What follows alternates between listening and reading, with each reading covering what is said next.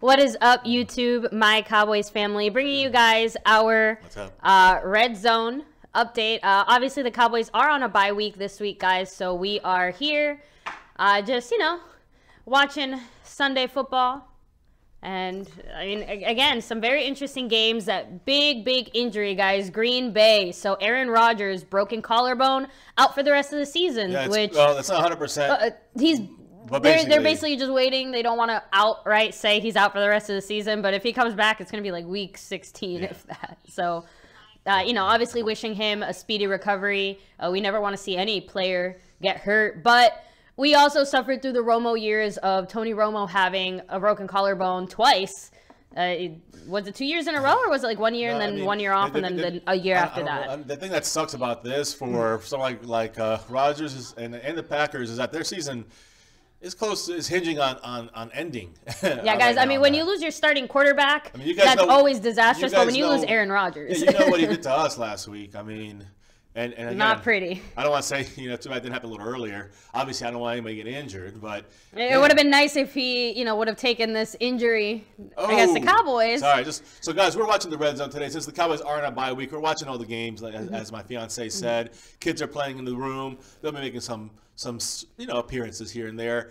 Make sure you guys, so if you're watching here, hit like on this stream. It helps promote it. Yeah, so hey, Zach, Michael, King Cash, Dallas Cowboys football news. So King Cash, yeah, no, I'm never going to say I love seeing a player getting hurt because I never want to see a player getting hurt. And guys, it's Aaron Rodgers this game. It could very easily be Dak or any one of our players the next game. And in the you past, never it has ever been. want that and to that's be the thing is that, way, in the past it's been like that.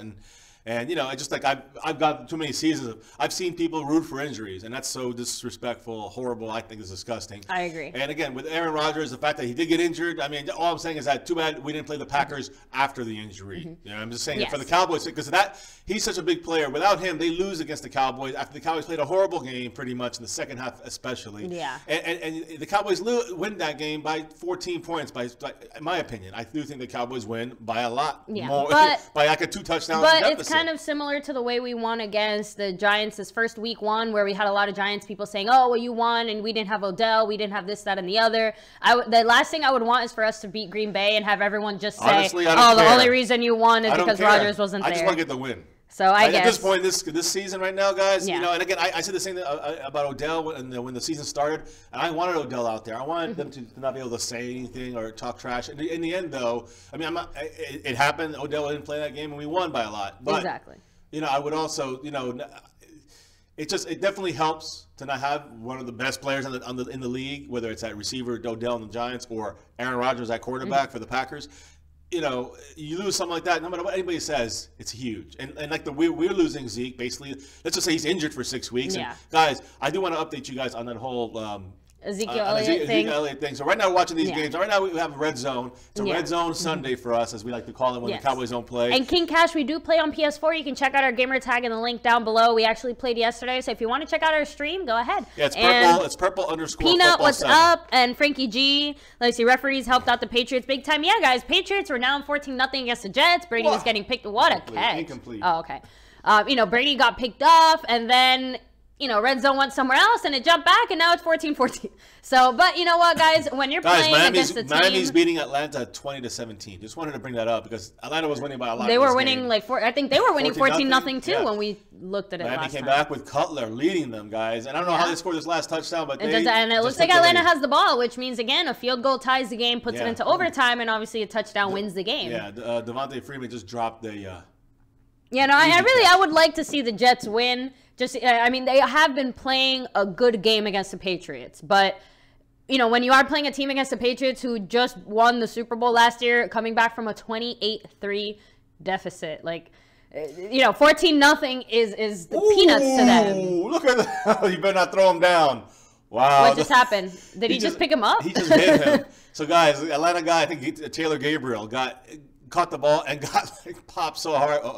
Popped so hard, one of the players. Oh my God, he's wide open.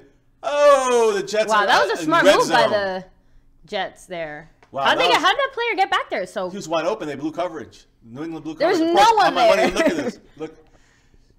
Wow. He kept carrying him because he could have thrown him to the ground and slammed him, but that's smart that he didn't. Wow. So right now it's 3rd and 10 in Atlanta as they're down by 3. I'm looking up some information. So, guys, yeah, Marcus Kersey real quick said that dead skin players are dropping like flies. Gabriel got a first down in field goal range right now, number 14, who just got popped, and they're hurrying it up. It's a minute 40. You know what, guys? We're going to watch this. Before we talk about the Zeke thing, we're going to watch the end of this Falcon game. Yeah. This Falcon game is the one to watch. There's a minute 33 left ticking down on our screen. By the way, as we speak, Forte for the Jets just got to about the 7-yard line. Yeah, and Frankie G said that Safarian Jenkins' touchdown should have stood IDK, how they took that off the board. Yeah. Oh, Taylor Gabriel, a third catch in a row, I think, or third target in a row, 2 out of 3 he's got, and they're moving down the field. Minute 15 and going down, guys. Atlanta has 2 timeouts. We want Miami to win this game as a Cowboy fan because we want the NFC teams to lose. It gives us a chance to wild card for. Oh, I know. Look, he's going to the end zone. Nope, no good. Against Gabriel again. 4 targets in a row for New York Giants for life. What's up? Thanks for joining us. And King Cash, he is older than me, and I am younger than him. That's how old we are. What did King Cash say? You want to know how old we are? So I am in my mid-20s, guys. That's almost oof. Oh, what was that? It was almost a yeah. So hey, real quick, let's talk about that Bears-Ravens game. The Bears have been playing, defensively. I will say they played a great game so far. And again, Joe Flacco made a lot of sloppy mistakes in the first half. I'm going to say something about the Bears, which is the thing is that the Bears defense seemed to be the better side of things. But I will say their offense. Trubinsky has looked good. They scored a lot of points today, and he drove them with some drives, made some nice passes. I got to give him credit. These high drafts. Matt Ryan, he got the first. Hopper. And that was a really necessary for. Oh, wait. So okay, and just to say, so Miami has 3 timeouts. Atlanta has 2.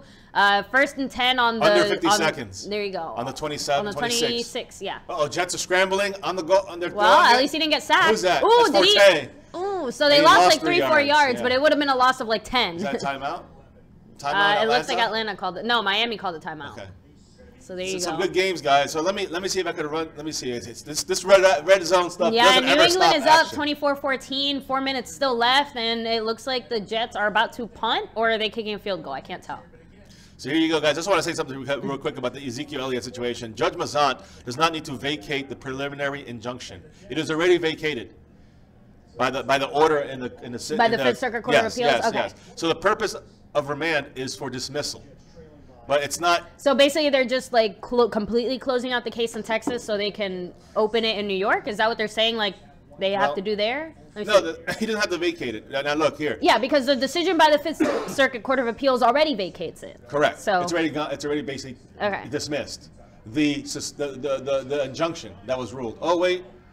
Okay, so. Oh, interception! What a play! Oh, and I missed it. Wow. Yeah, I told you. Sorry, because I was reading this legal thing. Read it. Wow. Exactly, and you're next time on Dragon Ball Z. Atlanta just lost the game, baby. Oh, Manuel Corona, what's up? Frankie G, yeah, and DJ Crown J, what's up? Thanks for joining us here. Yeah, Falcons lose. Again, that's a good thing, though, guys. And that really does help the NFC East. This was a pass number 81. I think the tight end again, Hooper. They knocked it right out, and the guy intercepted number 20, and Jones intercepted Major credit. That was a great defensive play. Knocked it out. Teamwork, too. Teamwork. Dorsett, because I think. 33 knocked it out. 30. And 30 okay. Smacked it. Look, now Baltimore's setting up for a field goal here to make it 24-16. They have 20. It's 24-13 right now. Yeah, and they each have 2 timeouts. They need a field goal here, so Atlanta choked again. Yeah, those little birds got plucked. This is our year to get that chance, guys. And the Eagles are the ones that are looking at it now. They're the ones that are us from last year. So Deshaun, Aaron Rodgers did break his collarbone, most likely out for the rest of the season, guys. We wish him a speedy recovery. I want to get him again. I want him full blast whenever we play him again. Yeah. So I want to beat him here. So I'm just going to touch on the Zeke thing, and again, guys, remember I'm not a lawyer. We're just trying to break it down for you. But from my understanding, and if I'm reading this correctly, it's basically saying because the Fifth Circuit Court of Appeals found that Zeke's team didn't have jurisdiction to file in Texas, that means that whatever decision was reached there, is no longer valid. That's it. It's been cleared out, so that he does not have a PI or a temporary restraining order, which means the NFL can suspend him. The only thing that will stop that suspension is if Zeke's team recalls, which means that they ask the Texas court to look at the case again, or if the Southern District of New York court grants him that temporary restraining order. So as of now, guys, he's technically suspended, I guess? He's still technically suspended as of now, but his legal team will be filing either having Texas repeal and review it, or Southern District of New York. Quick update on the football games right now. Baltimore did hit that field goal. Oh, yeah, that's right, 50-yard It was a long field goal. He made it, and now they're down 8. Also, The Redskin game, guys. That's what we're watching right now in Red Zones. 3rd and 1 for the Redskins. They're up only by 3 over the 49ers, who are our opponents next week. They're on their own 26 or 25 and a half. 3rd and 1, and they run, and they did not get it. Wait, he did get it. Now he did. Second effort by the running back. Got it. So they're moving on the field, and they're trying to run the clock on. Yeah, and Frankie G, I actually said the same exact thing when I saw that Aaron Rodgers. He said that he got a flashback of the Tony Romo injury, and that's why I hate seeing players like that, because I know how crushing it was for us and how Tony Romo. Look, Aaron Rodgers, yeah, he talked a lot of crap. Who said that? Let me see. Yeah, Manuel. I know he talked a lot of crap after the game. He can talk all the crap he wants, but much like Tony Romo and Tony Romo, Aaron Rodgers, they're just genuinely good players, and they play the game 110%. So when players like that, when they're down with an injury, again, the collarbone, even Romo took a little bit of time after he came back from that collarbone to really get back to Romo. Cleveland just went for it on 1st and goal and incomplete. I'm just letting you guys know that game's pretty much over though. Houston was winning 33-10 over Cleveland with 1:08 seconds. Yes, and we did see that touchdown get overturned, guys.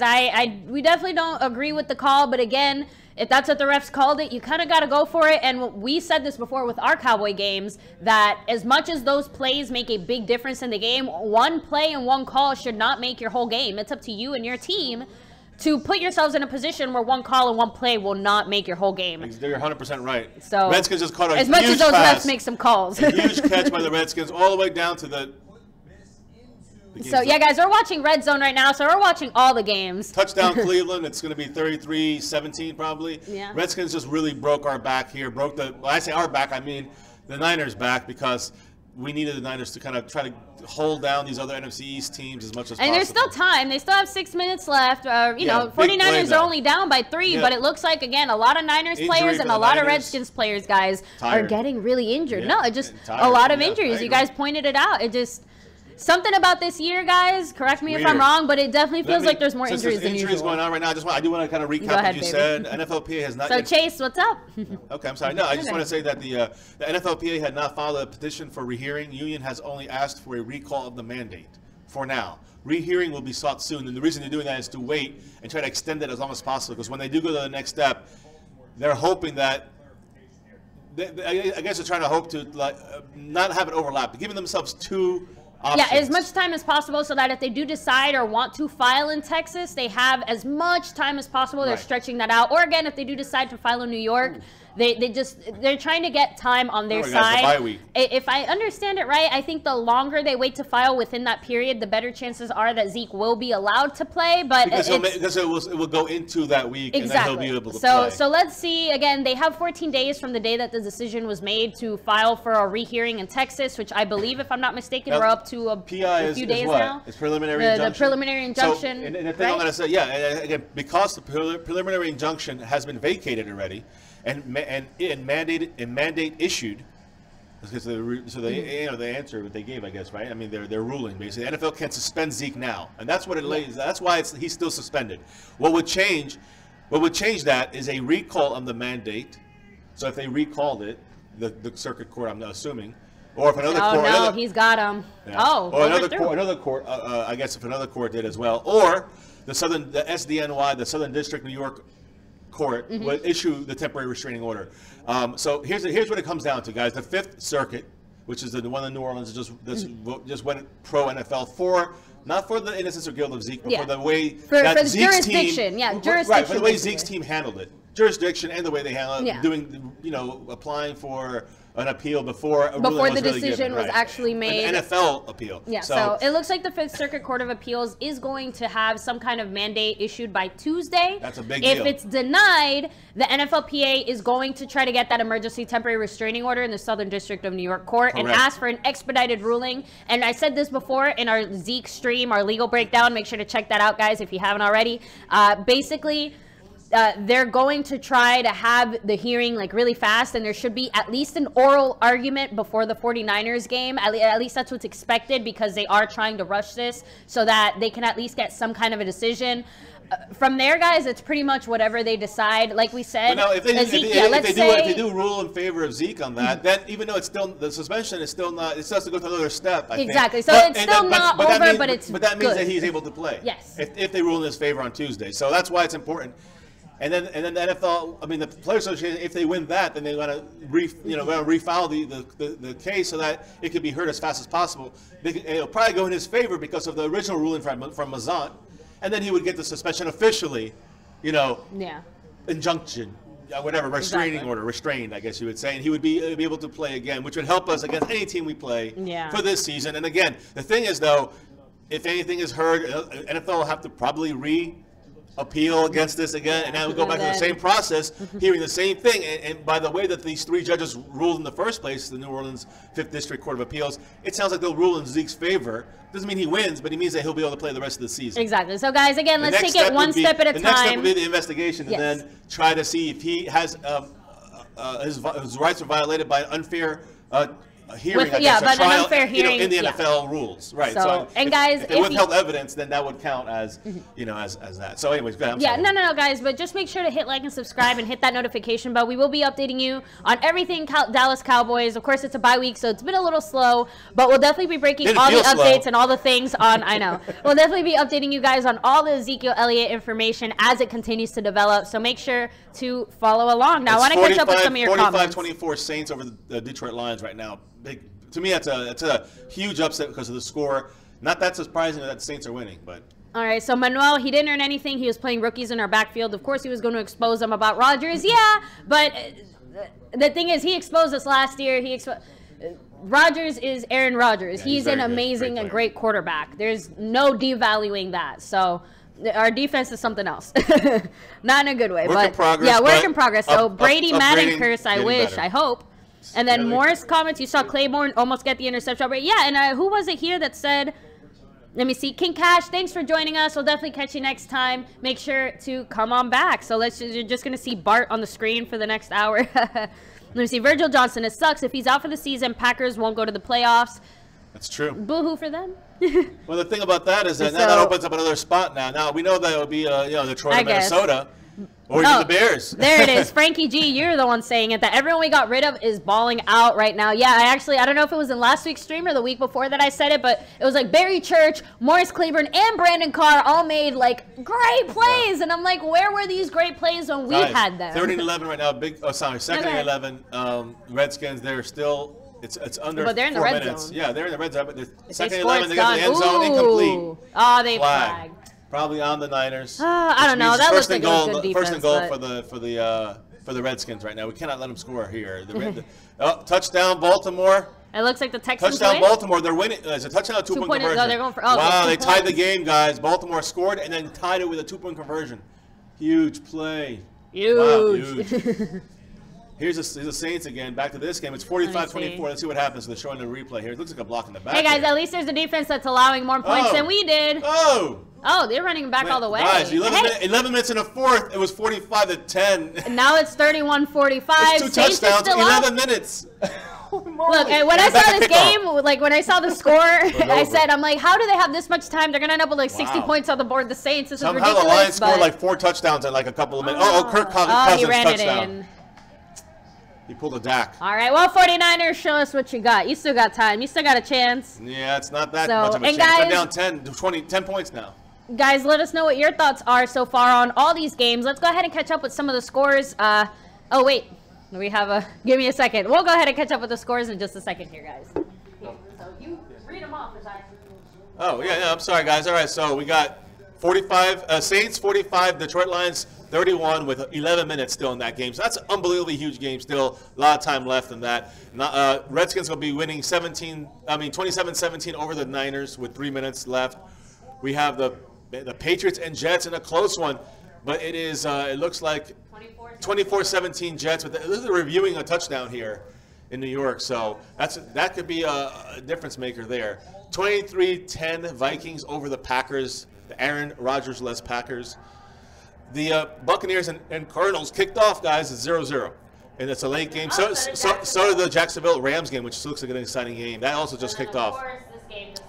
And, guys, we just announced that, the Baltimore Ravens just tied it with a 2-point conversion, 8-point score, basically touchdown, a 2-point conversion. They just made it a tie game there in Baltimore, Chicago. It's crazy. Oh, look, we have an appearance made. Come on in. So, guys, We got little Jay with us here. The children are playing in the room, yeah. yes. So no Cowboys games, you know, the football excitement isn't quite as much in our house. So what's up, little Jay? How you doing? Hello. Just wanted to say hi. So little G, why don't you come and say hi? Yeah. So, yeah, give me a second. All right, guys. So, let's see. So, let me go ahead and catch up with some of the comments here. What if Jerry Jones lets his grandson be the starter? Unless his grandson can play as well as an NFL quality. Oh, who? Oh, no, that was a touchdown just now. I was going to say, I'm like, what?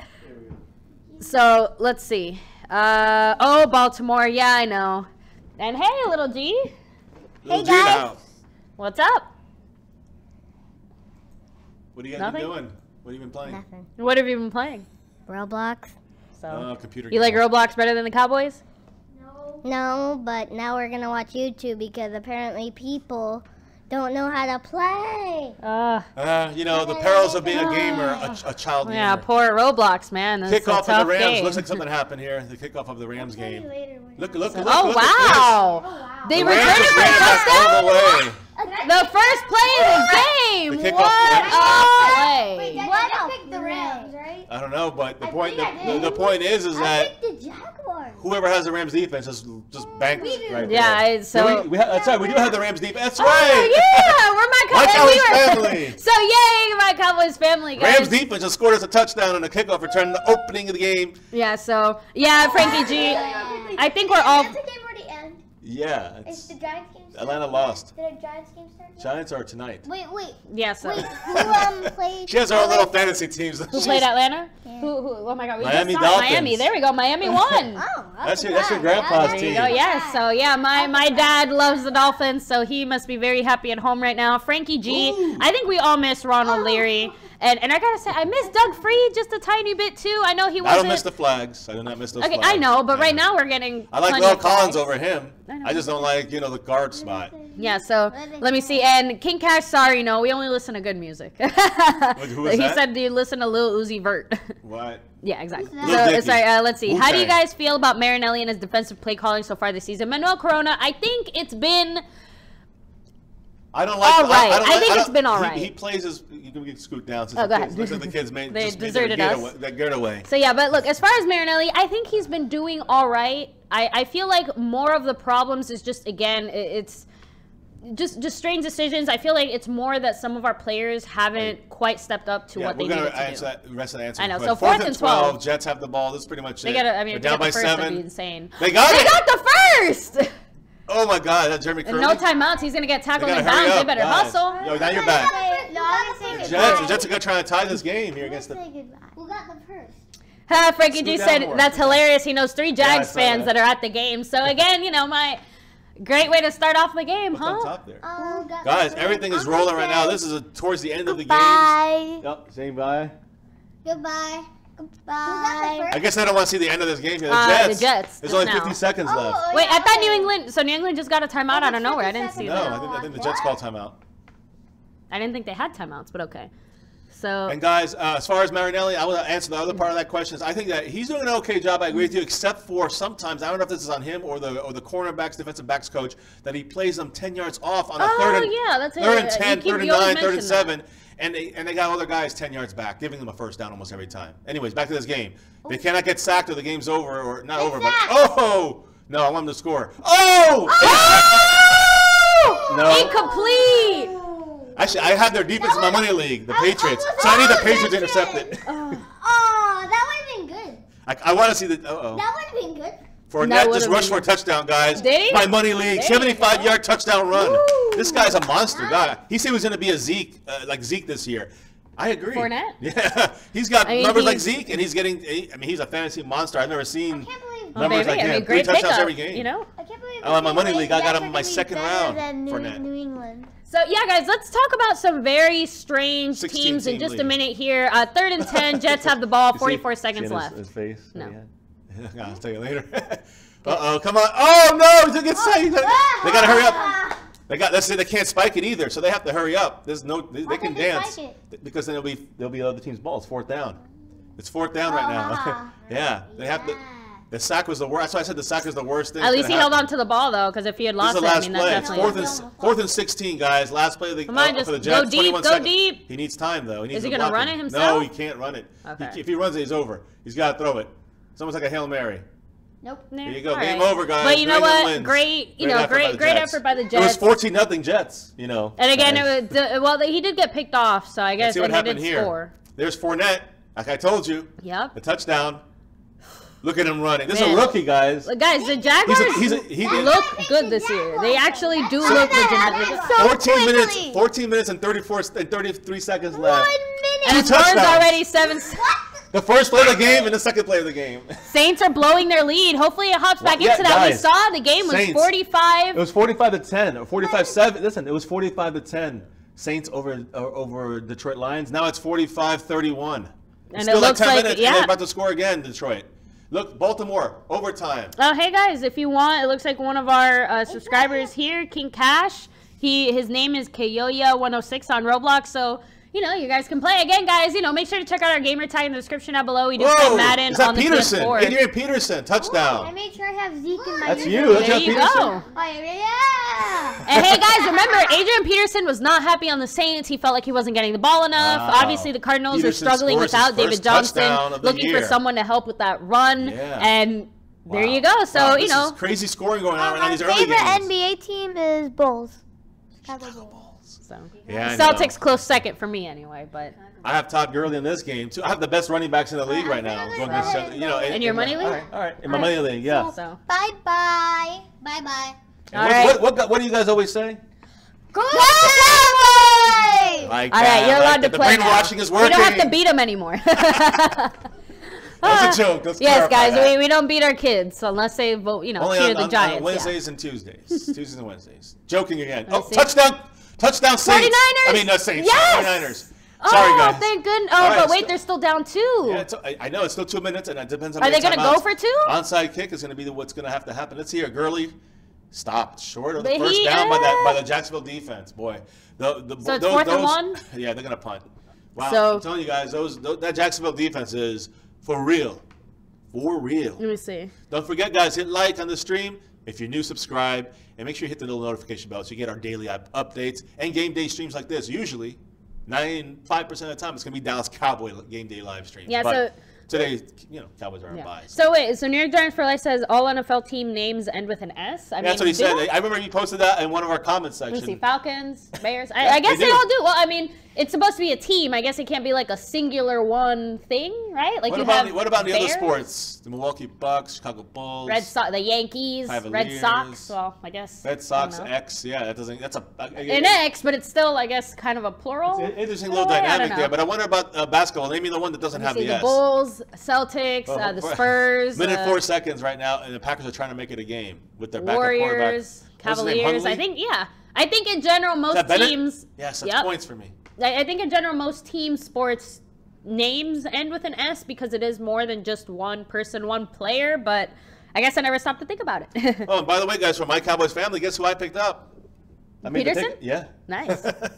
So I'm sorry, whoever we them boys are, ma'am. I'm sorry, but we're going to beat you. And how about them Cowboys? Astros. That's an S.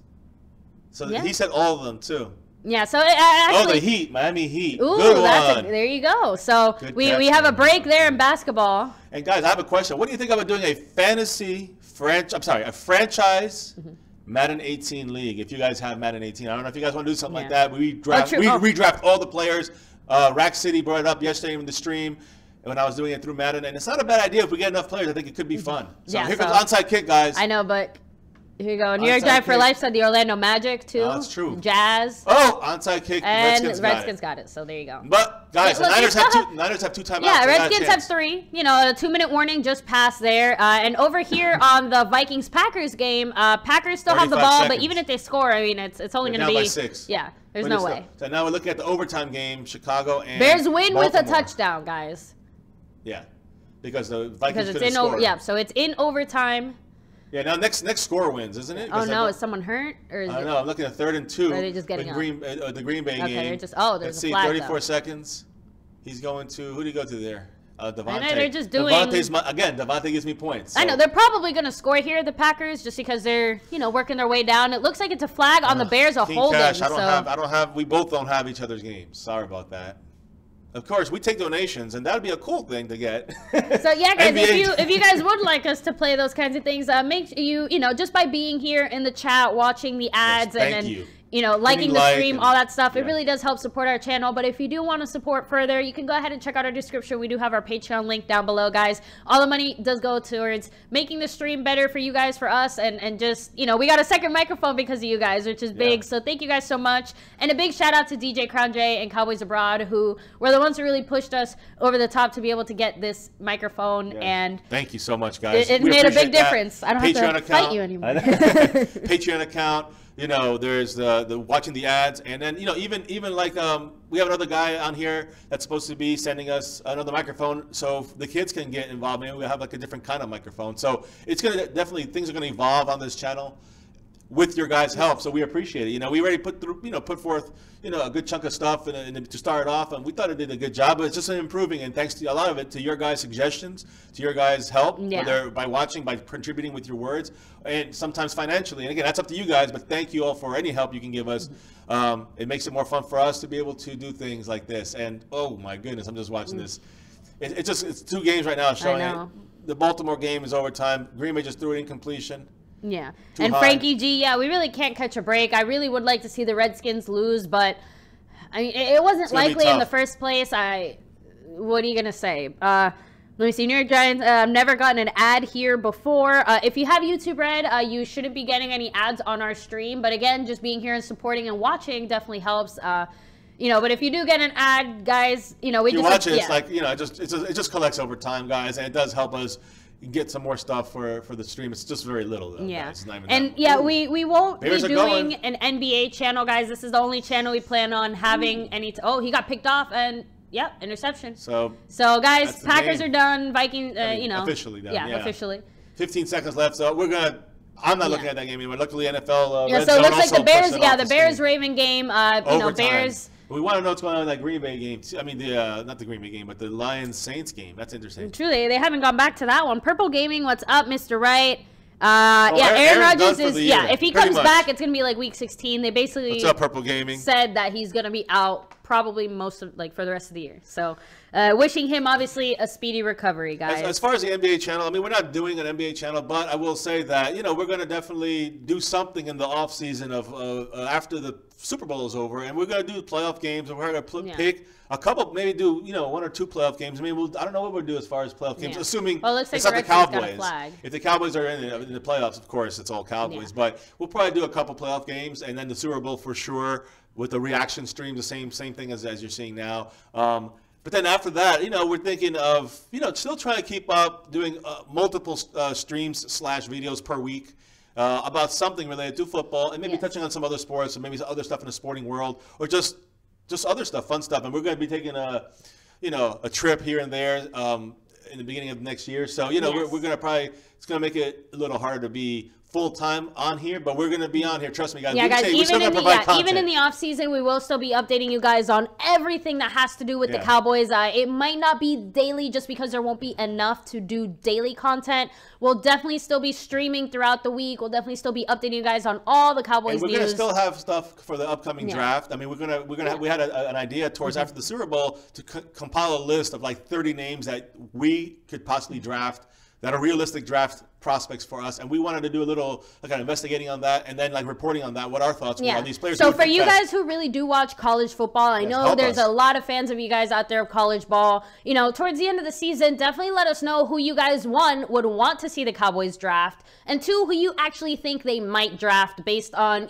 just Cowboys stuff and our actual need, guys. And of course, where we're gonna fall on that draft position. Guys, hold on right now. Hold the presses. Stop the presses. 49ers, right? They're driving. The Niners got the ball back. 45 seconds left. 47 but seconds. But they don't have any timeouts. Doesn't matter, though. They stopped them. Got the ball back. They just got a 30-yard catch. And they need a field goal. All they need is a field goal, guys. Here we go. Look, there's some good games rolling, guys. So sorry about all that. Thank you for all the whatever you guys can help with or join us with. And we definitely have some ideas. Any ideas you guys have for the offseason, the NBA thing, we might touch on some NBA news. I love basketball. I'm just disappointed with the Chicago Bulls and what they did with breaking up their team. But that's a whole different channel, a whole different story. Yes. But we might do other stuff. But even if we're in Europe, we might even, still stream here and there for a second. So, and guys, as long as you guys follow the rules of the chat, we basically just have one very simple rule. Keep it family friendly in the chat, and, no personal attacks against anyone. Other than that, guys, no real cursing, no bad words. No cursing attacks. And no actual personal attacks against anyone else in the chat or obviously on the stream, guys. Guys. It's my Cowboys family. Here we go. Baltimore could not get a completion. It's 4th and 2. Now let's look at, but we're focusing on this Redskin game right here, guys. Yeah, the Redskins and Niners. New York Giants said the only sport I watch is football. I don't have time to watch anything but football. Here we go, guys. 2nd and 4. No timeouts. Oh, he just slipped. The Niner guy kind of stumbled a little bit, and it was not a great. I see. Well, they're saying breaking news here. What's up? Oh, Adrian Peterson. Touchdown again. Oh! Touchdowns. Oh, my God. What was that? There's 6 minutes left, and it's 45-38 Saints. My God. This would be the biggest comeback in history, guys. I don't think there's anything bigger than this comeback. Well, I mean, okay, I'm going to stop you right there and say, yeah.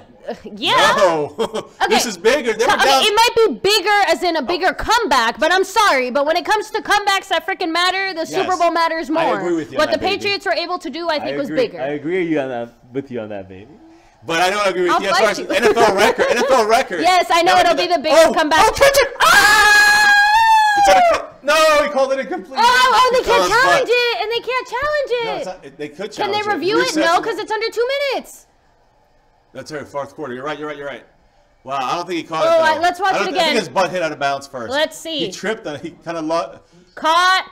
Both feet are in. He has a knee. The knee is down. The knee is down. That's a catch. Oh, and they can't challenge it. Oh, but they still review it. It's automatically reviewed. Yeah. Guys, I think that's a catch. And that's field goal range for the Niners. Let's see. But no, my darling fiance does watch the Bulls. He does like to keep up with a lot more basketball. I like watching, when I love football, and that's it for me. Here we go, Bears. Still, this game might end up in a tie. Well, and the Red Sox. Whoa, look at Tyreek Cohen. Oh, my God. What? God, what a workhorse. What just happened? How did he break out of that? Field goal range on a play they should have been stopped for a loss. That was pure power. Is that Tyreek Cohen? Is that Howard? No, it's Cohen, isn't it? The rookie. That's Howard. You're right. You're right. I was gonna say, I'm like, wasn't Josh Howard the one who signed? No, not Josh Howard. Jordan, whatever. No, but he's not. He's a rookie. He was last year. Okay. He was the other good running back as a rookie. Let me see it again. Look at this. Stopped. Boom. He just broke out of that. I should have known because my daughter, little Jay, got her book bag signed by this guy at the Pro Bowl. He did a great job breaking that tackle, though. I thought he was going to go down. He had 2 guys on him, and he still managed to break it. They're right now on the verge. They're a yard from the kicker's field goal range. Yeah, Marcus Kersey, the Dolphins just were able to. That's huge. Losing 3 yards there is big for the Bears. But if they get a field goal, they win, right? Yeah, but they got right out of field goal range right there for them. It's still 2nd down, right? I mean, it doesn't matter though. I know. It's more the yard. They have to get 2 more plays. They have to. Let me see. It's a catch, so it looks like they did call it a catch. Yes. Awesome. And right now the Saints are I almost said a bad word. They're getting nervous. Yeah, they're 3rd and 3. I'm not sure where they're at on the field, guys, but this is unbelievable. Even a field goal would help them out right now. I want what the score was at 4. I gotta say, I'm actually rooting for the Lions a little bit. Ooh, nice play fake. Great defense there by the Lions. So second, I was gonna say up here, Baltimore. Now it's 3rd and 11, guys, and again they're just out of field goal range. Like that's gonna be a hard kick for their kicker to make. You see. What did we cook for the game? So today I made a cinnamon bun waffles and eggs and bacon for breakfast because I was feeling lazy. I just wanted something. I wanted something fast, and these Sunday morning football guys, we usually take it pretty simple at breakfast, just because I don't want to be in the kitchen too long when there's football to be watched. But usually, so guys, go ahead. I'm sorry. Yeah, no, just saying. Usually that, or some cereal, or I like yogurt a lot. It's a punt. Right? Oh my God, he fumbled it. Oh, he's in a safety right now. He's got a safety. Oh my goodness, he got to go 100 yards. I think he got a. No, it's not a safety. But, oh, my God, guys. What's going on here? Did he get it? Yeah, they got a first down. The Bears got a first down. Oh, holy crap. So now they got a field goal range. And look down here. Look where the Niners are. They're 5 yards from field goal range. And the Saints, I can't believe that the Lions just fumbled the ball. It went into the end zone. He picked it up, ran it out of the end zone, got stopped on the 1-inch line. Stafford's going to have to take him on 99.5 yards to win this, to tie this game. if he can do that, major props to him. I'm glad we started this stream where we did because everything just started getting crazier right now. If you guys are here watching, hit like if you enjoy us having a heart attack on just other teams' games, not our Cowboys team. It's exciting. Football is exciting. Nobody can, again, in a way, I will say the pressure of the Cowboys is humongous on us. It is. It's almost relaxing to watch these exciting games. I just want to see. We get to sit back and actually enjoy football, the sport, like the actual enjoyment of just watching football. The beauty of football. But you know, for me, it's like it's really great. But to me, I can't fully love football unless the Cowboys are playing. So that's why she's a Cowboy fan. I'm a football fan. No, I really love the football. Don't get me wrong. Ooh, that should have been a flag. You love the football? I really love the football. The football. No, I really do love football. But it just, you know, but when you are as passionate as you are for your team, you know, it's just, I guess it's just different. I definitely feel a lot less anxiety this football Sunday. So, hotel food. So, King Cash will definitely go ahead and send you a friend request after the stream is over. No, he sent us one. A purple. He said that it's private. Football. So, New York Giant used to play soccer like every day. Yeah, no, we try to get both of our little youngins into soccer, but he just keep going back to flag football. What can we do? I know. Here we go. Out of the end zone, tipped, in a touchdown. Touchdown, Saints. Oh my God. So they basically just reversed what they just did there now. I mean, 52 to 38, but there's still 5 minutes left. They can score 2 touchdowns in 5 minutes. That was a tough one for them. But they're on their own 1-inch line. Just looking at this, at least now they'll get better field position. At least now we get to see. It's 13-11 in Chicago in overtime. They look like they're setting up for a field goal. I mean, they're definitely in field goal range at least. No! Oh my God! The Redskins just dropped the interception. Thank goodness. Oh my goodness, that would have been it. That's the end of the game right there if he gets that touch. Okay, and guys, kicker is coming out, so it's 4th and 9. I don't know how many yards that field goal is going to be. Oh, there's a flag. Oh, wait, what happened? Hold on, is it on him? Hold on, guys, we're watching this. This is a huge play. Who is that on? It's probably on the Redskins. I think I saw the 49ers kind of celebrating for a second. It's on him though. It's They're calling on him? 15. Oh wait. Oh, no, Pierre. Don't do something dumb and get your team in a worse... Yeah, they're calling it offensive interference. I got to say that I disagree with that call. That was a bad call. But, so guys, I don't know. Overtime, 2 minutes, 11 seconds. The Bears are setting up for the game-winning overtime field goal. And Barbara Long makes a good point. Now that the Packers lost and the Falcons lost, stabilizes the Cowboys' chances. So it does really help. That's a wild card. That's what I was saying. It's good that every NFC team loses. Which is why we need the Redskins to really lose to the 49ers NFC East right first, now. but then NFC too. Yeah. Like this Baltimore game here, the Bears are going to be, what, 2-4 now? I mean, they're back in the mentions. I hope the Bears miss it. I don't know. I kind of want him to make it. It's 40 yards. If he misses it, he's a scrub. And it's Bears good. win, guys. So, guys, the Bears win, you know, especially in overtime. They had the momentum in the first half of the game for sure. All right, something's going on here in this 49ers game. Refs are coming back out. Is it a timeout? 19 seconds. Timeout. Baby. So Redskins timeout. 19 seconds, baby, in this game. It's such a big deal. 3-point game. I mean, this kicker might have to try to break his record, but they have to. It's 2nd and 20. So what I would do is get as close as you can on this play. If you have to use the interior of the field, go for it. Then spike the ball immediately with 2 or 3 seconds left.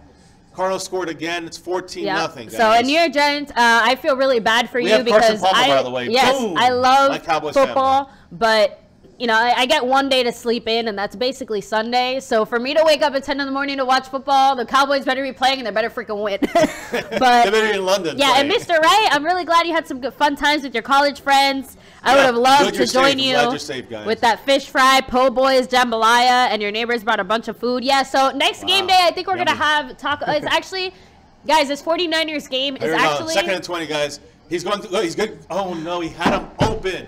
It's a smart play, but a bad 49ers, pass. you suck. Who's this guy, by the way? I see Hoyer's out, I think. Whoever was their quarterback is out, and they have Barthard in there. Something I never heard of this guy. Brenda Jane, what's up? Thanks for joining us. What's up? How you doing? I love everybody joining us for this, you know, relaxed bye-week Cowboy stream. Hit like if you haven't already, guys. If you're new and you haven't yet subscribed, please do. Yeah, New York Giant. No. We want the 49ers to win. I'm sorry. Maybe I said it wrong. But no, we want the Redskins to lose because it would greatly help the Cowboys, of course. Falcons lost. That's really good. Green Bay lost. That's really good. In a way, it'd be good if Detroit lost. We don't want the Lions. We don't want the Niners to be 0-6 against us. Yeah. Or they're going for the end zone. And come out and try to, you know, play against us. 4th and 20. What do you do now? That's a stupid. They went for the end zone for some unknown reason. Like, there was nothing even close to being open there. That was a bad play call by the Niners. Yeah, and, guys, our next game day live stream will actually be my birthday game day live stream. So, yay. Happy birthday. Getting old, getting gray. It's all right.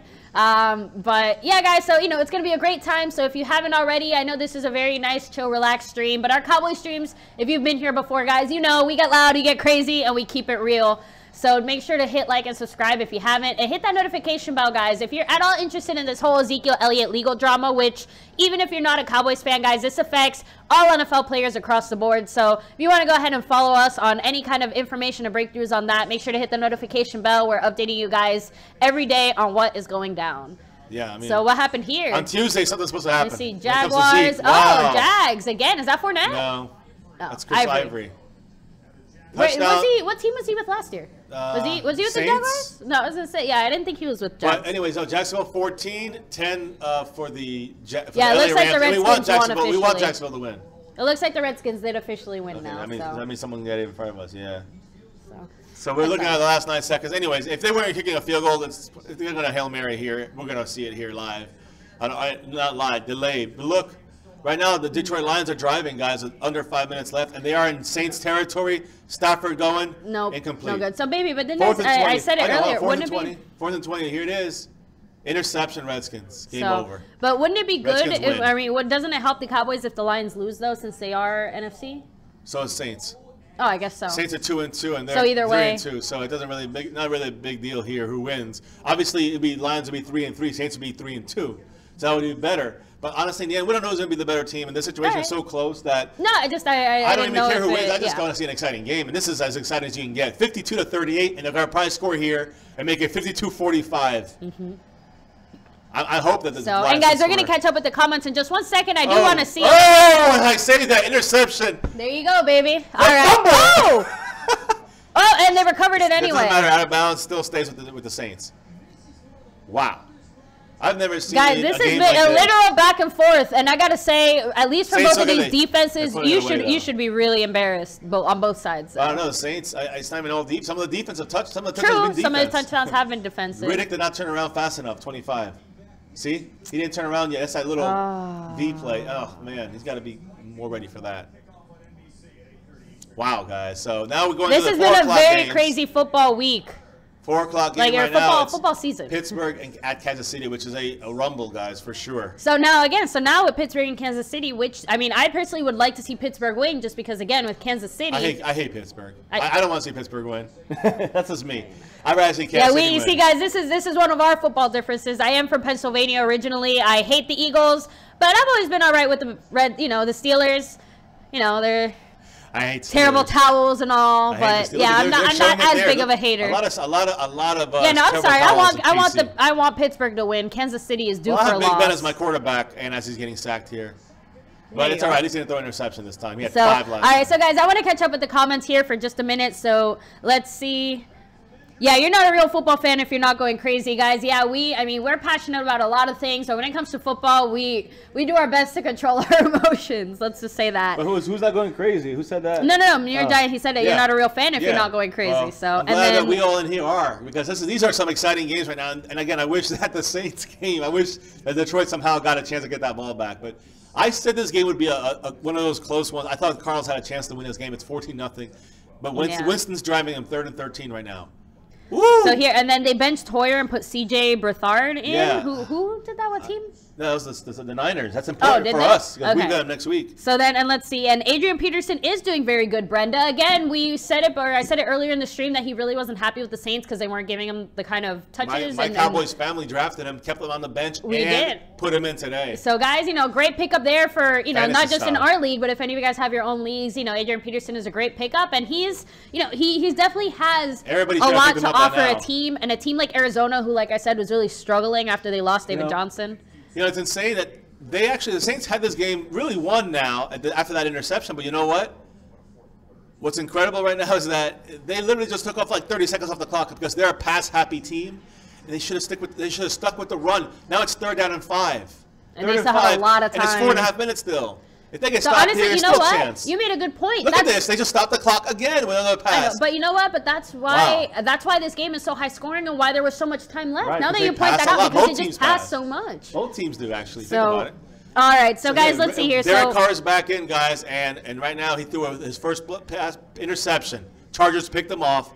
12 minutes and 6 seconds. Chargers got a ball. It looks like about the red zone. So after Derek Carr interception. Yeah, and Barbalon, yes, Aaron Rodgers does have that broken collarbone. He hasn't been ruled out for the entire year yet, but I mean, it's pretty much, yeah. It's a good chance he's out for the year. So obviously wishing him a speedy recovery. We would never want to see players injured like this. And then Mr. Wright says, I'm not worried about Redskins or Eagles being a game or two ahead. We get to play them both twice. Our schedule's lightening up. That's a very good That's point. one good thing about our schedules that I think the Redskins and the Eagles don't have. I think their schedules get harder as they continue to play. I think our schedule, we had some of our tougher games. I'm not saying our schedule's easy by any means. We still have Kansas City. Atlanta's still, you know, they were just in the Super Bowl last year, guys. We're facing, you know, we still have, like we said, we play the Eagles twice, we play the Redskins. And we have all these teams that we still have to play, but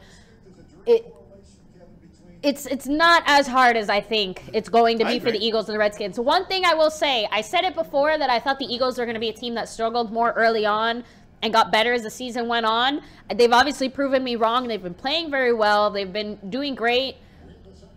You know, but I guess they are still a young team, so I do think that they still, you know, they still get a lot of flags. They remind me a lot of the Cowboys in a way. They get a lot of flags, a lot of penalties, and they have a lot of talent, and they make good decisions. No, the Eagles. Oh, I'm sorry. That, you know, they make good decisions, and they have the personnel to make it, but they get a lot of penalties, and they kind of, you know, screw themselves over and make it worse for themselves. You're talking about in the past, I'm sure.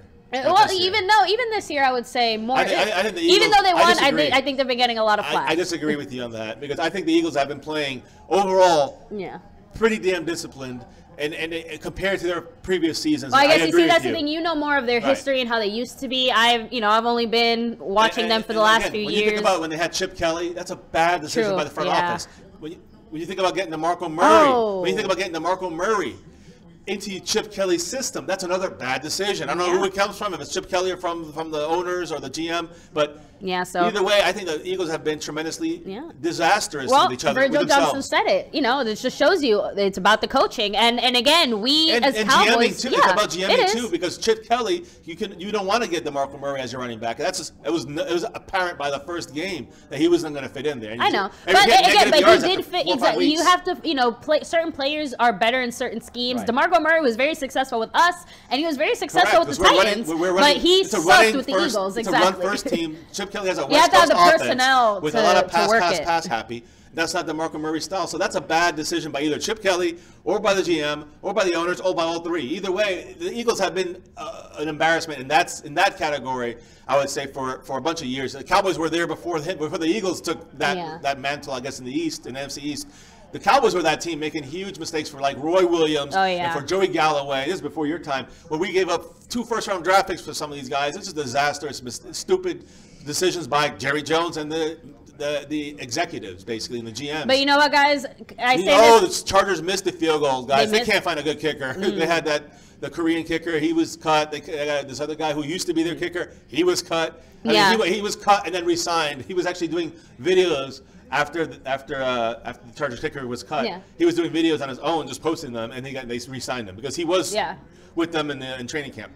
Oh, there you go. And then New York Giants for life. Yeah, I mean, other than the 1-15 season the Cowboys had long ago, and obviously this recent 2-14 season in 2015, I feel your pain. I know what it's like to have your team and the coaching staff and just all these things go so wrong to the point where your team just sucks. All I'm going to tell you is take your L's. Wow, guys, a safety. Try to do your best and cross your fingers for a good draft pick, because honestly, guys, that 2015 season led us to Zeke. I'm almost worried about the Giants. Because that means the next year you guys might get one very, very dangerous player that could be a game changer. The Giants' problem, what happened with them? How did they go back so far? I know, it was their offensive line and Eli Manning and I mean, I know, but it's just that there's a lot of issues. Eli, the offensive line, the running game, the fumble. Saints are gonna score. I think Stafford feels. I'm getting this feeling from Stafford that he's given up. He's gotten to he just went to the floor. He's just he's smashed. And you know what, guys? This has been a grinding game. I think grinding. It's not grinding, but you know what I mean. Like they blitzed. Nobody picked them up. It is a grind to get that many points on the board, but. Oh yeah, no. Stafford looks like he landed pretty hard on his knee and his elbow there. Look, when he went down right there. Oh, just caught himself on his hand, yeah, guys, this game is over now. I mean, finally we can say this after unbelievable scoring back and forth. 52 to 38 right now. Saints are winning. Yes. With 2:38 and Brenda Jane, the Jags have been playing pretty well this season so far. Their defense is the reason. I agree, and unfortunately, Barry Church is part of that defense. I wish he would have played that way when he was with us. His big stance. Well, he did play well. I don't think he played well. He's got better people around him. That's why. But it's not just him. He's not playing that. He's playing great. He's playing the same as he did with us. He's playing his usual Barry Church way, which is good. It's okay. It's a little above average, I would say, but he's not great. The thing is that when you have Jalen Ramsey, who we could have picked him when we got Zeke, which I think is still the better deal. When you have Bouye, I think is another guy out there, AJ Bouye. He's a great cover guy too. Both these cornerbacks with Church as safety. Church really thrives when he has good cover corners. So he's in an optimal situation. Any guy can do much better if you have great people, great players around you. So he said that he's going to strip it. Look, there's Bouye stripping it. New York Giants had also weak ankles. So, and Virgil Johnson, we'll go ahead and give you a quick recap on the whole Ezekiel Elliott thing. We did post our kind of legal breakdown video earlier this week if you want to go ahead and check it out. People are still confused. Yeah, so what basically. Is this? That's a free play.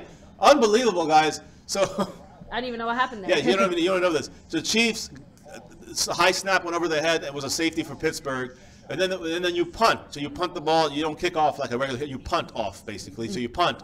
You punt from like the third, like where you kick off from, and they punted the ball. It was like a pooch punt. Nobody was ready to get the ball. They kind of let each other get it, and it bounced the wrong way from both Steeler players on the 30-yard line. And the Chief guy was right there. It's like a pooch kick. It's a pooch punt, and it basically bounced. It bounced the wrong way, and there was a Chief guy recovered the fumble. Unbelievable. They're in basically almost. I think they're the 30-yard line. The Chiefs. After they cost themselves 2 points on a safety with a high snap over their head, now they have the ball on the 30, about to score a touchdown. They're gonna make it. They can make it 7-2. So let's see here. Gurley, nope. Play action to Gurley. Goff is gonna throw it, but wow, how did he get away? I have no idea. It looked like a hold. Smart again. That was smart quarterbacking though, because he knew no one was open and he made a move and he slid. All these quarterbacks guys from the last couple of years that got drafted. Whether you want to start with Carr and Mariota, you want to go to. I would say Carr is kind of the starting point of like the next generation. Well, you know what I mean? You got Goff and you got Wentz and you got Prescott. So so far a lot of these quarterbacks, Deshaun, what's his name? Watson. So far guys, this rookie class of quarterbacks in this last handful of years has been playing at a pretty good level. We're not getting, no more like RG3 kind of situations. Yeah, so right now, I mean, major, I'm talking major disappointments because I think that RG3 was one of those guys that people really did, kind of like Menzel or whatever his name is, Menzel, that people had high expectations for a high level player that just never, So these guys that got drafted, and that happens across the league, guys, not just a quarterback. So let's see. But quarterbacks are that's the thing with the quarterbacks. It's like the main position. It's the main New York Giants for life. I think the Chiefs are the only undefeated team right now. They're 5-0. That's why I really want them to lose this game. They can't keep gathering this momentum. Let them lose, but not against Pittsburgh. Here it comes, guys. We're gonna have a baseball score here if the Chiefs hit this field goal. 46-yard attempt. If they make this, which he did, looks like it's good. It is 3-2, guys, in the bottom of the second. No, I'm just. It's 3-2.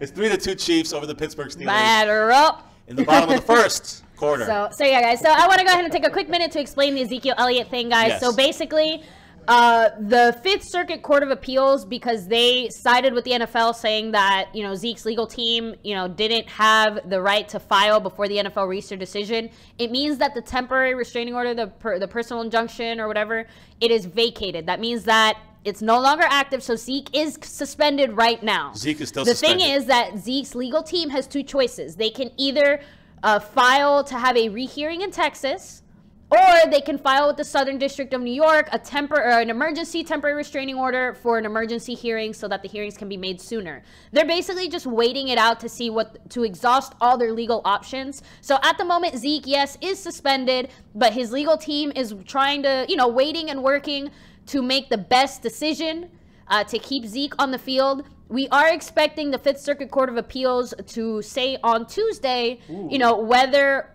the case is going to be moved to the Southern District of New York Court, right? Or if it's going to be vacated. You see, that's the part where I'm a little bit confused, guys. So Tuesday, the Fifth Circuit Court of Appeals is going to issue a mandate, I guess. Okay. Is the best way of putting it. So right? either they're going to agree and with Judge Mazant, and it's gonna basically he'll be able to play, or he'll disagree. Exactly. And which means it stays as Zeke being suspended. Exactly. And but then, again, then they refile in the Southern District of New York. Exactly. So just to clear that up, guys. And then try again, and then they push that. If they get that at least to be heard. Yeah, which remember, they are filing for an emergency. Back to him being not suspended anymore. Exactly. So, and guys, the big thing about filing in Texas, even though all of this kind of basically means why didn't they just file in New York in the first place, what it does is it gives Zeke's legal team actual, like, you know, judges' opinions, because now we have two separate judges who have examined the fundamental fairness issue, which is basically the big thing up for debate. Was Zeke, you know, did Zeke have a fair hearing, yes or no? And so far, Judge Mazant and Judge Graves both said no. The hearing was not fair from the evidence that we have. So it still bodes positively but I for think Zeke. I think the other two judges that voted against Zeke in this situation, they also agree with that. I agree, but I think they ruled against him just because of, you know, they don't, there's no legal precedent for filing before a decision has been made. So they can't uphold that filing when there's no, you know, there's no precedent for it, guys. And we know our legal system works basically all on precedent. Yes. So you can't file an injunction on a ruling that hasn't come down yet. That's basically how the judges felt, why they decided the way they did. So basically make it easier because of that, the Cowboys, Zeke and NFLPA have to redo it again. That's basically, it's a redo. Exactly. But you got to wait it out. The same process will take place again. And currently he is go through all that stuff officially all suspended. Over again. The NFL, it was an administrative decision by Mazant, but it did not overrule the vacated judgment by the Fifth Circuit District of Appeals. Exactly. And that's why, even though Mazant still upholds it, it's still overruled by this district court. Exactly. And it's because they vacated the ruling. And again, now that's why the Cowboys are trying to go. They have, the good thing about this is they have two options that they can exactly. They can get Zeke back on the field. Exactly. And they're gonna obviously, you know, his legal team, obviously they know what they're doing, and they're gonna make the best decisions for Ezekiel Elliott. I know a lot of you guys are feeling somewhat similar to how we are, in the sense that I wish Ezekiel Elliott would just take the 6-game suspension now if he's going to end up suspended anyway. But guys, this goes beyond the suspension. This is about Zeke's reputation, his career, his reputation as a man. His brand himself is out there as an abuser. And he's defending himself against that. So at the end of the day, an abuser only in the court of the NFL. Exactly. In the eyes of the law, you know, there wasn't enough evidence to even press charges against him. So, but you know what, guys, at the end of the day, you know, as much as I would hate to see Zeke be suspended 6 games this season or next season, I fully respect him as a person for fighting for what is right for him. Exactly. So. And no matter what, it's over the team on this one. I agree. This is about his life. Yeah, so he needs to fight this to the end, even if it does cost us. As a Cowboys fan, I would rather just say, like, oh, you know, just take the L, whatever. Take the 6 games this season and don't risk next season with some dumb crap. But again, this goes beyond being a Cowboys fan and beyond those things. Well, as far as Ezekiel Elliott is concerned, yes. If he exhausts all his chances, and let's say he is playing for, let's say, the Niners and the Eagles. Well, there's Marshawn Lynch. Or the Niners and the Redskins in a couple games. And let's say we lose a couple of these games. I mean, it's almost like, let's just get it over with. Whatever happens, let him fight it all the way to the end, but let it get it over with as fast as possible, so he can miss let's say, the last 6 games of this year, when we might be out of it by then. And then at least it won't affect next season. That'd be the best case scenario at this point. Of course, the worst case would be either next year, missing the first 6 games, or, you know, or like we have a boost the next 5 or 6 games, and then he gets taken away from us. That would knock us out of the playoffs, basically. I don't want to say for sure, and that's why I kind of want to see what. I guess we could get lucky. I want to get a move on to see what Run DMC. When Darren McFadden and what Alfred Morris can do out there behind this offensive line that's supposed to be getting better, hopefully, and see what defenses do against this mix-up in the backfield. Kind of get some of these defenses. In a way, yeah, like you said. I'm excited to see that. But I don't want to, you know, I don't want to see that on Ezekiel Elliott's account, you know. Exactly. Like, it'd be nice to see, you know, other teams and how they respond to, you know, the fact that they don't know what we're going to do, who we're going to run, what's going to happen. I want to say, the Saints officially won. This is the first time they were over 500. They're over an average team since December of 2013. Wow, has it been almost that long? 4 years they've been below 500. Well, guys, you know, that means the Saints are definitely one of the teams to watch out for. Let's see how they continue to progress in this season. Drew Brees is always dangerous again, guys. Drew Brees is very similar level to Aaron Rodgers in the sense that he somehow manages to make these passes and these plays and get the ball in a spot where I feel like it's not even humanly possible, and I don't understand how they did it, but they did it and they make it happen. So All right, guys, I'm going to take a quick bathroom break here. Baby, I'll leave you with it. But, guys, just let us know. I'm going to go ahead and leave you guys with this. Marshawn Lynch, guys. Woo! A lot of people were doubting him. I'm not saying you shouldn't doubt him. I don't think he's played the greatest yet so far with the Raiders. But I think the Raiders overall have not played as good as we all expected him to. What do you think that they need to do What do you think they need to do to get Marshawn Lynch more productive? Or do you think that, the fact that he left the league and came back, that's it, he's done, he's never going to be good again? He definitely has I'll leave you with that. Yeah, he has a career low right now with did you ever? No, I'm good. Yeah, a career low for Marshawn Lynch on yards per carry, which is strange because you'd figure he'd be doing great with a team that can throw. A passing team with Derek Carr, but he's been a little off after the first couple weeks. Of course, then he's been injured. Now he's back. I don't know if this is a touchdown, honestly, although, yeah, it is a touchdown. It should be a touchdown. Now, they flipped it over here, so it looks like the Raiders did score. Let me see here, guys. Let me get your questions, because fiance took the place where we get the questions from. I can't see the screen from there. So let's see here. Travis Rudolph is playing. Who you missed? Let's see here. Well, I mean, and again, my fiance kind of explained everything pretty accurately as far as Zeke and everything being vacated. I mean, the Judge Mazant's word or ruling cannot overrule the vacated mandate already given by the 5th District Court of Appeals in New Orleans.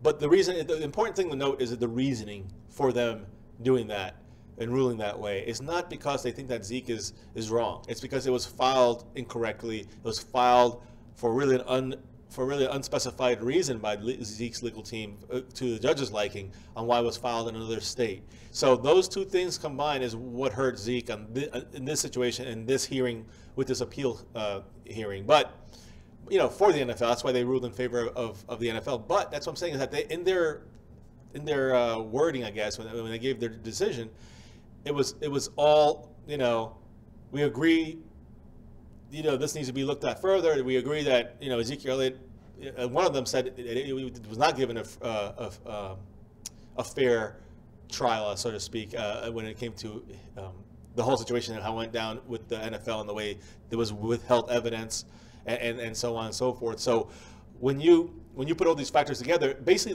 this District Court of Appeals judges, these 3 guys, and one of them mainly was a big-time Zeke's corner, but the other 2 were more against the process that Zeke's legal team filed this, and that's what they have the issue with, not the actual complaint. The complaint they agree with Zeke on that, but it's the filing process that they did, and it was done on purpose to put pressure on the NFL, to put pressure on Judge Mazant, because if not, then I don't know if Zeke would have been able to play that first week. So it was everything kind of.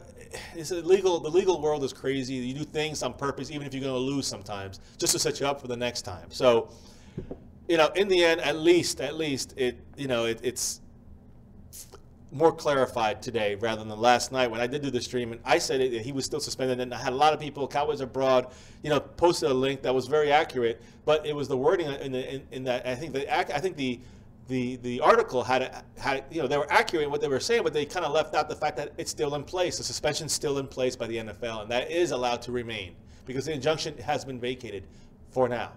So we'll see what happens. If for some reason there's a reversal in the mandate, and that can change it, and that's what the Cowboys, and that's what the Zeke and the NFLP are waiting on now. If not, then they're going to go take it to the New York Court of Appeals and try to win it through there. If they do, or I'm sorry, not a Court of Appeals, but the Southern District Court, New York Court, which then, by them putting it and refiling, then that would then start the process over again, like the Judge Mazant situation, except it will be in New York, in the New York Southern District. So, and again, if they review the judge's notes from the appeals that we just had, if they review Judge Mazant's notes, big time in favor ruling of Zeke, then that will then probably reapply that injunction, the temporary restraining order against the NFL, which then, once that happens, which we're looking about, who knows, he might miss a game before he comes back with Zeke, but it looks like he would eventually be able to play again for the short term, for maybe a couple games, until then they hear it and continue taking it through the system of the investigation. Was he hurt by the way the NFL investigated this? And did the NFL break any of their own rules or CBA rules when it came to the process of withholding some evidence that would have helped Zeke in Roger Goodell's ruling of the 6-game suspension. So that's pretty much everything, guys, when it comes to the Zeke thing. And I know, guys, trust me, out of everybody else here, I am extremely confused. Thank goodness my fiance can get stuff kind of together. What are you doing there, New York for Life? Stop. We can easily take the power away from you there, NYG for Life. Do you want us to? Douglas Fox, what's up? I'm looking at the schedule. I only see the Cowboys at best finishing 8-3. Well, is that 8-3 without Zeke, I'm guessing? So I do think our team has a shot. I'm just scared about the Eagles. I do believe we have a good wild card opportunity. And again, I think if we can win 5 games, if we can win 9 games total, that means we need to win 7 more games out of the last, 11? I think we have a shot to get a wild card spot, depending on how everything breaks down. Guys, I'm watching Adrian Peterson right now. He's just tearing it up. 21-0 over the Buccaneers. The Cardinals look like a different team with Adrian Peterson. And I don't know how the Vikings even got rid of him. I know they have Dalvin Cook, so much respect there. He's a good guy, but he's injured. And, they got Latavius Murray. They have McKinnon, who's doing fantastic. So no blame there. But then when Peterson went to the Saints, how did they not use him as much as they, again, maybe he doesn't fit their system. That's what I think it is, the bigger issue. Now with the Cardinals, without David Johnson, my goodness. I mean, to me, I think that is a huge pickup for the Cardinals. And thank goodness in 2 of my 3 fantasy leagues that I'm doing, including my Cowboys family one, we had him. I picked them up in my other league, my money league. I picked them up. I'm sorry, I didn't get him. I missed the waiver claim. Someone paid $75 for him. I went for a $63 claim, second highest. Someone's put a $75 claim, and it's worth it because he is going to change the whole dynamic for the Cardinals. So, and again, you can see Carson Palmer's doing better. Larry Fitzgerald is doing fantastic. I mean, he's back. The Cardinals could get back in the picture here. I don't want to interrupt you, baby, but the Cardinals overall in general, when they have a running game to depend on and rely on, David Johnson was a big part of this, and it's because again they had him and Fitzgerald and all these other guys. And even is it Taylor Gabriel? No, that's a Falcons. That's a Falcon. There we go. Who do they fumble? No, okay, no, that's a fumble. Who do the Cardinals have that? Do they have a G player? Someone starts with Graham, but he's not that. Not Graham, Gershom, but he's not. He's just a tight end. He's not that good. It's Oh no. Oh my God, no! It's just someone other than Fitzgerald. It's on the tip of my tongue. An offense? Yeah. Who's their other receiver? They have 2 Browns. They have 2 different Browns. No, guys, it must have been the Falcons then. It just 2 red teams there. But I know somebody just had a receiver that was just doing a little better, and I just always remember. NYG says that how dare we threaten to take his power because he is. If you scroll back in the chat, he's like trying to take over. He's writing 1 letter every single time. So. Just see. I will be the only one on the screen. A couple more words. Yeah, Giants. I have the power. And that's why I said. Dang it, Douglas. He's like, you don't threaten to take my power away. Just remember, she will take the power away. And Brenda Jane, again, you've seen our kids are much younger than you. At 15, I know that I was just in the marching band watching football games. Very disheartened. I was not a football fan when I was younger. It was definitely something that I learned to like and appreciate because of you, baby. And again, that was something I was one of those people I genuinely used to think football was just 2 dumb guys running into each other after a stupid ball. But once I actually took the time to understand the game and you explain the game and really understanding it was the big part, all the strategy that goes behind it, how much work and effort these players put into it, how much effort it takes just on the staffing side too, how much they do to get the players to where they need to be. So it was just, I was hooked. I love big complex things like this and the strategy of it. It feels like a video game with human people. It feels like a video game with like actual human variables. Yeah. So I find it fascinating, guys, and that's just more. It appeals to my geeky side, but it's exciting, it's fun, and it's not just big guys. And it's not exactly no. And honestly, the athleticism in football, some of the moves they make, I hate to say it's beautiful, but it is.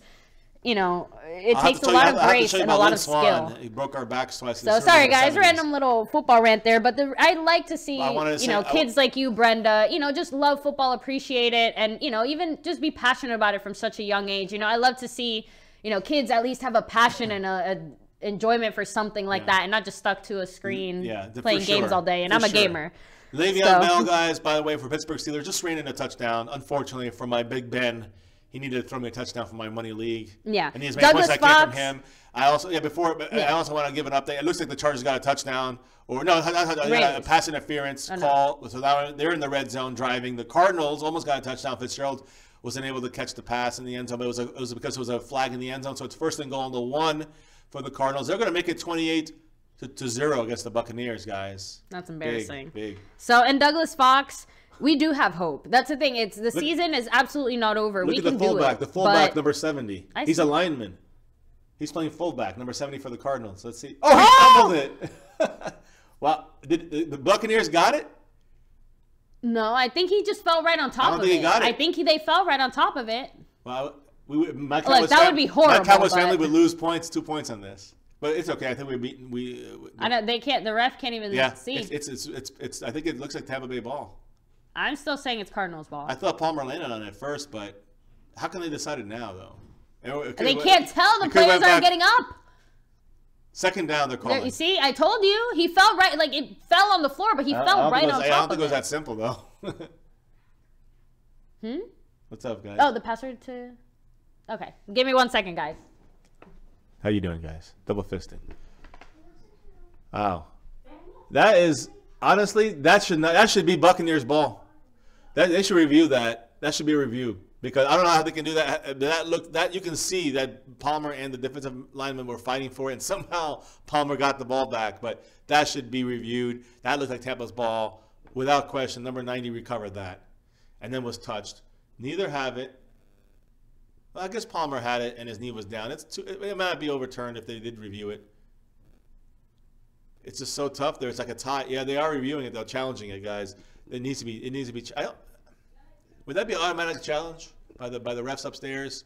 Or is that a challenge? I don't know. The Cardinals call timeout. Really? Why would they do that? It's just giving them more of a chance for them to get that play challenged. That's not a smart coaching move. I'm going to say, but maybe I'm not. We're not hearing it right now. I have the volume off to talk to you guys while I fill in for fiance and the rest of the family. Because we're probably going to be wrapping up by then. So let's see here, guys. All right. Here's a reminder: if you haven't already, hit like, hit subscribe if you're new, and hit the little notification bell for our daily content, guys. It's right now. It looks like it's 17-13 Rams over Jacksonville. I think it's kind of interesting there. Or 17-14 Rams over Jacksonville. 9-3 Steelers over the KC Chiefs, Kansas City Chiefs. I'm trying to see the other scores right now, guys. Keep you updated. Do you want me to check it on the thing? No, if you want to, that's a good idea, yeah. But all right, go ahead, real quick, because there's only a couple games on. So it's 17-14 Rams over Jacksonville, 21-0 with the possibility to score right now. Arizona over Tampa Bay. And they got stopped, so it's not a touchdown yet. It's 7-0 Raiders over the Chargers, but the Chargers are driving, and it is 9-3. The Chargers are driving. It's about the beginning of the end of the first. I don't know. The Chargers have got a penalty, and they just in the red zone. So I don't know. But anyways, I don't know. I think that must have been at the end. Of the it must have been. They must have punted or something happened. Either way, Raiders are winning 7-0 in the beginning of the second quarter, and beginning of the second quarter, it's Pittsburgh 9, Kansas City 3. That's it. That's it. That's 4 games, guys. It's almost like, so again, and this score is still not weird because it's almost like they scored a touchdown. Yeah. I know. Missed the extra point. Safety and a touchdown. It's like they got a touchdown, Palmer. missed the extra we point. have a man, my Cowboys family, and he got sacked. So it looks like they're going to have to settle for the field goal. Yeah. Well, guys, again, if that's the Cardinals, worst offensive drive so far, I think they're okay with that. It's still always concerning when a team can't score from the 1-inch line. Yeah. I mean, Palmer. There was, the Buccaneers have a good defense. It's just that I think Adrian Peterson caught him a little bit off guard today. It just seems a little bit. But remember, this is his first time out there, right, with the Cardinals. With the Cardinals, yeah. I so mean, so again, people always they say, only had a few days to prepare for him. People always say, "Why can't you?" Oh, that's a free play. That's a free play. You get the points. Do you take the penalty and go? And you take it on the kickoff. Yeah. So here we go, guys. So it looks like the Jacksonville game looks interesting. It's Rams 17, Jacksonville 14, and right now Bortles has is in shotgun. Yeah. Oh yeah, but people are asking for our names again because they still don't know what to call us. Oh, well, that's fiance. I guess you call me Dad. Not you, maybe. But. Yeah. No thanks. I'm fiance too. We're both fiance. Yeah, but when they're talking to you, fiance, my love, Dad, they want to be able to mom, say. Fiance. Okay. There you go. Sorry, guys. I mean, we're trying to just be. It's we do like doing these streams, but we do want to try to, avoid crazy people from. And we're not saying you guys are crazy, but we definitely do get a lot of trolls here, especially on game day streams on the Cowboys and things like that. The last thing we want is for someone to somehow, personally attack us. Especially when we do have our kids on stream. So. Yeah, exactly. So we're taking all precautions, guys. 3rd and 19. But let me see. So he said when you play live stream an actual game, I'll take over the stream again. Me and 2 other people, the only ones who watch those. What do you say? So yeah, no, go ahead, New York Giants. The screen is all yours on those days. So. Is that first down? Yeah, it is. No, it's not. Is it? No. It's 4th. That's why he was mad. Yeah, KC. Let me put this. This is a bigger stretch for Dak than all of last season was. Good point. Because last season our bye week was week 8 or 9 or something. But what were you talking about? He's saying a bigger stretch of games now after this bye week. For sure. Yeah, for sure. So again, I wonder maybe not so much for Dak, but overall for the whole team.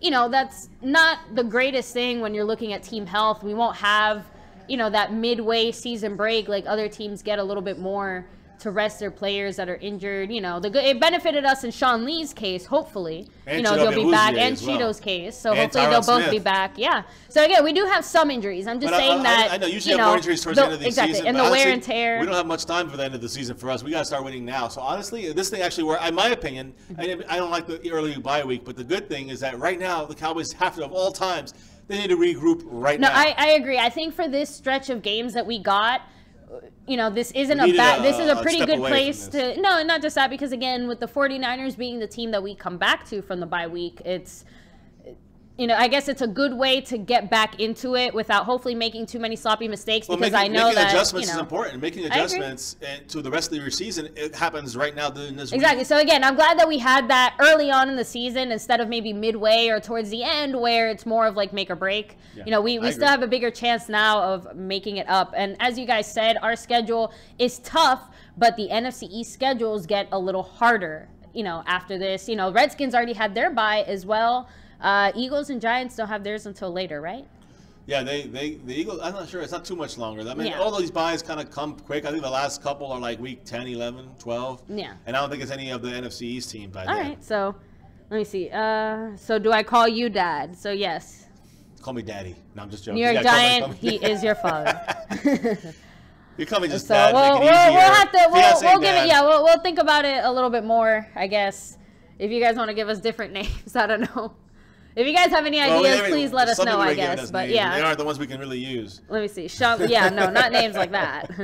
So let me see. So Sean Lee needs to come back now. It's so obvious when he isn't in, and I can't stand it. As long as there's no setbacks, and Anthony Hitchens being back, and again, he only played that one game. He's gonna be. But he played great that game. He did.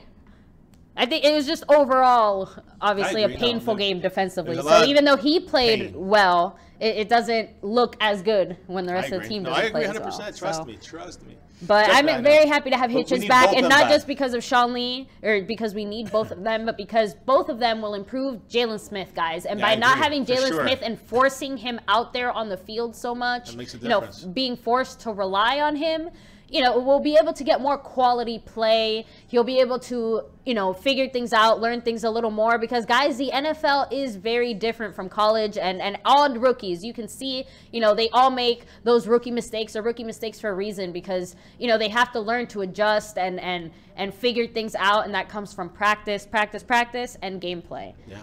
So I would like the Cowboys' next coach to be Tyrell Austin, defensive coordinators of the Detroit Lions, said Virgil Johnson. I mean, I'm not sure too much about him, so I'm not really sure. I know we need somebody who can yell and scream and that would be a very good topic, guys, in the offseason, exploring, what coaches, we would like to, our top 5 picks for who we would like to see coaching the Dallas Cowboys instead of Jason Garrett.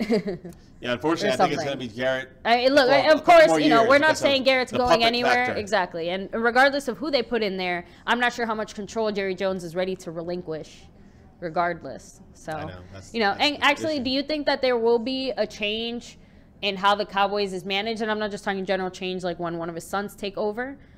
you know, when he doesn't want to do it? I mean, I don't know. Like, do you think they're going to do things pretty similar? I think Stephen Jones would be a little more hands off, which compared to the way Jerry Jones, and less stubborn, more willing to listen to the people who know what they're doing. McCray, whatever his name is, Will, the GM for our team, that makes some really good choices for the most part for the Cowboys. I do think that, you know, if he can lay more trust in those guys and maybe have a coach that's not a puppet, you know, it has to be walking the eggshells around the owner. I think that will improve the Cowboys as an organization, as a team. And I think more players want to come play for the Cowboys. I think that this whole thing with the flag and the anthem and Jerry Jones stubborn, and again, no offense, guys, to those that support Donald Trump and like him, but that Donald Trump attitude of making up rules that aren't there, like he said about having to stand for the pledge, you do not. I mean, for the anthem, you don't have to do that. Yeah, there's nothing. The big thing is just that he made a statement saying there was an actual rule that said you had to stand for the anthem in the NFL player handbook.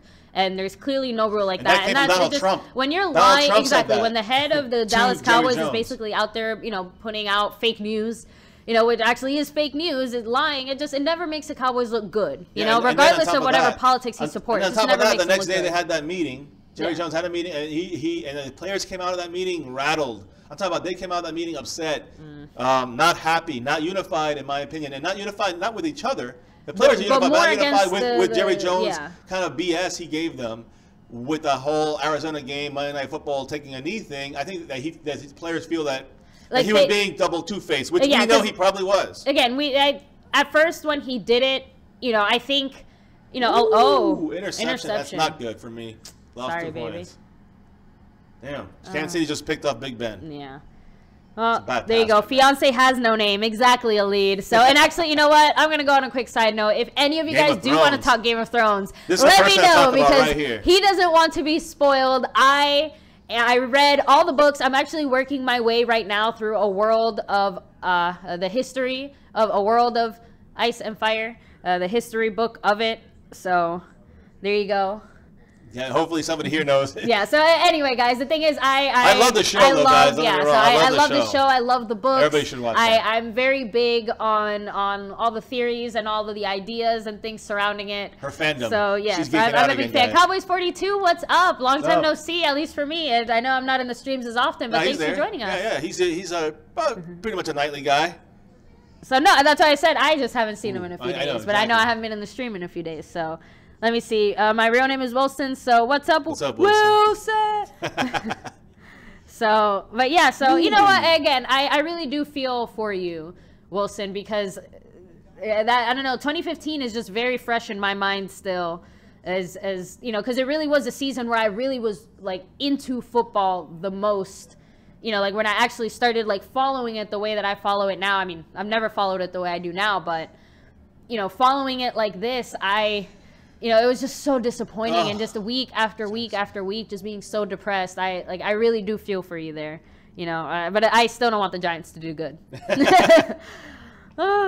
So Muhammad is your name, clearly. Oh, I didn't read that comment. Who's it? Yeah, see, that's why that was the name I was talking about actually. And you know, Patrick has been gone. You realize he's made a post the other day, but he loves Odell Beckham and he likes the Cowboys. But Odell is hurt, and the Cowboys are not doing so great. We want to see you back here, Patrick. Pacheco, right? Yeah. Yeah, thank you. So let's see here, guys. World of Ice and Fire is an amazing read. Yes. So I'm still. On that note, let me take a break. I got. You reminded me. So I'll be right back, guys. So yeah, no, it is a great read. Like I said, I'm still. Go ahead. I'm working my way through it. I just finished Viserys, the first chapter. I am working my way through Rhaenyra and the rest of them, but I kind of know everything already because I follow a lot of Game of Thrones YouTubers, and I was able to kind of get a lot of the information through them, breaking it down and reading it through there. But I get to read it myself now, and I don't know, guys. I love reading. I read a lot when I'm not watching football or doing homework or working or taking care of my child. So let's see. So. Let me hear. So yeah, everyone makes that joke. Well, it was a decent movie. So yeah, Patrick is lost in the void. You know, guys, it's these depressing seasons do show you one thing, and who are the real ride or die fans. I'm not saying that just because Patrick's not here, he's not a real fan. I'm just saying that you know, those of us who, as much as it hurts, we still are here all, like, day after day, week after week, where we, regardless of how well our team does or how bad our team does, we still support them. I think we all know those fans who say that, you know, they burn their jerseys or they throw out all their stuff.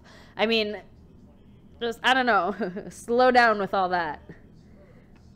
So let's go ahead and catch up a little bit on this games here. It looks like 88 on the Jaguars is hurt Hearns. He's walking off. It looks like he's holding his chest or possibly his groin, maybe? I don't know. It looks like this area here, but yeah, it looks like something happened there. So right now, Jaguars 3rd and 4. The score is, the Rams are up 17-14, and we're still only a second quarter, so they've gotten, again, you know, just in the first, like, 30 seconds of the game, guys, or for those of you guys who weren't watching, the Rams scored, and then the Jaguars scored. All right, so that was incomplete, so it looks like they might be forced to punt here. I'm not sure where they are on the field. Yeah, it looks like they're punting, and we're back to the Kansas City game. 3rd and 6 for Kansas City. Oh, no, don't tell me he makes it. Okay, good, just...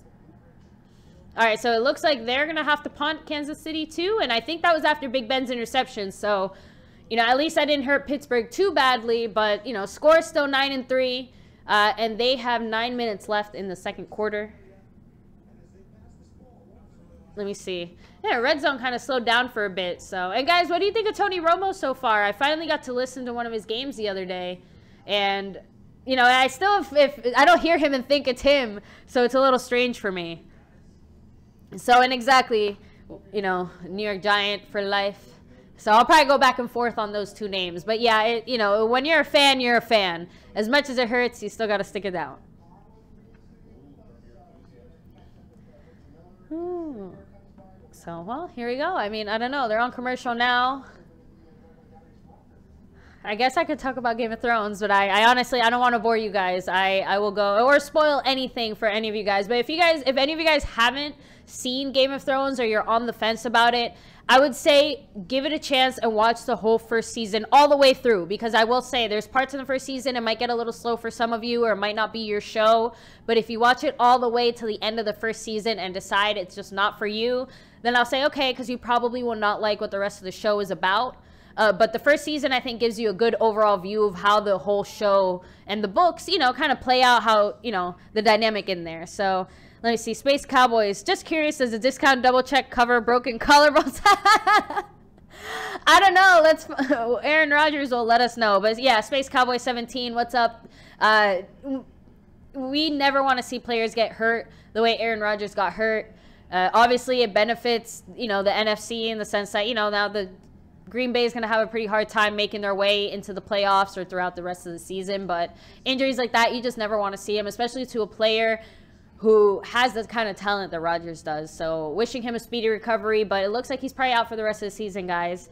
So David West, hey, what's up? You just got off work? Well, enjoy, kick back, relax. There's some decent Sunday games going on now. Rams are up 17-14, and they have the ball, 1st and 10. There's about 4.5 minutes left in the second quarter. And then Pittsburgh was up 9-3, and I think they were getting the ball back with about 9 minutes in the second quarter. Right now we're at the Cardinals game, Cardinals-Buccaneers.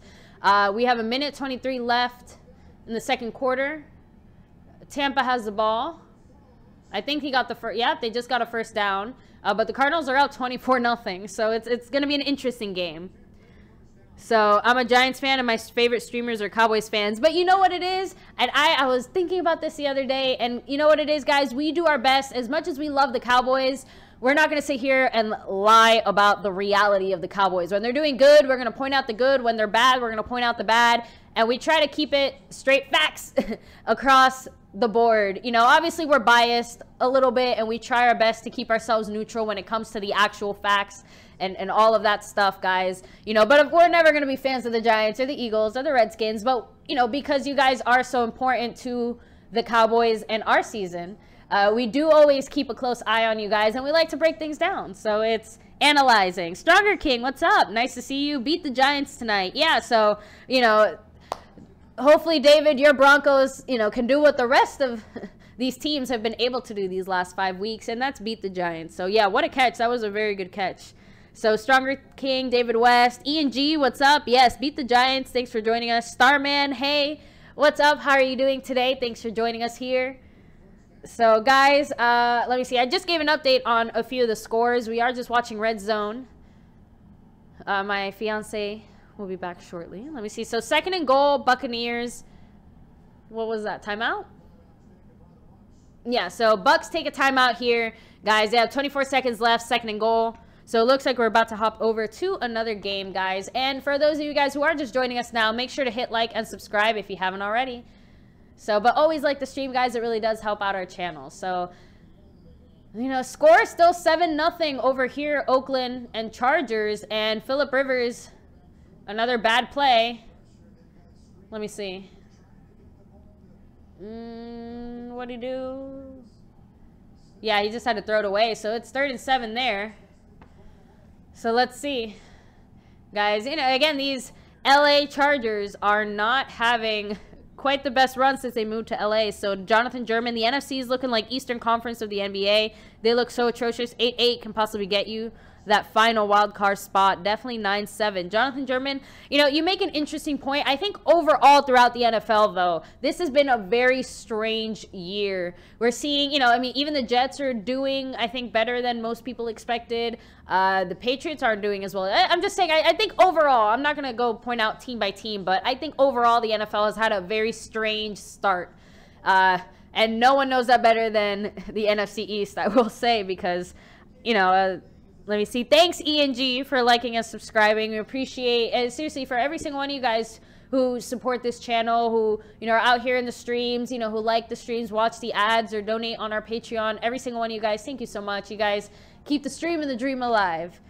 So, you know, and, you know, that's a little upsetting to me when you put it that way. But honestly, when you think back to last year, well, no, I guess last year we, you know, we as an NFC East did very well last year, I gotta say. So that was a good video you did, sharing your thoughts on the Zeke case. Thank you, Starman. I appreciate it. Like I said, you know, I do my best to research things and look into things and try to explain things in a way that everyone can understand, because this stuff is confusing to me and it's confusing to, I think, most of us reading it. So I do like to try and figure out exactly what it is that is going on, you know, because, you know, this affects the Cowboys in a major way. You know, but just this whole Zeke case from the beginning, from the allegations to the point where we were able to find out more of the evidence and the things that, you know, the discredits that this, you know, how discredited of a witness, I should say, this accuser was, and all these things. It was just a bad case and a witch hunt in a way. So, oh, let's see. Do they score? Oh, no. Incomplete again. Buccaneers, what are you doing? Wow. Holy crap. Sorry, guys. That was a big play there. So, let me see. So, Pittsburgh here, 2nd and 4. Big Ben, a short little, oh, no. They lost yards there. So, now it's going to be like, what, 3rd and 8? Let me see. Hard work. We all have our shares. Exactly, guys. So, I'm trying to give you guys as many of the, oh, it looks like there's a flag on that. But I try to give you guys as many of the facts on this Ezekiel Elliott case as possible. But obviously, with that, I will, you know, we do give our personal opinions and how we feel. We do like to hear from you guys as well. Really, let's, you know, it's up to the courts, and all we can do is just continue to follow what happens. So is Zeke still suspended? So technically, yes, Ezekiel Elliott right now is still, oh wait. Okay, so it looks like it was, okay, so it's a 3rd down. Okay, forget it. Okay, no, I just wanted to see what that flag was going to be there on Pittsburgh, but Pittsburgh coach looks upset, so it looks like he did not get his way. So, guys, back to the Zeke thing. Zeke is still suspended right now. So, basically, the 5th Circuit Court of Appeals decision vacated the decision that Judge Mazant ruled on, so that suspension does go into effect. Now, Zeke's legal team, from this point, has 2 choices. They can either have a rehearing in Texas, or they can file an emergency temporary restraining order. Oh, and he made it! What a first! Who caught that? I don't know, whoever 19 is on the Steelers, you know, made a great catch there. So where did Dad go? Dad's taking his bathroom break, guys. This is what we do. And we, you know, stretch our legs, you know, these streams, you know, we move around a lot more when we're watching some of these games. So let me see, how much longer will you stay live? So we're going to be live for a little while longer, guys. You know, these games are pretty good, and, you know, we like sharing our thoughts and our opinions with you guys and hearing what you guys have to say too. You know, I got to say, you guys have taught me a lot on a lot of things and made me see things from a very different perspective that I wouldn't have before. So thank you to you guys too for making me, you know, pushing my football boundaries. So let me see. All right, so not a bad run there. Le'Veon Bell. And again, look, that whole quick side note, that Le'Veon Bell nonsense. How could you do that to your team? You're not me, but whatever. But anyway, guys, so back to the Zeke thing. So Zeke's team has two choices. They can ask for a rehearing in Texas, or they can have the Southern District of New York and file a temporary restraining order, an emergency one, and file for an emergency hearing. It looks like the Fifth Circuit Court of Appeals will be having some kind of a mandate out on Tuesday. I'm not 100% sure what it's for. I will be looking into that more and letting you guys know on tomorrow's night stream. So make sure to hit like and subscribe if you haven't, and hit the notification bell. Hey, baby. What's up, baby? How you doing? Good. So, yeah, guys. Much needed break. Listen, I just want to tell you right now, Los Angeles Rams just blocked the punt, and 24-17. No? Did they? Yeah, that's our defense on My Cowboys Family. Woo! We did it again. Yeah, so David West just said it. That was our lost pick. Remember, we lost our connection, guys, and we had our internet went down, and it automatically picked the Rams for us, and you were upset. I was upset, and it's working out, and it having to work out for now. So yay. So they got 2 defensive touchdowns, I think. Yeah, so anyway, guys, just to wrap up the Zeke thing, basically, he's technically suspended for now, yes, but his lawyers are basically just kind of waiting to see what the best decision is and exhausting all legal options for Zeke to make sure that, you know, he's out there on the field and playing. It is likely he will be playing, but obviously, guys, nothing is ever a guarantee. As of right now, he's not, though. So we'll definitely be keeping you guys updated, which is why make sure to hit that notification bell, because when we do post these breaking news, you want to make sure you guys get it right away so you guys, you know, can hear the news right away when it happens. What a play. The Chargers are now on the 10-yard line. Getting a little bit of their mojo. They are coming close to tying this game. So David West. Yeah, so David West, that's, you know, I think he was seeing it right as he was sitting down, and I hadn't seen that comment yet. So thank you for that information. We appreciate it. So I think he's a little in front of us, too, though. And Starman, yes, what's up? Dallas Cowboys for life.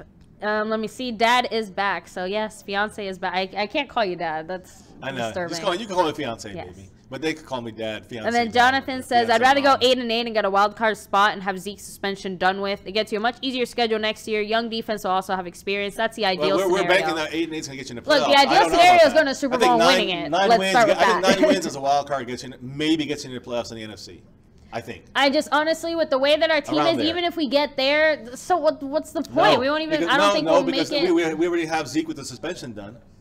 True. We kind of, you know, we're kind of like the underdog team, but we have the talent of a top team. I guess, well, you know what? And I will say, didn't the Giants win a Super Bowl very similarly as a wild card spot? Nothing to this kind of drama. No, I know. Not with this drama. But they had the defense, though. That's the difference. Their defense. Well, we have the offense, hopefully, which is. Look at this. Come on, big man. You gotta give me a touchdown. He needs to throw me a touchdown here. So let me see. Don't ruin it, well, guys. off to my bye week barbecue with the Dallas Cowboys clubs out here in Vegas. Believe it or not, there's a lot. I'm part of a nationwide movement that's called Hard Hitters. As always, go Cowboys. That's actually really cool, Manuel. I would love to go to, you know, one of the biggest problems and one of the reasons we kind of started staying home and considering even streaming is because, you know, there were never really too many bars, at least nearby where we were at, that the few times we did go out, we wouldn't, you know, there'd be a handful of Cowboy fans, but there wasn't a real Cowboys bar or location. A real group. And we have a few Cowboy friends who will come out to the games with us. In the radius, but we don't want to, you know, have some beers and then drive. We don't. Exactly. We don't do so that's part of it too. So come on, don't get. Like I said, the few times we did go out,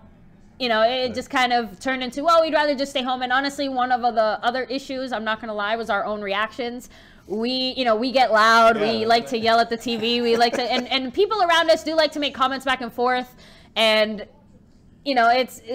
I'm not saying it's ever a problem. I'm just saying that we like to just enjoy the game in peace without having other fans like heckling us, because that'll piss me off. I'm not gonna lie. Like I will get mad. I don't care about the online heckling though. That's all good. Well, no, online is different though. It's just different when it's in person, like someone in your face, like getting like really crazy loud and you know how things get when you have really drunk people around you, which is always doing stuff want to mess. So you know, so we try to avoid it. Yeah, we can scream as loud as you want in our house. That's a flag. They're trying to say nope. They're not calling me a flag. Fourth and goal. Starman says, even with the wild card spot, the way this Dallas defense is, no chance to make it further. That's what I just said. That's what I said. Chris Senior, what's up? Thanks for joining us. Nice to see you back. And then every new person, hey guys, hit that like button and hit subscribe if you're new. Hit that notification bell too. Because Tuesday, we were talking about the Zeke thing. Tuesday is the expected, it's not definite, it's just us guessing what we're hearing. But Tuesday is about the day where we think that they're going to rule on that first step of Zeke's 2 paths that he has to get back his games and take it to the next level. We're assuming that if he ends up winning the entire case, not this, I'm saying the entire case against the NFL, then obviously he gets no suspension game. He so just that'd be the plays best case scenario. But the probability is that, and this is almost every expert says it, the probability is that he will have to face these 6 games.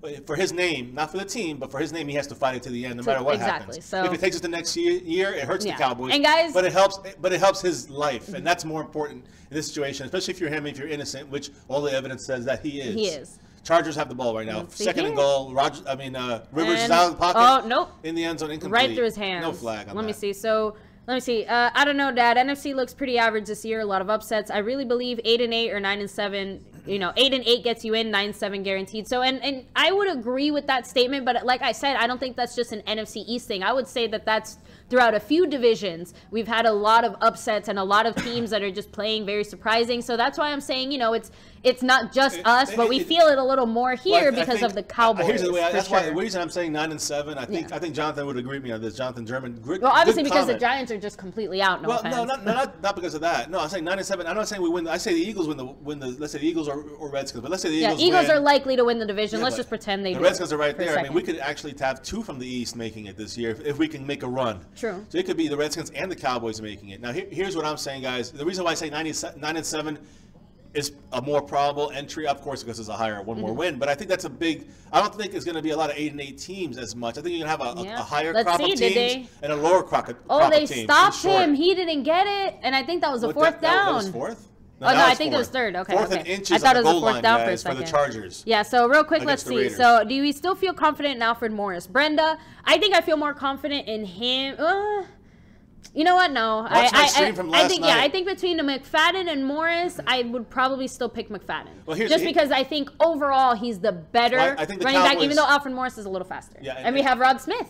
Yes, who I think helps out a lot. This is of course a bad, I guess a bad correlation, but let's just say that based on the Madden stream I did last night, and I used check it out if you haven't yet. It's really cool because I think it's cool. I put a lot of the players that we could be trying to either trade.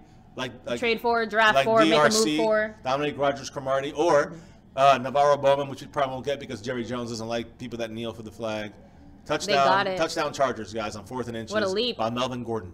I got to say that, great effort there by the Chargers. They really worked their way down to get that touchdown. It should be 7-7, 6-7 right now. Chargers going to kick the extra point. But, and if we don't mention anything, that means they got it. But I will say that the whole situation with the stream last night when I took Zeke out and I put our running backs. Now, I think the Cowboys, as the coaching staff, and I think even as myself, I think starting Darren McFadden is the best bet. I think that is the best deal for the Cowboys. And I think, like you said, they were probably saving him for something like this. Right. He hasn't played football in almost 2 years, guys. I mean, that's more or less. Hopefully fresh and ready to go. Even though he's injury prone. And guys, he's a big running back. He is quick. I don't think he has the speed, but he's got a little bit of speed.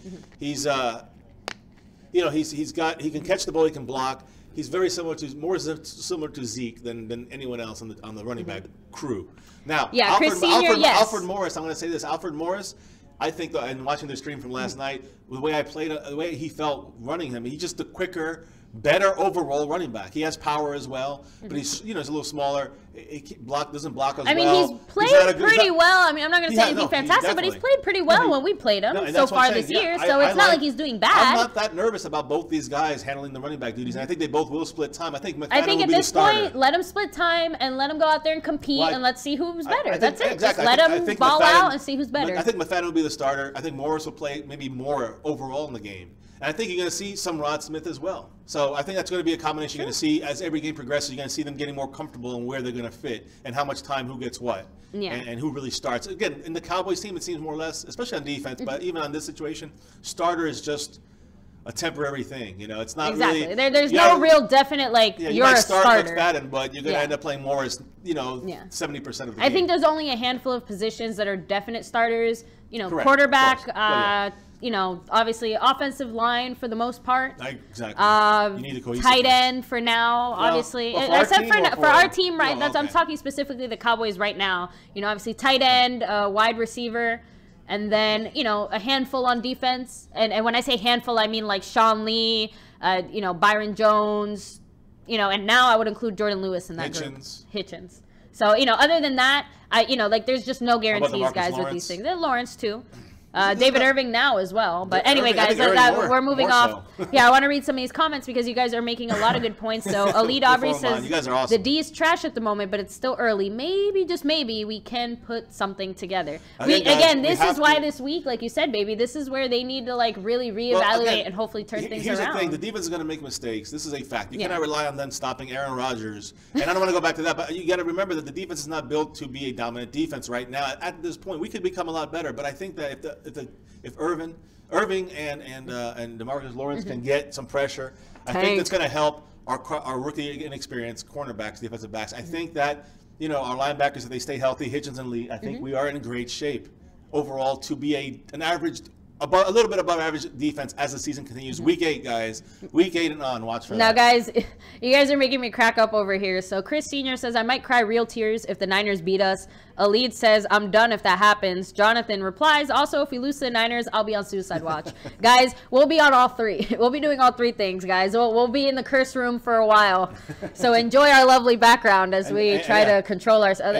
And guys, remember, the Niners, that would be very they almost beat the Redskins today. Give me just 1 second, guys. They almost beat a tough Redskins team today, guys. I mean, the Redskins are playing very well, and the Niners almost beat them, pulled a huge upset.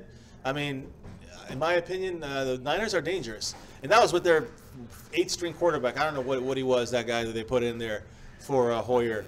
But, boy, I mean, we need to the Cowboys really need to get their stuff together and win this game against the Niners next week. I'm getting that feeling. It's that time of the day when the Cowboys are playing. I think it's a late game.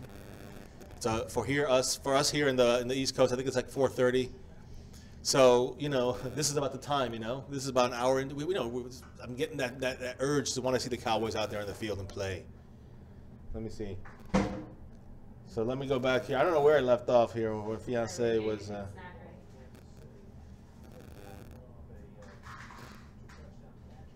McFadden. So Chris Senior says McFadden is better in the open field than Morris. He would have scored a 70-yard touchdown run. You know, I think for some reason I think Morris is faster, but maybe his little legs is shorter. You know, maybe that's why. I mean, McFadden does have that breakaway speed. I'm trying to put it together in the right words. There's something about McFadden that's off, but I think he is the better overall running back as a complete back. I think Morris, again, his size definitely hurts, but I think that he has that power that is unexpected. I think he has the speed as well. And again, I was surprised that he was actually caught on that touchdown, on that should have been almost touchdown burst that he had against the Rams. I'm watching to see the Chiefs 3rd and 1. Got that first down. Just pounding the ball. And running the clock. Right now it's Pittsburgh 12, Kansas City 3. Children. Is the upset around the corner here? The first undefeated team is going to lose? Don't know. So let's see here, guys. Looks like KC. Shotgun, Alex Smith. Getting sacked. Oh, no, he did throw it. He threw it. No. Okay, he was sacked. I think he was down in the grasp. What's up, Chillins? Ooh, let me see this.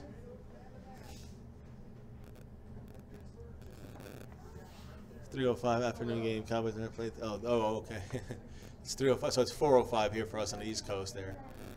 Good to know. You guys didn't eat the whole thing yesterday when I gave it to you. Really on lead? I don't know much about these college guys, but I think most coaches can probably outcoach Jason Garrett.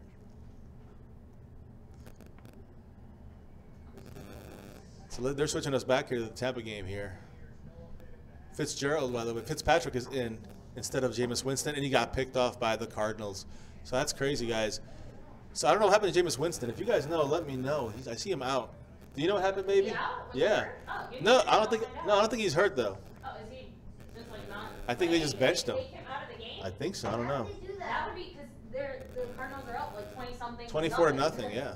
Like, and it's like not. It's like the second. Against Tampa? Yeah, Yeah. this isn't like the first quarter, second quarter. Huh? You picked Tampa. I know. Was I the only one?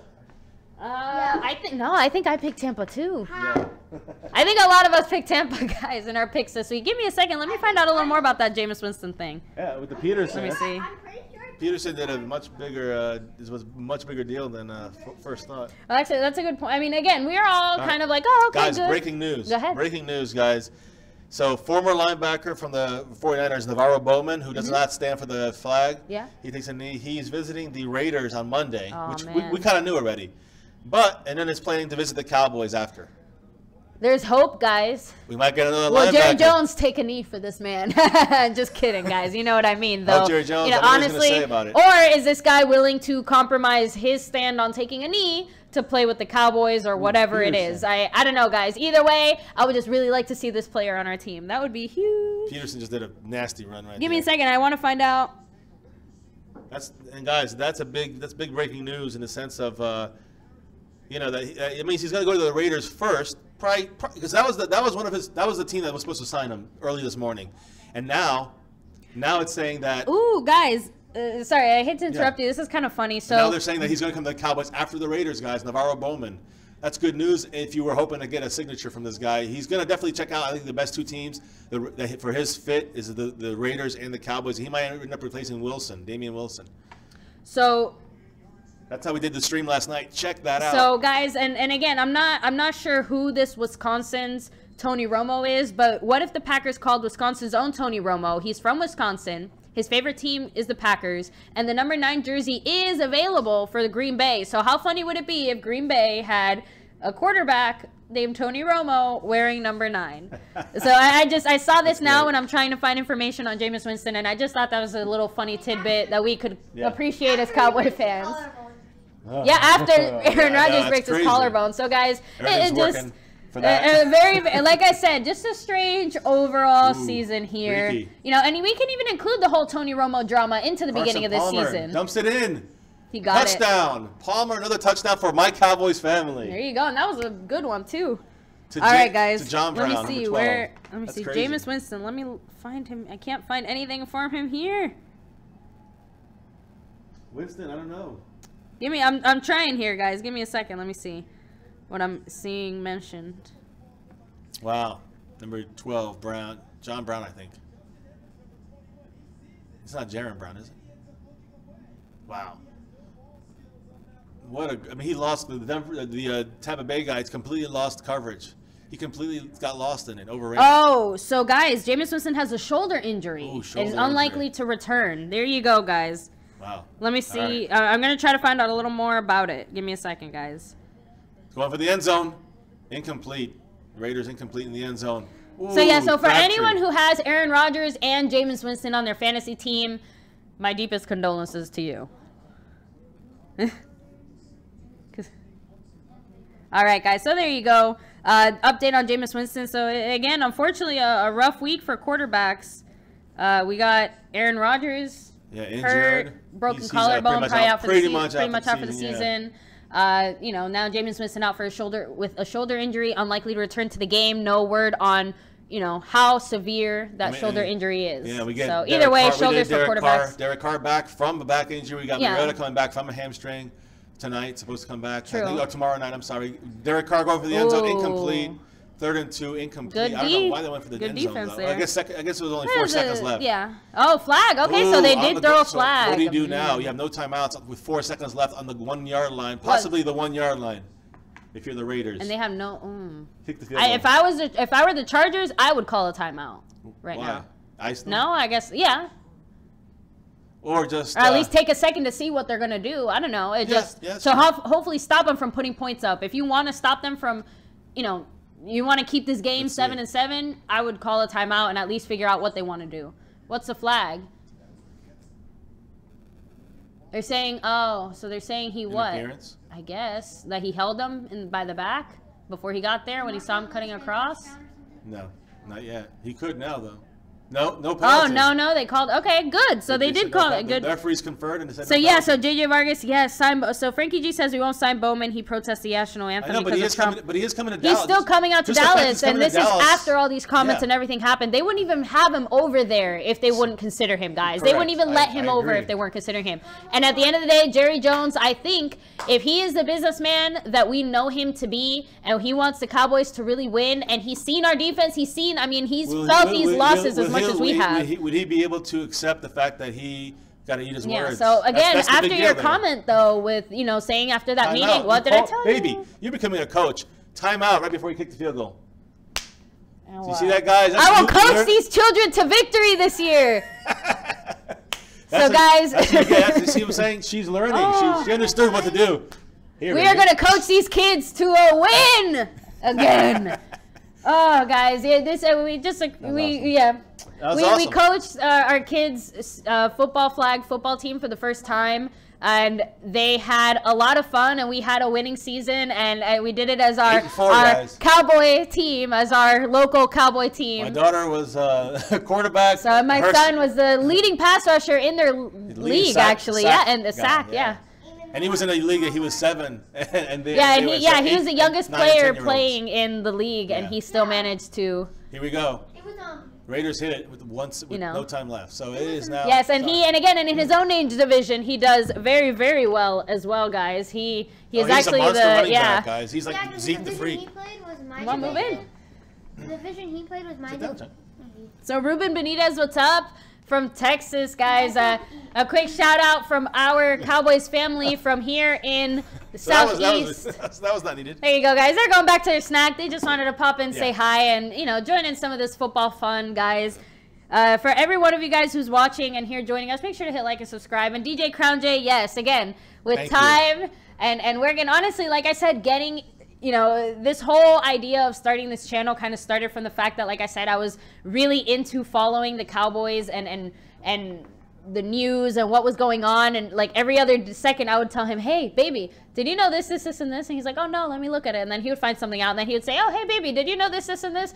And we kind of got to the point where we were just like going back and forth on all this Cowboy news and keeping up with everything Cowboys. And we loved it so much.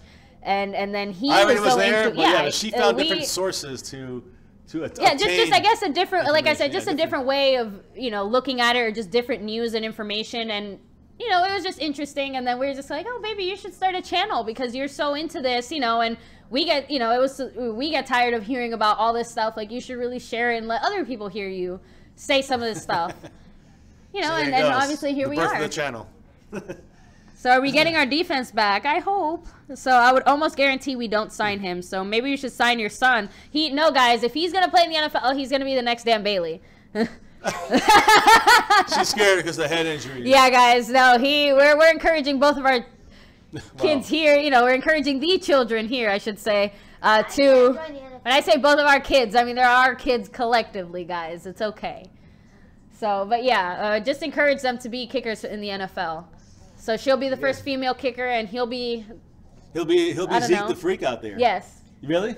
He'll be Zeke the Freak, the running back. That's right. I don't know. No. So he's not a running back. Yeah. No. He'll be Zeke, like running people over. But I don't want to play for the NFL. Like, I love playing football. How about as a kicker? Yeah. If you can kick the ball really good. Okay, for a kicker, then yeah. Really well, I should say. So. Yeah. I've tried it before. I'm not very good. What if you have to tackle a big guy running down the field and you're the last person back? Like, a kickoff. Like, you remember like Chris Jones did? Yeah, what would you do, though? Would you get in the way and try? I would Chris Jones. No, you wouldn't. You guys would, like, grab him by the shoulder. Yeah, guys, I would move out of the way. So, I don't know. Some kickers have moved out the way. I mean, I would try. You would what? I would try. Really? Yeah, and Jonathan, I'm going back and reading a handful of the comments here. Let me see. Oh, so Frankie G says Winston started out as an injury, but they decided to keep him benched. So Frankie G said that he started off as an injury, and then they decided to keep him benched. Looks like he's fine on the sideline. Very interesting. I'll have to keep my eye out now that we have this game up. It's 31-0 Cardinals, guys. Yeah, not surprised they decided to bench him. 10 minutes in the third quarter. Oh, my God. Look at this run right here. About time the Buccaneers do something. Well, I mean, Cardinals are going to play, I don't want to say a little softer, but they are going to play pass defense now. It's a prevent is what they call it. Exactly. No, because it's a thing about it. When you get up by so much, you play basically a bend, don't break. prevent. Yeah, I mean, again, slow the team down from scoring. You're up so much, exactly. You let them you know what they're going to do. Throw short passes. Yeah. And run the ball fine. You know, they'll risk that, and they risk these big plays. Well, again, because number one thing, of course, for any defense is to avoid injuries as well. You know, and this is a good way to make sure that you don't have any key players get hurt or injured. Though, I will say. Again, they're running the ball here, though. So whoever has the running back, which is what's his name? Going was suspended. Let me see. So Jonathan makes a good point. How would Bowman fit? Or actually, where would Bowman fit? I'd rather have Jalen Smith get experience to get an older player that's past his prime. Again, that's the thing. I think our defense is sorely lacking in players that have experience and can go out there and play, even if it's just for one or 2 years. The word on him was that he lost a step as far as speed-wise is concerned, but he still has, I mean, his aggressiveness, his knowledge, his abilities, they're still there. It's just his speed has slowed down some. So, again, it depends on what he's willing to take as a pay. This is a cost versus, cost analysis, yeah. I mean, it's cost versus need. Or cost benefit. Yeah, exactly. I mean, you have to kind of. Did he get it? Nope. You got to plan it right. You got to make sure that you pay him $3 million a 1-year contract, and we can afford that. Then go for it. Why not? I mean, why not add that playmaking ability linebacker along with Sean Lee and Hitchens, which again, you guys say he's a Mike linebacker, so he would be replacing Hitchens. Now, if Hitchens can play better at the what is it, the strong side linebacker, which is Damian Wilson, which is mainly we use him for like our base 4-3 defense. Well, Damian Wilson would be replaced, I would assume, by either Hitchens, if Navarro Bowman takes over, or by Bowman. And Weapon X88, thanks for joining us. So an elite, I agree. At this point, we just need capable bodies. I just want someone back there with a little more. Deshaun Jackson, that's my guy. I put him in there. And that was 4th down, touchdown, right? I don't know. I don't Third? think so. Either way, touchdown Tampa critical. Bay. Critical, yes. Maybe they're not going to win the game. They have a chance, though. Never stop. But I know. I got points. So let me see. So we need some pass rushers. Ruben, I think that Irving will continue to, get there. You know what I mean? It just, the Green Bay game was just. Who was that? Let me see. Who was that? Ruben said we need some pass rushers. I'd rather us stay young. We got him, but so Ruben said we have him, but we need more of them. So Frankie G says that Jalen doesn't look ready at all. We'd get rid of Justin Durant, Lee Hitchens, and Bowman. We'd be set. I like it, but it won't happen. DJ Crown J says that Jalen Smith needs 20 to 25 snaps a game, first and second down. It's a fumble. So Jay Vargas, I like what you said. Smith is not a full-time player. Oh, you missed this. You missed it. It was a crazy play. I'm sorry. They'll show it again, but Smith is not a full-time player. Let him come off the bench. Look, let me see. Who, Smith? Oh, Jalen Smith? Yeah, definitely. Yeah. I agree. Jalen Smith needs to be coming off the bench and play around 15 snaps a game. Or do you mean Rod Smith, I guess? Rod Smith as far as a running back? Yeah, no. I'm guessing you mean Jalen Smith. Yeah. I'm talking about Jalen Smith. We know about defense. Elite says, but what happens if Jalen or Lee go down? Jalen's not going to start. Yeah, but what if they get hurt? Okay, so if Hitchens or Bowman, okay, who are we talking about? If we have Bowman or without Bowman? Because right now we'll have Sean Lee, we have Anthony Hitchens, and we have Damian Wilson. If any of them go down, then Jalen Smith has to go back into the starting lineup. Justin Durant has to get back to more playing time. Yeah. So I'm just saying this is what happens if any of those three guys go down. And Weapon 88, he is going to be, he is going to be visiting at the Dallas Cowboys after he visits the Raiders. So again, it's at least a possibility. And the good thing is that he's the second choice. So I think he's going to see what the Raiders offer him. Yeah, that's the team. They're the favorites. Better. And see if the Cowboys maybe because the Cowboys, a little more desperate. You think? Yeah, just realistically speaking. But desperate doesn't matter when you don't have the money to pay it. You don't have the allotted money on our salary cap. When you figure in, you have to get Zach Martin. Yeah. You have to get Zach Martin signed. Yeah. He's got to save a chunk of money for that. I don't know, $14 million. So we might have $20 million. We don't want to use it. We have to make sure we use our money wisely. He's a rookie, yeah. Rod Smith? Rod Smith, yeah. No, it's just because Jalen Smith, remember, he was signed last year, just he spent a whole year injured. His brother's a year younger. Now he happened to get signed. So intercepted? Let me see. And then incomplete. And JJ Vargas makes a good point there. If you spend so much money on a bum like Carroll, why not a player like Bowman? I mean, unfortunately, Carroll was like literally just we took money and we threw it in the garbage and set it on fire. I mean, I don't know how much that hit us. It's going to hit us on salary cap. I guess that takes up the whole season, huh? Because if someone picks him up, it does do something to the salary cap. I don't think anybody's going to pick him up. But DJ Crown J makes a good point that the Raiders are putting out a lot, they're paying a lot of players. They're paying a lot of money to people. Another team that I heard him being talked about was about the Patriots, who is a team that also signs a lot of good players. These guys that But the Patriots are one of those teams that everyone wants to play for. Yeah, take a pay cut. And they're willing to do that for a team. And like that's that. important too, guys, because it's going to be big if for some reason the Cowboys so Rod Smith is not a rookie? I don't think he is. I think he's. I thought he was year. a rookie. No, I don't know what year he's in, but he was. I don't remember drafting him. No, he was. Yeah, I'm saying he wasn't drafted in the last 2 years. Yeah, I guess you're right. Yeah. All right, well then I These stand 3 corrected, years, guys. yeah. I guess he's not a rookie, but either way, he's playing pretty well. So how do you? Undrafted, but Yeah. remember that he could have been undrafted after the draft, but it wasn't. I knew he was on the team somewhere. That's why I I don't know, guys. We'll have to look into that another time. But yeah, thanks for that correction, guys. If we get Bowman, if it's between Bowman. Or if we can get a trade set up for Dominique Rodgers-Cromartie, I say go for Dominique Rodgers-Cromartie. To me, that's the better player, the better position, help that we need at this current situation without the injuries. Now we're going to have our linebacking core back full. We have Damian Wilson as our third running back. We have Justin Durant, who has some knowledge there to play some snaps. We have, of course, Jalen Smith, who will be a starter one day. You know what I'm saying? But right now, he needs to take it slower. Okay, so if there's one player on the defense that you could get rid of right now and replace, who would it be? A starting guy? Heath. Yeah, that's who I was would thinking. move Awuzie there. That's what we did in our stream last night where Awuzie, who is also hopefully healthy, coming back in this week, and he'll be playing against the Niners. He was back at practice. Yeah, he was undrafted in 2015. So there you go. Thanks, DJ Crown J, for that. Appreciate the information. Thank you, yes. Or do nothing and continue to be below average on D. Help him with the mic, man. I appreciate it. Thank you so much. So, no, Weapon 88, again, the stud safety, I think that Awuzie and Jones together can be more effective. Again, and Xavier Woods is good, it's too. It's going to be better. I think right now he looks really good He looks, corner. I like him better at corner. Even though he's tiny, he's pretty Rodgers. good. I had Jordan Lewis as our number 1. I had Dominique Rodgers-Cromartie as our number 2. Yeah. Pretending as if we made a trade for him. And then I had our number 3 being Xavier Woods. Just switched it around. I had Awuzie starting instead of Heath. I had Heath as our backup third stringer, and Kevin Frazier as the backup on number 1. And the other one, I had Xavier Woods behind Byron Jones. But Xavier Woods is our third corner. Fourth corner being Anthony Brown. And then fifth corner, I had Skandrick, guys, because Skandrick, to me, disappointing. I hated the fact that we gave him the captain mark right there on his chest. I think it's better if we gave that mark to Byron Jones. That would have been nice. I think he was the guy that we needed. He's the future of the defensive core leader, I think, if he can continue to develop. And I think he's doing a good job, maybe slower than most would want, but he's doing a good job, and he does some great plays this year compared to everybody else on defense, him and especially Jordan Lewis. So, again, guys, I think with that set in place, I think that Dominique Rodgers-Cromartie would be a huge upgrade when you think about getting rid of someone like Skandrick eventually.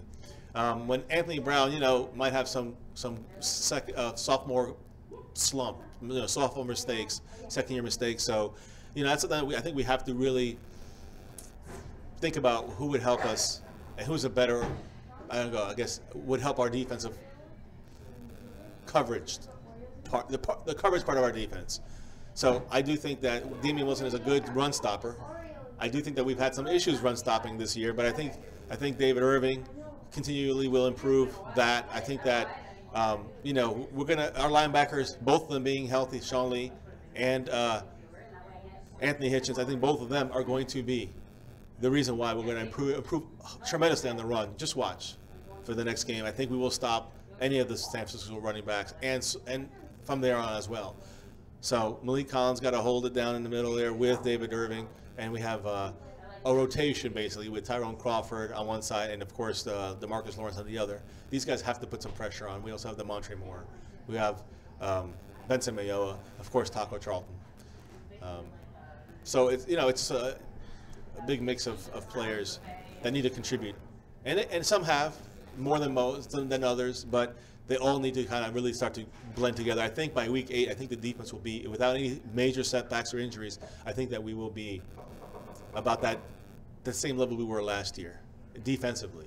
Hopefully things can be held together long enough with or without Zeke on offense. And at the left guard position, that's our biggest weakness, that left guard position, where, even with the running backs, it's still our weakest position. Even without Zeke, our weakest position is not running back. Our weakest position is left guard. We need to establish something there. So, yes, guys, getting a 3rd and 1 right now. Bucks are trying to make a comeback. Breaks through the middle. What's his name, Sims? No, Doug Martin breaks through the middle, guys, first down, and they're trying to make this a game with 6 minutes left in the third quarter, down by, 24 points. So just another re-verification, guys, for those of you who have not heard it yet, who are on here. And, guys, if you're on here watching, hit the like button, hit subscribe if you're new. Thank you for joining my Cowboys family on a Sunday relaxing weekend live stream, watching some Sunday football, guys. We're in the second half of the day of games, the 4 o'clock games here, as we call it on the East Coast. And just so you guys know and are here listening, whoever's on here, a bunch of you, Navarro Bowman plans on meeting the Cowboys after meeting with the Raiders on Monday. So he's meeting with the Raiders on Monday. This is big news. Tomorrow he's meeting with the Raiders. There's our ninja. Tomorrow he's meeting with the Raiders. Navarro Bowman. Oh, sorry guys. Oh man, the quarterback is the Cardinals have sacked this big time sack on Fitzpatrick. So so Navarro Bowman's going to visit the Raiders on Monday morning.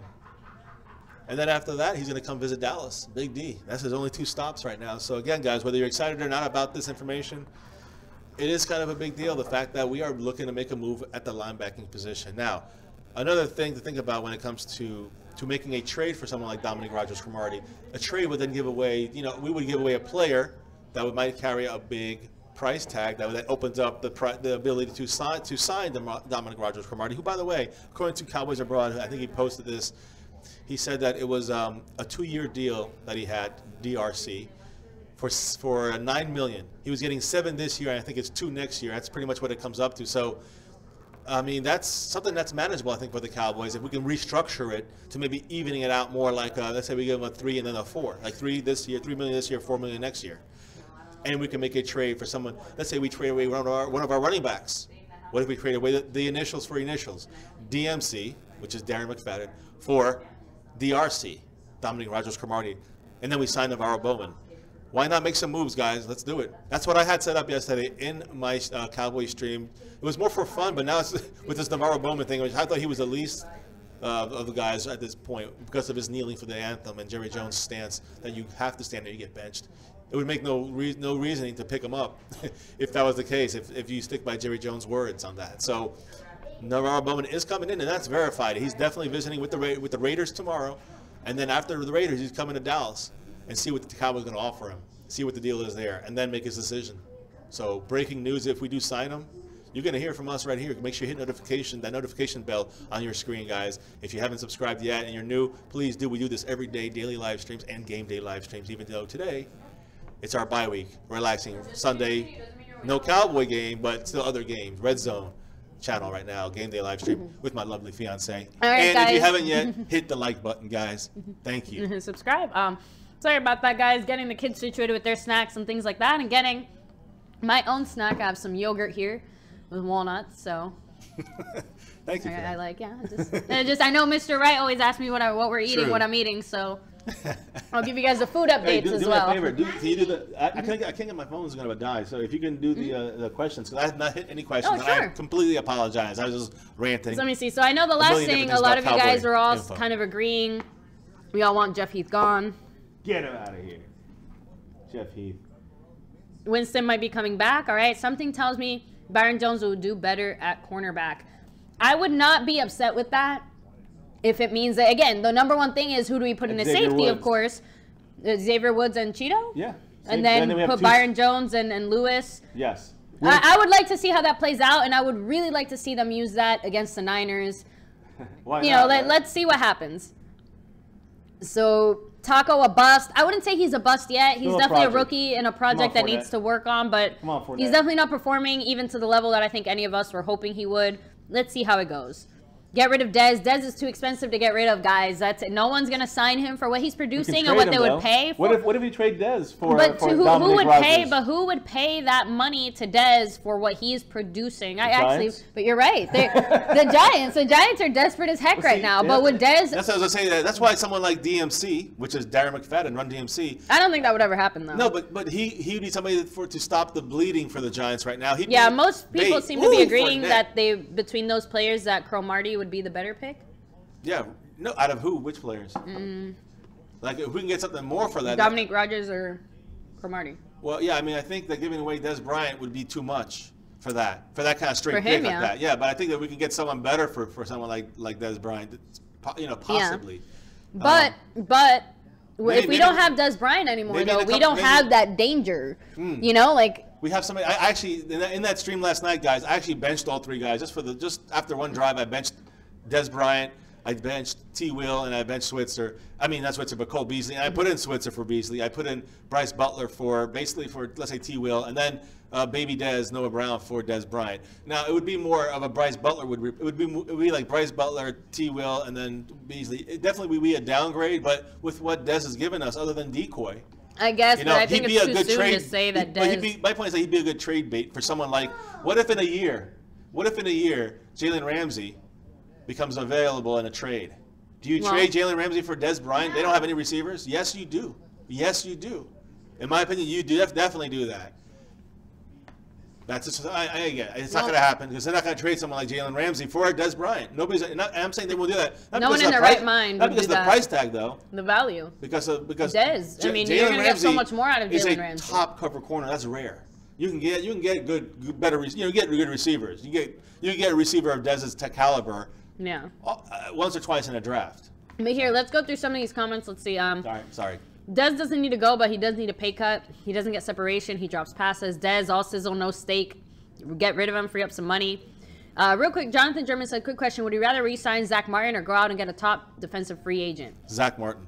Dez still leads receivers in touchdowns since 2010 and is a big-time red zone threat for us, says Frankie G, which is what I was kind of saying, that I think he's too much of a target for the Cowboys to he has a huge amount of potential when it comes to Dez Bryant. What he can do to a defense is true, and I've been saying that the whole season. I'm not putting anything against him. I agree 100%. He is valuable to our team. My point is that for the money they're paying him, if we can unload that money and him to another team to get a quality defensive player. Or for a first-round draft pick.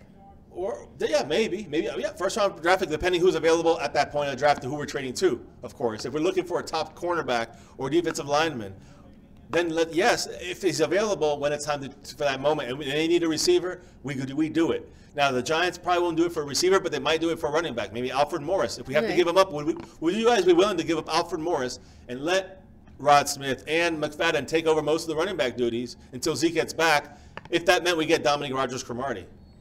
How's that question for you guys? Everyone's talking about DMC, but what about Alfred Morris? So answer, let me know. Well, you're the handler of the let's go back to this. So let's see. Frankie says, trading Dez to the Giants would be the dumbest move ever for us, specifically if they find a way to keep Dez and OBJ. If you want to improve the defense, you have to give up some offensive firepower, says Jonathan. DJ Crown J says Antonio Cromartie or Dominique Rodgers-Cromartie. We'll get back into that in a second. No, not Antonio Cromartie. Dominic. Yeah, so Jonathan says Dez for a draft pick just to get rid of the contract. Jags aren't trading Ramsey. Getting rid of Dez would be a smart move, especially with T. Will on a contract year. Shake my head. No, wait. T. Will's not a contract year, guys. Yeah, he was re-signed. No, he was re-signed. He's not for like 4 years, right? Yeah, 4 years. No, Bryce Butler's on a contract year. He was re-signed for 1 year, Bryce Butler. I thought you said he's a contract. No. Someone said here, getting rid of Dez would be a smart move, especially with T. Will on a contract year. He's not on a contract year. Right.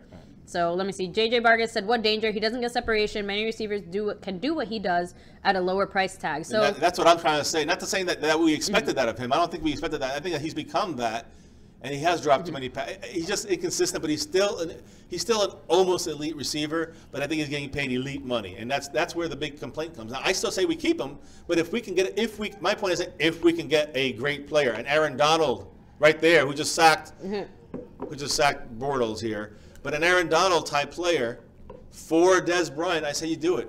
That's what I say. I mean, I don't think they would not. See, that's my point. Is they wouldn't, and the Rams would not trade Aaron Donald for Dez Bryant because it would be a bad trade for them. So that's why I'm saying that if we could get something like that for Dez Bryant, I say hell yeah, we do that deal. We go for that. If you can't, then no, you don't do any stupid deals for Dominique Rodgers-Cromartie. I agree. Yeah. I say that's too much of a giveaway. Look, I am going to agree that Butler is better than Williams right now. It's worth giving up one of our running backs to get Dominique Rodgers-Cromartie, in my opinion. Another flag. So because we have too many running backs for this reason. Maybe we don't do it right now, but maybe towards the end of his suspension with the Giants, maybe things even get more heated. So maybe wait 2 or 3 weeks, and then we see which one of the 2 running backs we don't want.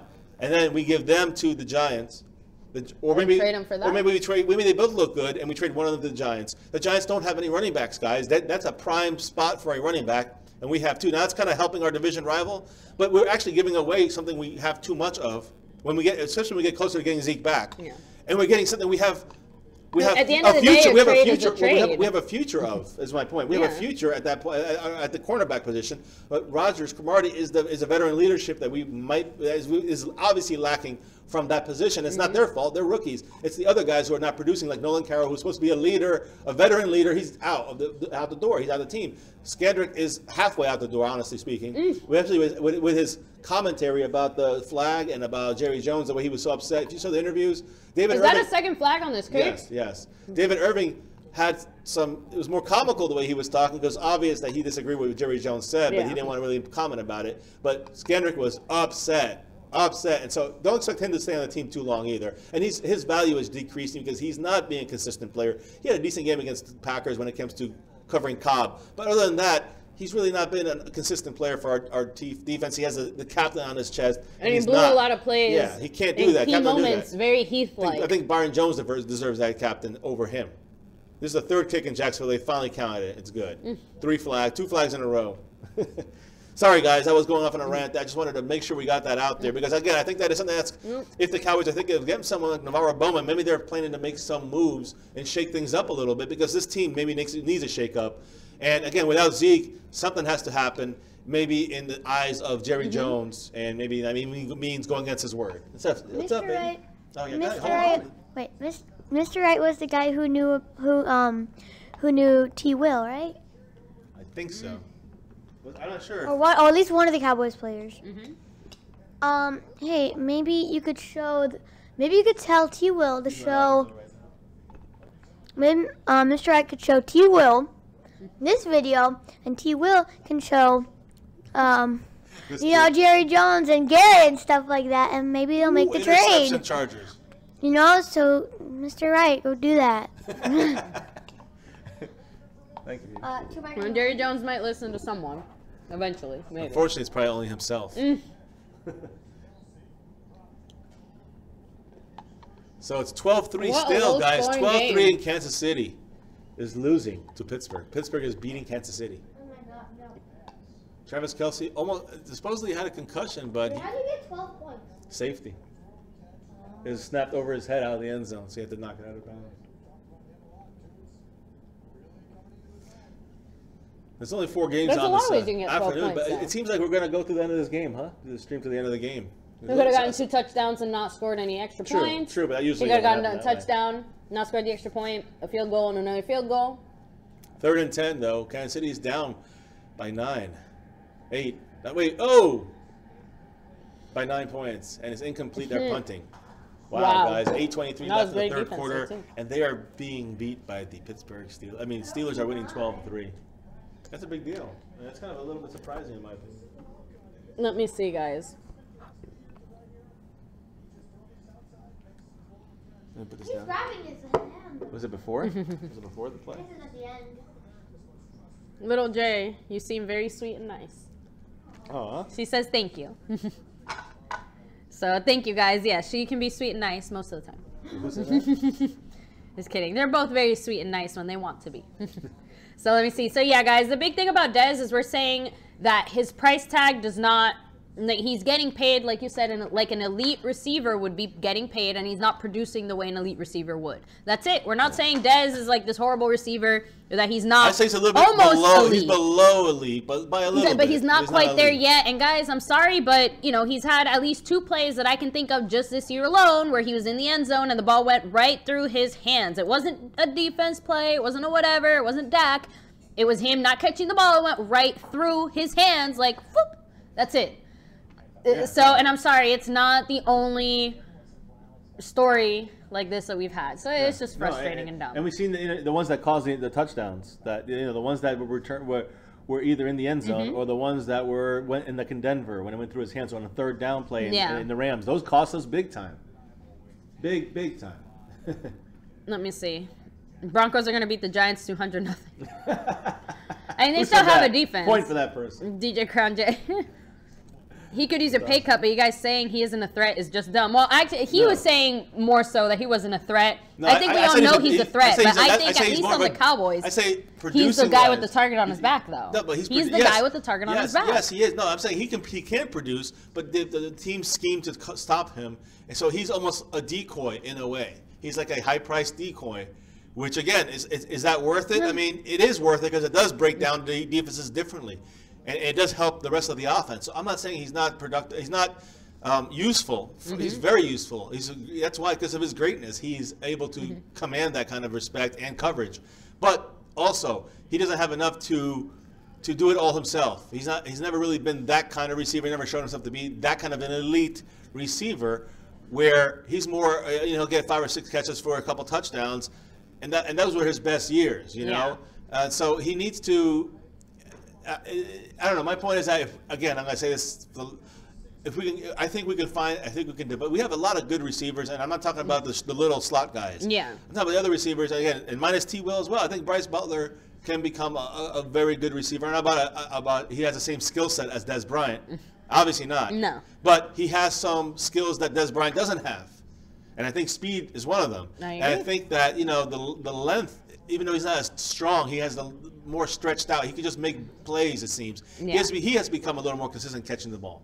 But I'm just saying there's things that you can think about for the future that you could maybe let go of some of your firepower, as someone said, and if you can get a great player for the defense, I think you consider this and maybe you go for it. If you don't consider it, I think that's stupid.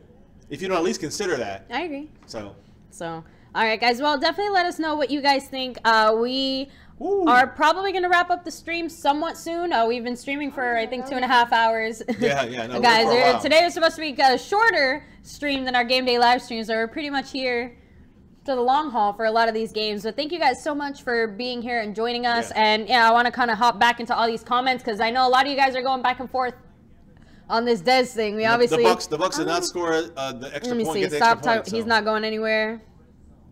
Jaquiz Rodgers, stop for a loss. And guys, we're not fake fans because we want to see Dez gone. Who says that? Yeah, guys. I mean, we were still with the Cowboys. It just, again, the Cowboys have to consider every single decision and move, and they have to consider every dollar as well. And I'm sorry, but Dez should not be getting paid what he's getting paid for what he's making. So, for what he's producing, what he's giving us. So, sorry, not sorry. You don't have to like it. It's just our opinion. So, let me see. So, I feel bad for the Chargers. They're so close every game. I know. I think Frankie G and us are kind of saying some similar things, but there's 1 or 2 points that are completely different, and I disagree with you, and you disagree with us. I don't think you're fake, and I don't think we're fake for thinking that Dez, is overpaid. Is overpaid, and not only that, forget about overpaid. Yeah, or that we might be able to trade for something better than Dez. I mean, there's players out there not better than Dez. Well, you know what I mean. Something we need better than Dez, more than Dez. In a position, yes. I think if we get an elite cornerback for Dez Bryant, I think that's worth considering, maybe probably doing, like an Aaron Donald. Let's see. Cowboys have to run the plays. So actually, Cowboys 42. The Cowboys 42 makes a good point where the Cowboys have to run plays that complement Dez being double teamed. And that comes to the coaching. If they can fix that, then if we can fix our coaching, we'd be saying a lot of different things, guys. Because if there's anyone I'd rather replace the coaches. Woo! Some of the staff. That was a good one.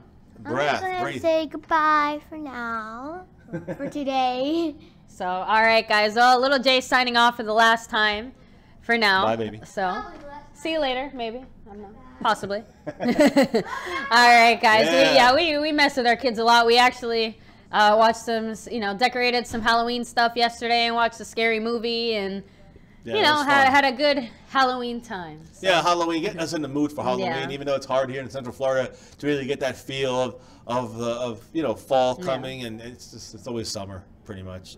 It's what it feels like to me, at least. So, and it's cool, Frankie G. Just the way you said that was just a little, I don't know. It just, let me see. He was doing a laughing sign on me. So, yeah, no, it's cool. And again, we're not, we understand that people have different opinions and things like that, but we're trying to explain to you guys at least why we feel the way that we feel. Will the Cowboys get rid of Dez? Very unlikely. Let's be real, guys. Do we kind of want to see it happen? Not really, but maybe depending on the person.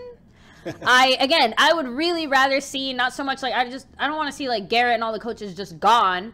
I just want them to freaking coach right, but I know they can't coach right. So yes, I want to see them gone, but maybe not mid-season. I just want to see them making better decisions. I felt like last year that was one thing that we really did well. We made a lot of good decisions, and mainly that decision was run the ball. My issue, I agree with that part for sure. That's the coaching. But my thing is that it starts at the top of Jason Garrett and the attitude of all three phases of the game, special teams, the offense, and defense.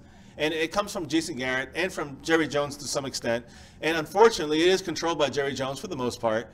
Obviously, but this anthem thing is starting to split the locker room apart, and that's not a good thing.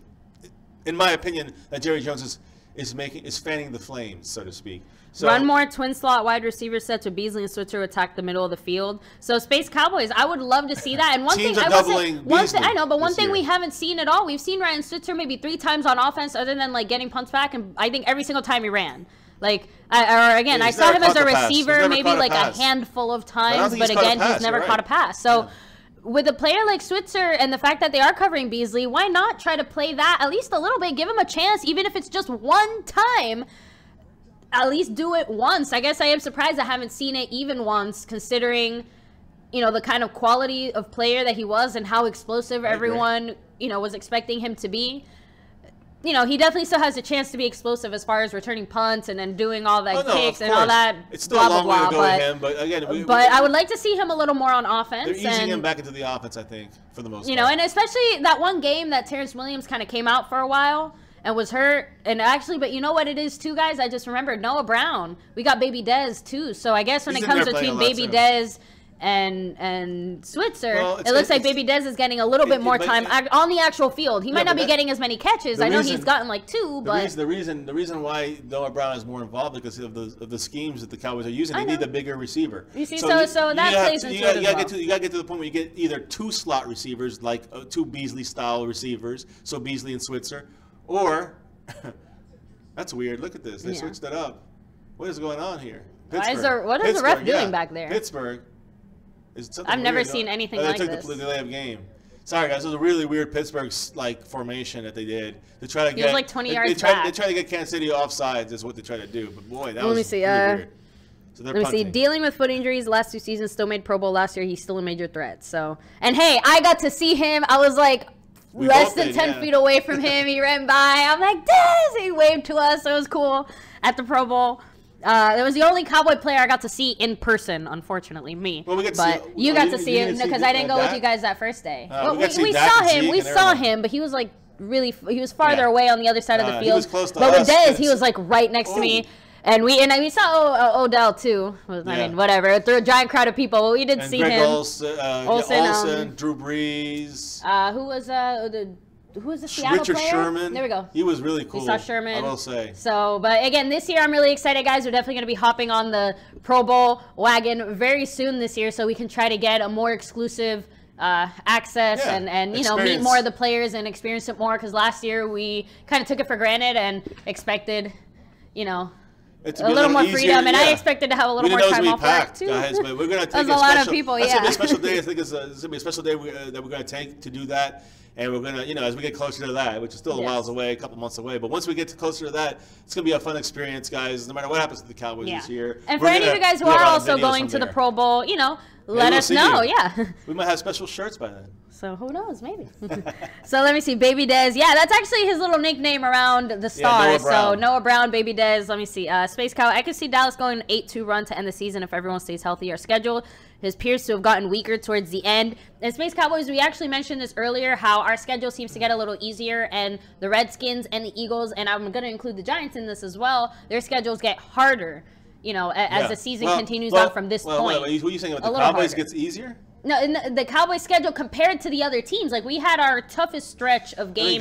It doesn't get easy by any means, but I don't think it's as tough as the Eagles or the Redskins. We get the 49ers, we get the Redskins. Then the Eagles. No. I was thinking about that. Not the Eagles. Then you get the Chiefs. Then the Falcons. Then the Eagles. Okay. And then you get the Chargers on Thanksgiving.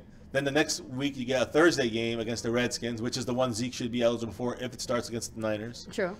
And then you get the Redskins at home in Dallas. And then you get at New York Giants. And you get at Oakland, home against Seattle, and then at Philly. I mean, again, when it's tough. But let's break it. No, but but yeah, let's break it down real quick, just team by team, and we're gonna fly through it fast. So of course the 49ers, that's definitely a beatable, winnable game. Exactly. So there you go. So and then we have Kansas City. Yeah. Yes, so Kansas City, that one we're probably gonna lose, guys. Let's just put it. Let's just not go into detail. So Falcons lose. Oh. The Falcons are. Oh, we lose. We're probably gonna lose. Let's say we lose. Let's try to be as negative as possible. Yeah. So we'll lose. So let's say Redskins. Or then then it's Eagles. Wait, is it the Redskins after that, or is it the Eagles? No, you skipped the Redskins. All right. Anyways, I mean, let's say. Well, whatever. The Redskins. I think the Redskins is going to be the game that we're going to beat them. There's many games. Okay, so let's say we beat the Redskins. That's 4 wins so far. I think we're going to take a loss to the Eagles the first time. I think we're going to split. We're going to be 1-1, beat the Eagles once, lose to them once. Well, I know we can't, but I think the loss is going to come in the first game. Okay, so we lost. So we lose that one. Yeah, I know. Depressing. I don't agree, but all right, let's just go. That's a home game. Hey, you don't have to agree with me, baby. But all right. So actually, I guess, but again. But let's say we win that one and lose the last one. Okay. So either way, then we get the Chargers at 6. We should win that one. I'm just saying that, not despite the Chargers gonna be tough. All these games are tough, guys. Yeah. Just because they're saying we should win or we should lose. Then we're home against the Redskins. We have to win. We have to win that one. That's 7. That's 7 wins right there. And then we get the Giants in New York. Which again, the way they're looking right now, it's probably a win. Yeah. And then, so we have 8 wins at that point. Then we go at Oakland. Which again, the way Oakland has been playing, I think it's definitely doable. It's they're not as scary. It's tough to play. Yeah, like if we had this defense and they had their offense last year, I would be terrified. But as of now, I would say we're okay. Let's give them the win because then we go home and play the Seahawks. Which again, that is the game that I know our defense is not the greatest, but I really know I'm actually gonna say we win. That's one of those. That's one of those weird games I think we're gonna win. So I think I say we lose and lose. So you're saying 10 wins for the Cowboys? I'd say that's too much, being negative. All right. I say 8 wins, really negative. I think the Cowboys can pull at least 8. I guess, but I think 9 gives us a chance to win the division and also get a wild card, in my opinion. So. Yeah, we're not underestimating the Niners at all, guys. That's why we're saying. But if we lose to the Niners, there's gonna be tears, there's gonna be curse words, there's gonna be a lot of things. No, I'm gonna just disappear for a while. Yeah. So, let's see. The last time they started 5-1, they ended the season 10-6. So, the Eagles, Space Cowboy, and I watched the game. Clearly, I just hold Dez accountable for not getting open and dropping crucial passes. One leading to a turnover, another turnover on downs, another drop touchdown. Those are the true things. And let me see. So, look, outside of the whole Dez thing, guys. Look, the thing is, I think that defensively it's a problem, but when you look at the games that I think we could win, it comes down. Play. That was a big one for them. Wow, he just stiff-armed a guy into the ground. Look, I honestly look, when it comes to the NFC East teams, I think we're going to be 1-1 against the Redskins, and we're going to be 1-1 against the Eagles. I think we're going to win one and lose one because they're tough teams, and the way that teams are matched up right now, it's just going to be so close, guys. So you're giving us 10 wins. Yes. But I think we're going to beat the Giants twice now, obviously, because of their own situation. I think the Niners and the Chargers are the 2 games that are pretty much wins, but nothing is ever certain, especially the way they played. I think Oakland is the game that could go either way, but we're going to win. I think Seattle's another one of those games. I know you don't agree. I know Seattle has a really good defense. Let's say you win one of those 2. Yeah, so but I think it's definitely a loss to Kansas City, definitely a loss to Atlanta. And then what team is it that I'm missing? Actually, you have 8 wins because you split the Redskins, so you actually have 8 wins for them. 8 or 9, and again, and I'm not saying they definitely can't beat the Redskins twice, but the way the Redskins are playing, they're playing really well, and it's going to be a tough one. And didn't we beat them twice last year too? The Redskins, yes. So that changes things a little bit, guys, which is why again I say we're gonna take we're gonna take a loss to them, and it's gonna be the first time we play them. And I'm gonna say that again with the Eagles. We're gonna take a loss to the Eagles and the Redskins. We might lose the Redskins first, and then beat the Eagles. True, and then I don't know. Let us know what you guys think as far as those individual games. I don't really want to go too in detail on the ins and outs because until they get closer, we can't really tell as far as personnel and other things. But that's just my general thoughts. I think that we can definitely finish the season with 10 wins.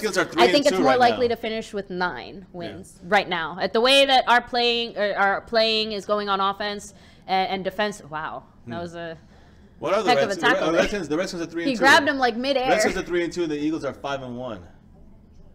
And we're 2-3. So again, I guess we might do. It sounds horrible, but we still got a shot. But I disagree with you on those things where I think the games we have to the Cowboys staff has to focus on winning. Are the division games? They got to beat. Look, I'm not. They might split the Eagle game, but we got to beat the Redskins twice. Not because they're better or worse, but because the way we're playing them. Do you really expect us to beat them 4 times in a row, though? We need to show them now. We need to show them now, right now. I don't think we're showing many people much. With Morris back there against his old team in Washington, I think that he can spark something for that team for that game. Look, and you know what? I know they've been dealing with a few more injuries at the moment. So just saying those things do play into those. I agree for sure. If we beat the Niners, and that's gonna be a tough game. If we beat the Redskins in Washington, that's a tough game. Then we get a big matchup. I think it's a night game against the Eagles. I mean, not the Eagles. I'm sorry. We get the next game is the Chiefs.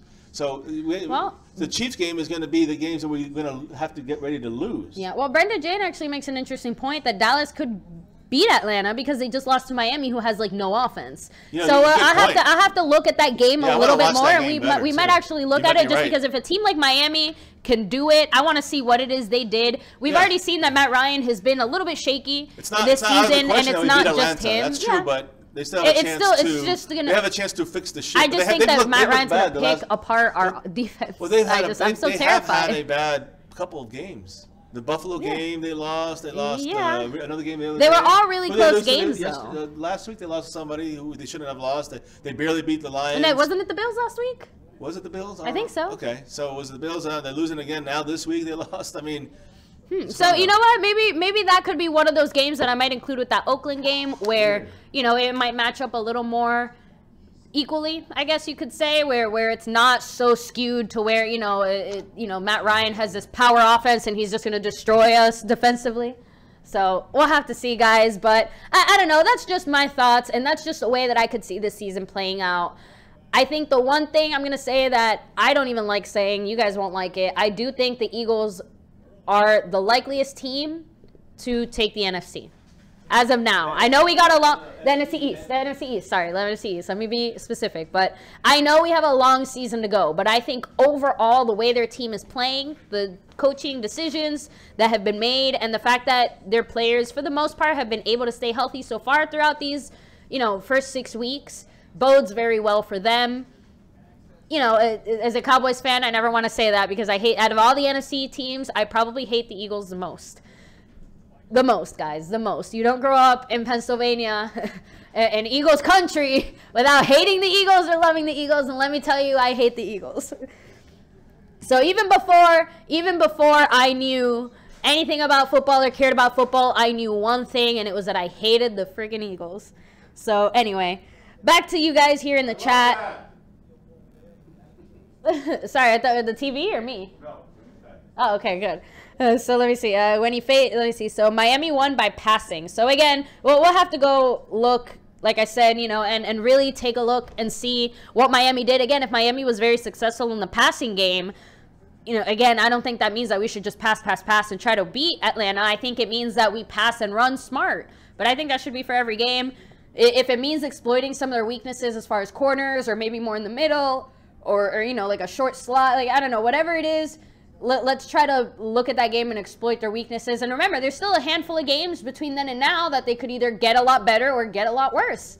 We'll have to see, guys. I really do want to look at the 49ers because I know basically nothing about them other than Colin Kaepernick and all that jazz. So I definitely am excited to take a look at, some of the players that they have and, how we're going to match up against them and, some of the things that we need to do to beat them and really secure that win. Let me see. Has Dez underperformed? Let me see. Yeah, guys, I'm not going to read too many of your comments on the whole Dez thing because I do see Frankie G a lead. You guys are, and I love these discussions, though, guys, because that's why we're here. We don't all see football and see the same things every single time or agree on, every single thing. And that's where we can expand and learn on our football knowledge. So, I love these discussions you guys have back and forth. So...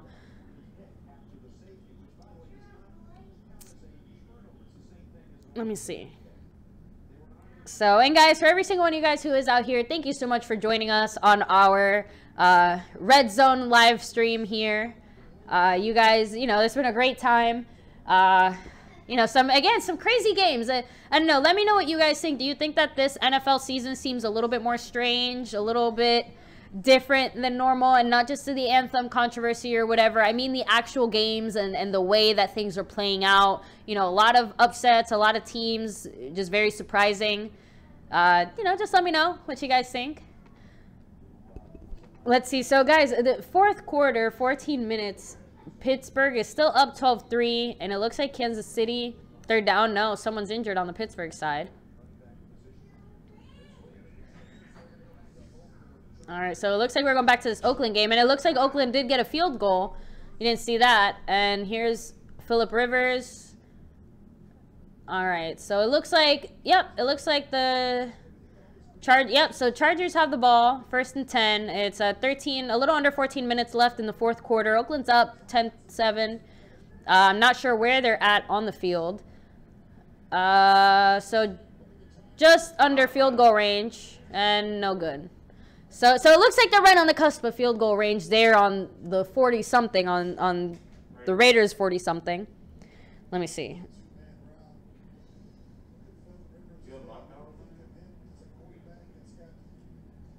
Well, Space Cowboy 17. Eagle fans are going to say everything Cowboys is trash. You know, again, that's where we're not going to do that because, again, we know that the Eagles have some good players, some good value, and just like every team has some good and some bad and whatever it is. So, you know, we say they suck because we personally feel they suck as teams. But that doesn't mean that they, you know, in reality actually sucked. Facts are facts, guys. You know, the fact is, though, if the Eagles did want to say that Dez just is not worth what we're paying for him or say some negative comments towards Dez, they can talk a little bit. A little bit's going to be true. A lot of it's not.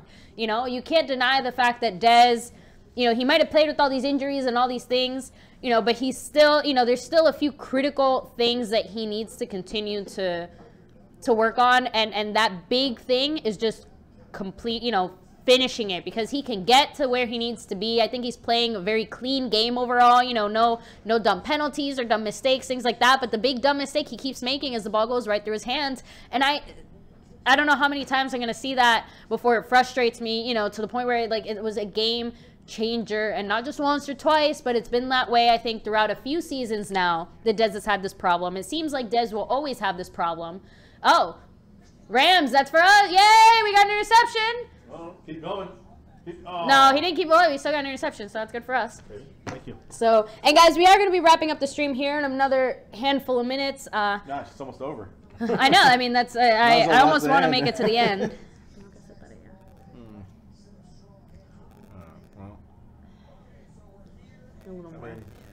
There's a couple. Yeah, so if we had Weapon X88, if we had somewhat of a defense, we'd be 4-1. No one would be talking about Dez. No, we'd still be talking about Dez because, again, if we're looking at the problems our offense is having, it would be, you know, the fact that, you know, some decisions were made very badly. But I would say that this year it seems like, you know, but Dak has gotten a little more on point. But Dak and our receivers were not doing well. That goes on both of them. And that's all our receivers, guys, you know, that they weren't doing all that great.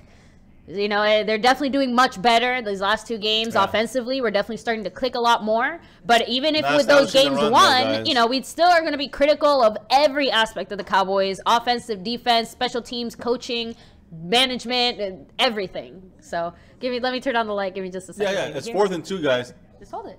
Oh, I didn't know. I thought you were like, you forgot we had 2. No, it's Kansas City 3, Pittsburgh 12.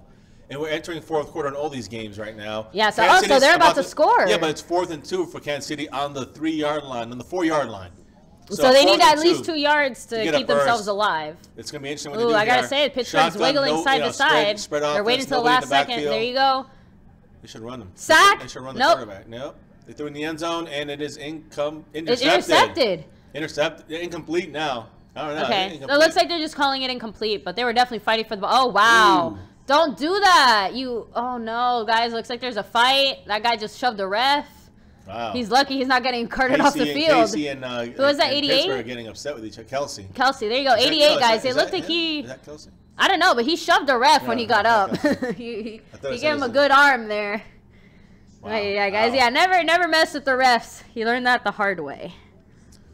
And guys, if you haven't already, make sure you guys hit that likes for the stream. Yeah. If you're new, hit subscribe and hit the notification bell. We do these every day, which is a special Sunday, relaxing, non-Cowboy bye week. We were going to live stream that game unfortunately, because of our schedules, we kind of can't. Yeah, you know, kids have school tomorrow. We all have work and all that other blah, blah, blah. So, you know, it's just a little too late. And I'm not going to lie, because the Giants aren't quite what they were going to be going into that Denver game. It's not really worth it. So, yeah.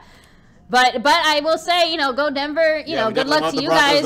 You know, enjoy all those points you're about to score. You know, it's one of those fun games where you can just sit back, relax, you know, have a beer or two, and just really enjoy your team, you know, crushing another one. Yeah, they're saying that Dez Bryant gets about $15 million a year. I'm not sure how accurate that is, but I think it is something in that range.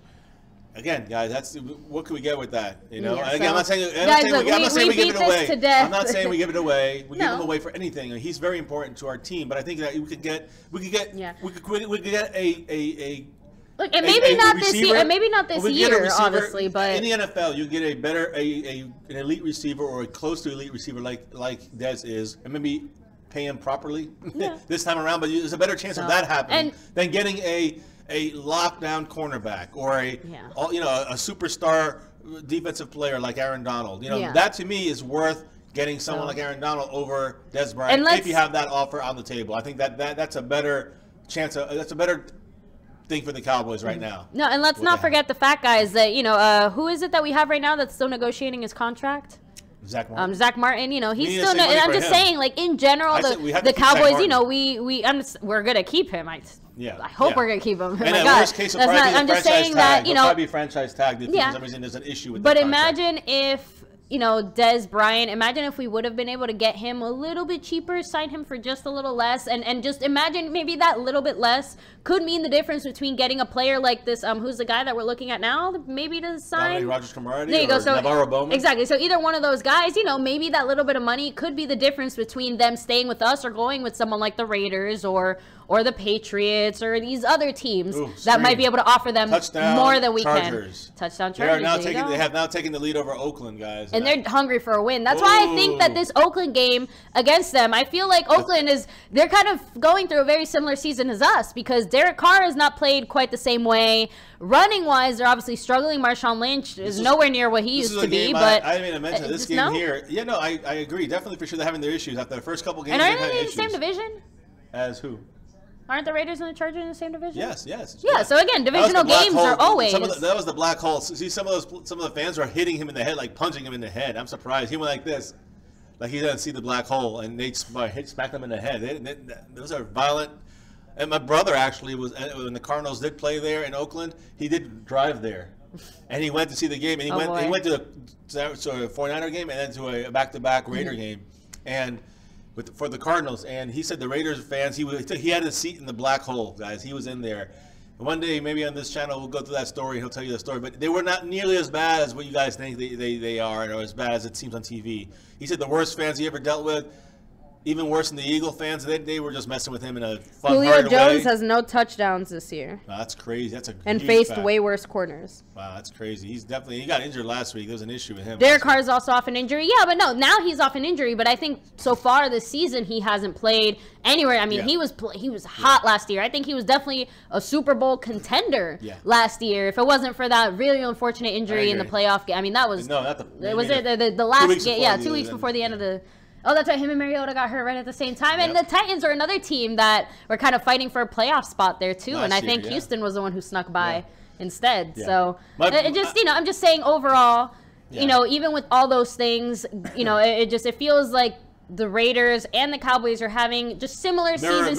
Problems. And I think it's going to be an interesting game when we finally play. You know, but I'm excited to play the Raiders, especially because Tony Romo's supposed to be announcing that game. So it's going to be nice to have, you know, Papa Romo back, how I called him. But, but as far as my brother's little road trip, and he's been to almost every single opposing team for him, the Cardinals opposing team. And you know, he's been to Dallas as well. And he said by far the worst fan base in the stadium when it comes to the actual games, Tampa Bay Buccaneers. They're the most rude fans that you could cross paths with, and it's not in a good way, not like in a cool, as a fun Floridian, way. That makes me very upset. You know, makes me feel a little embarrassed for our home state, showing such low class. Yes. But again, unfortunately, I do see a lot of the fans. Oh, that was tricky. I do see a lot of fans, though. I can see that. A lot of bandwagon fans when it comes to Tampa. There's always bandwagon fans in every place. Every team has them. But when they were never winning a thing, they were just a laughing stock in Tampa. So now they're, oh, you're the #1 team. You know, you're great. But, you know, their base has gotten better since then, but it still has that flavor in it. And so my brother experienced that. And it wasn't more recent. It was probably, what, maybe 10 years ago or so. Yeah. I'm not even sure. Within 10 years. So I guess things could have definitely changed. And, you know, it'll be interesting to see how that black hole reacts when they do finish moving to Vegas. And that's still obviously in the process. That's a whole different thing. I know wow. A lot of fans are upset about that. You know, but I'm just saying it'll be interesting to see. And I heard if there was a fantasy redraft, who'd be your #1 pick? Leonard Fournette, baby. That was an excellent pick. And I got Gurley, too. You have Gurley, too. There you go. Oh. So yeah, I mean, I was forced to take Gurley as my first overall pick in the 16-team league, and then I had like the 15th pick, I think. So I had 2 picks went by, and I picked again the second pick in the next round. The guy took McCoy, who I wanted to take before me, and then after me, he took another guy. I'm glad I got stuck with. You know, I gotta say, oh, that was almost an interception. That's still. I'm surprised it didn't count as an interception. Is it on the 1-inch line? Peterson that was a great move there. Wow. Okay, good. Sorry, guys. I'm jumping around crazy. No, I had to check something real quick. Good. All right. So, guys, I think that we're going to watch another. Yeah, we're going to finish watching this. I do really want to finish the game, but I'm. Well, if you can't, maybe I'll finish it with the Well, no, I can't. I mean. Yeah, I know. It doesn't really make sense. I need something, so. True. I mean, it's all right, guys. No, we're gonna go ahead and stick it out for the rest of the season. I mean, it's not too long, but with the red zone, it's gonna be. Well, we're watching all the games and here. There's still 7 minutes in the Cardinal game. It's Cardinals 31, Buccaneers 20. That's become a close game. That's right. I just said it. So Brendan James said it'll come down to when Dallas and Eagles plays. That's going to be the game changer. I definitely think that it's going to be one of the game changers. Got hurt. What happened to his leg? What? Oh, right. Oh no, Fournette looks like he's major injury. Oh no. As we're talking about, no, yes. He's sitting there now. All right. Let me look into that. Oh no, Leonard Fournette got a major injury. No, they keep talking about it like it's a big deal. So yeah, and they're on offense right now. He's not playing. So actually, yeah, here guys, I'm gonna actually do a little research on that because that's a big one. Right now, Cardinals have the ball. They're up 31-20. Looks like a free play for the Cardinals. It is a touchdown. Cardinals now, you know, it was 31-0. Now it's 31-20. Now it's going to be 38-20. Right foot. It's his right foot, guys. A right foot injury. He's getting examined right now. Let's see. Leonard Fournette, guys. That's Leonard Fournette. Some people are saying it's just a hyperextension. Again, let's see. I'm going to be. Let me see. I'm going to just stay on here until we get some more definitive news. If he's like this, they're not going to play him anymore. Peterson rushed for a touchdown, guys. Oh! Another touchdown for Peterson. Somewhat breaking news. Kaepernick is preparing a statement about filing a grievance against the owners for collusion under the CBA. Wow. It's going to be released soon. So, guys, a very interesting twist on this whole anthem thing. It looks like Colin Kaepernick is going to file a grievance against the NFL for violating the CBA for colluding to keep him out of the league. So it's going to be interesting to see how they're going to prove it. Unfortunately, I do think Jerry Jones adds a little heat to that fire and helps him make a little bit of his case just by saying that, just saying some of the things he said. It'll be interesting to see how that plays out, guys. But definitely we'll keep you guys updated on that. That's kind of a big deal. Let me see. Oh, man, a lot of stuff just went on right here, guys. Okay, so real quick, I'm just going to update you guys on some general NFL injuries. So it looks like the Packers left tackle, Bakhtiari, he re-injured his hamstring, and their right tackle, Beluga, is out with a concussion. Yeah, they both kind of and no Aaron Rodgers. And Aaron Rodgers is gone. Guys, probably for the year with a broken collarbone. Green Bay, you're done, so sorry. Yeah, it's going to be tough for them to rebound.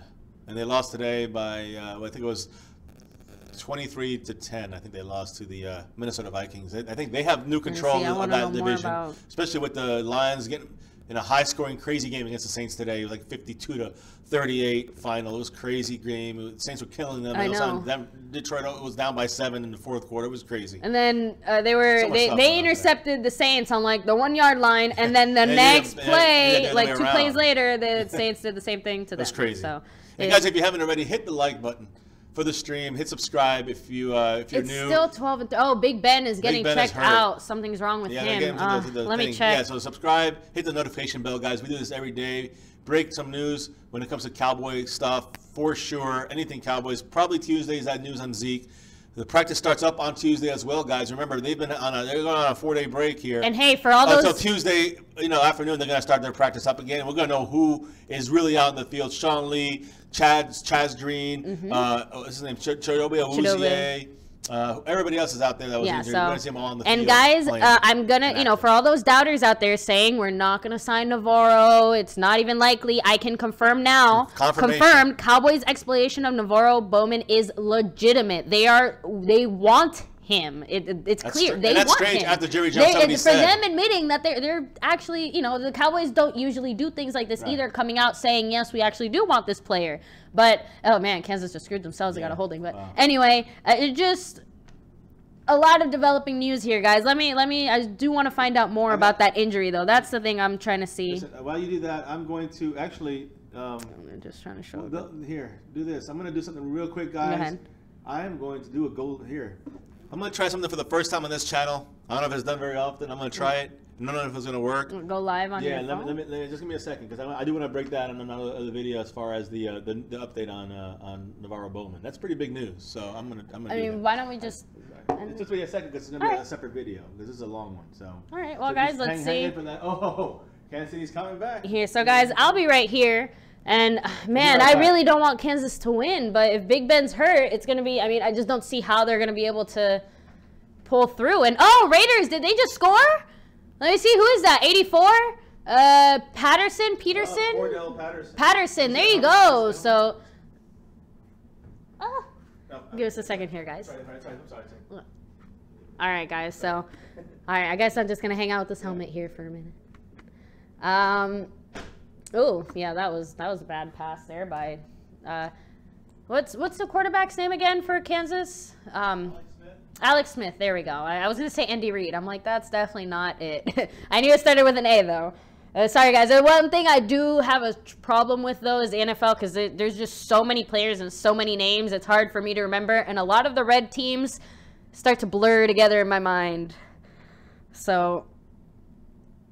let me see. So let me catch up with a few of your comments here, guys. Give me just a second. I was trying to find some news on some of these injuries. I can't tell if...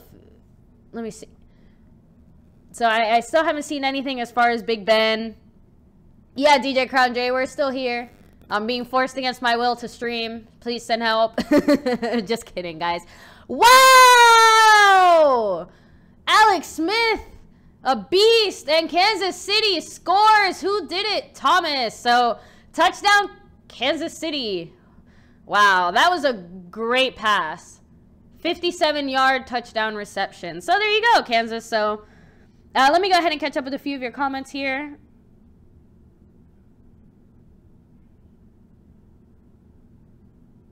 Let me see. So... let me see. Oh, boy. So what's going on with Bowman? So DJ Crown J, as far as Bowman, can't really say much. I know Navarro, though, and I just said this. We can confirm some stuff on him. My fiance is going to be posting something on that in just a minute. So Barbara Long says, this has been my point, that it's early in the season. Cowboys defense will be back in the field in the next few weeks. We definitely have a lot to learn on defense. Hopefully with some of our major players coming back, like Hitchens, Sean Lee, hopefully ready to go, healthy, not forcing so much onto Jalen Smith, hopefully signing someone like Navarro or Bowman or some of these other guys who can help us out a little bit more. Really it's going to be up to our offense to kind of help keep us in the game and to manage the game, and for our staff to not put our defense in a bad position to lose the game. So... let's see. Y'all act like Dez is still good. Dez is good. Jawad, I'm not really sure where you're saying Dez isn't good. He's still good. He's great. He's just not an elite receiver the same way that Odell Beckham Jr. is, for example. Odell obviously out with an injury, but he's still an elite receiver. Dez is just not, like, right at that level. It's not saying he's not good or great or amazing or doesn't... isn't a game-changing player, okay? It just, he's still Dez Bryant, but he's definitely a little overpaid, and he definitely still has to make sure to catch the freaking ball. So, let me see. It's 2017. Oh, Jawad, you're an Eagles fan. There we go. Okay, so I know you're 5-1. I know you're really excited. Yay, Eagles, woohoo.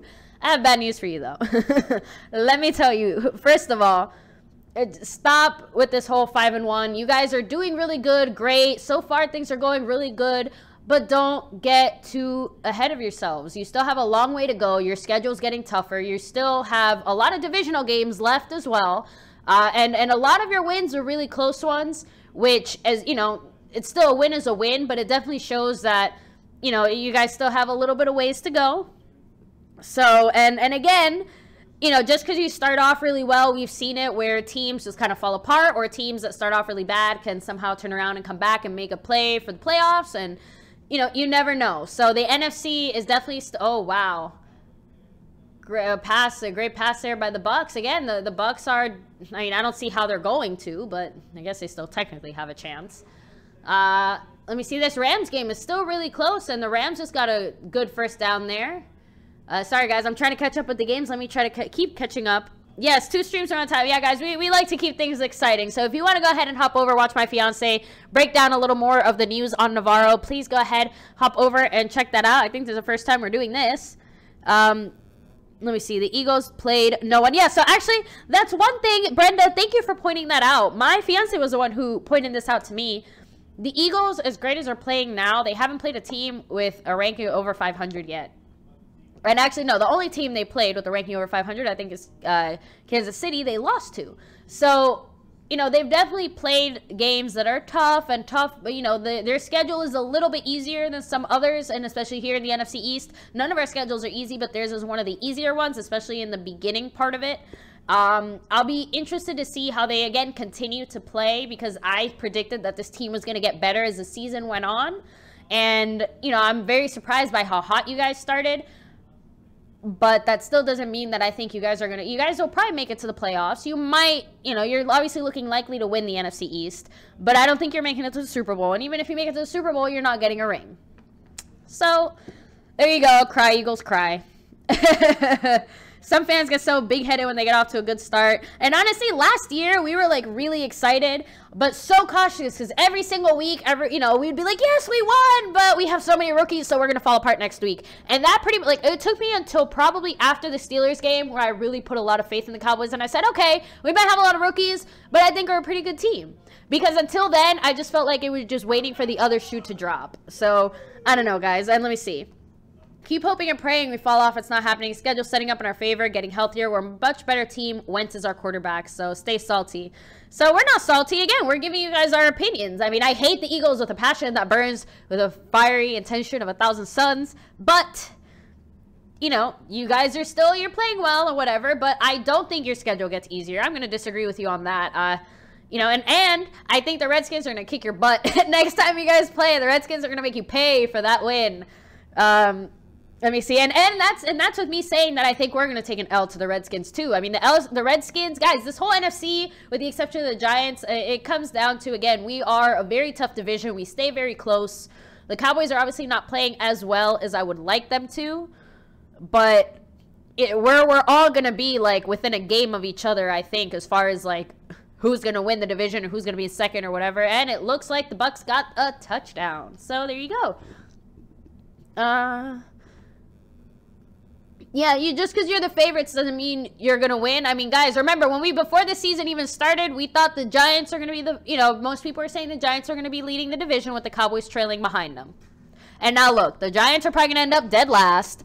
You know, and we're going to be somewhere probably in there. I think we're going to end up second, most likely, behind, yes, you Eagles. But like I said, even if you guys win the NFC East, I don't expect you to make it to the Super Bowl. And even if you make it to the Super Bowl, you're not getting a win. You're not getting the ring. I'm sorry to interrupt. I hope you guys enjoyed that little mini stream there. The little mini go live inside of the stream of the stream. It's like a bizarre world. Thank you guys for joining me on that one too. You know, Streamception. Exactly. So, a new movie called Streamception. Starring, I gotta say, you know, a lot of Cowboys haters, but guys, it's okay. You don't have to like us because you know we like the Cowboys. we don't like the Cowboys. We love the Cowboys. How about them Cowboys? All right, guys, this Jacksonville game is getting close to the end. 3 minutes 27 seconds left. The Rams are winning by 7. Gurley, is that Gurley? I want to give me one more touchdown here, although I want Jacksonville. I haven't seen. Let me get back to the updates now that you're here, baby. On Big Ben, go ahead and catch up with some of our comments here, so we can. Yeah, what's up? What happened to Big Ben? He get hurt? He's out? I don't know. I saw. Remember they were checking him out. Yeah, I saw him, but. Oh, and guys, yes, the Cowboys do have an increased interest in Bowman. We can also confirm that as well. Just broke that on a separate stream for those that are not watching this, or later on don't want to watch the whole stream to get that information. So I just put that out there. Why not? This is a first for us. I don't know. I just got the idea. Why not throw it out there now? Even though we're telling you now, it's different when this stream is posted. People not a lot of people are going to sit and watch the whole entire stream through. And even if you skip throughout, it's still you're going to miss some stuff. So just to make sure, just for documentation, right, for our own channel, so we can go back and check it out. We know, okay, this is when we said that about Navarro Bowman. Let's see what happens. Maybe it transpires into something fantastic. Yeah, I think Antonio Brown just did something. Yeah, he big. did a good deal. He did a good.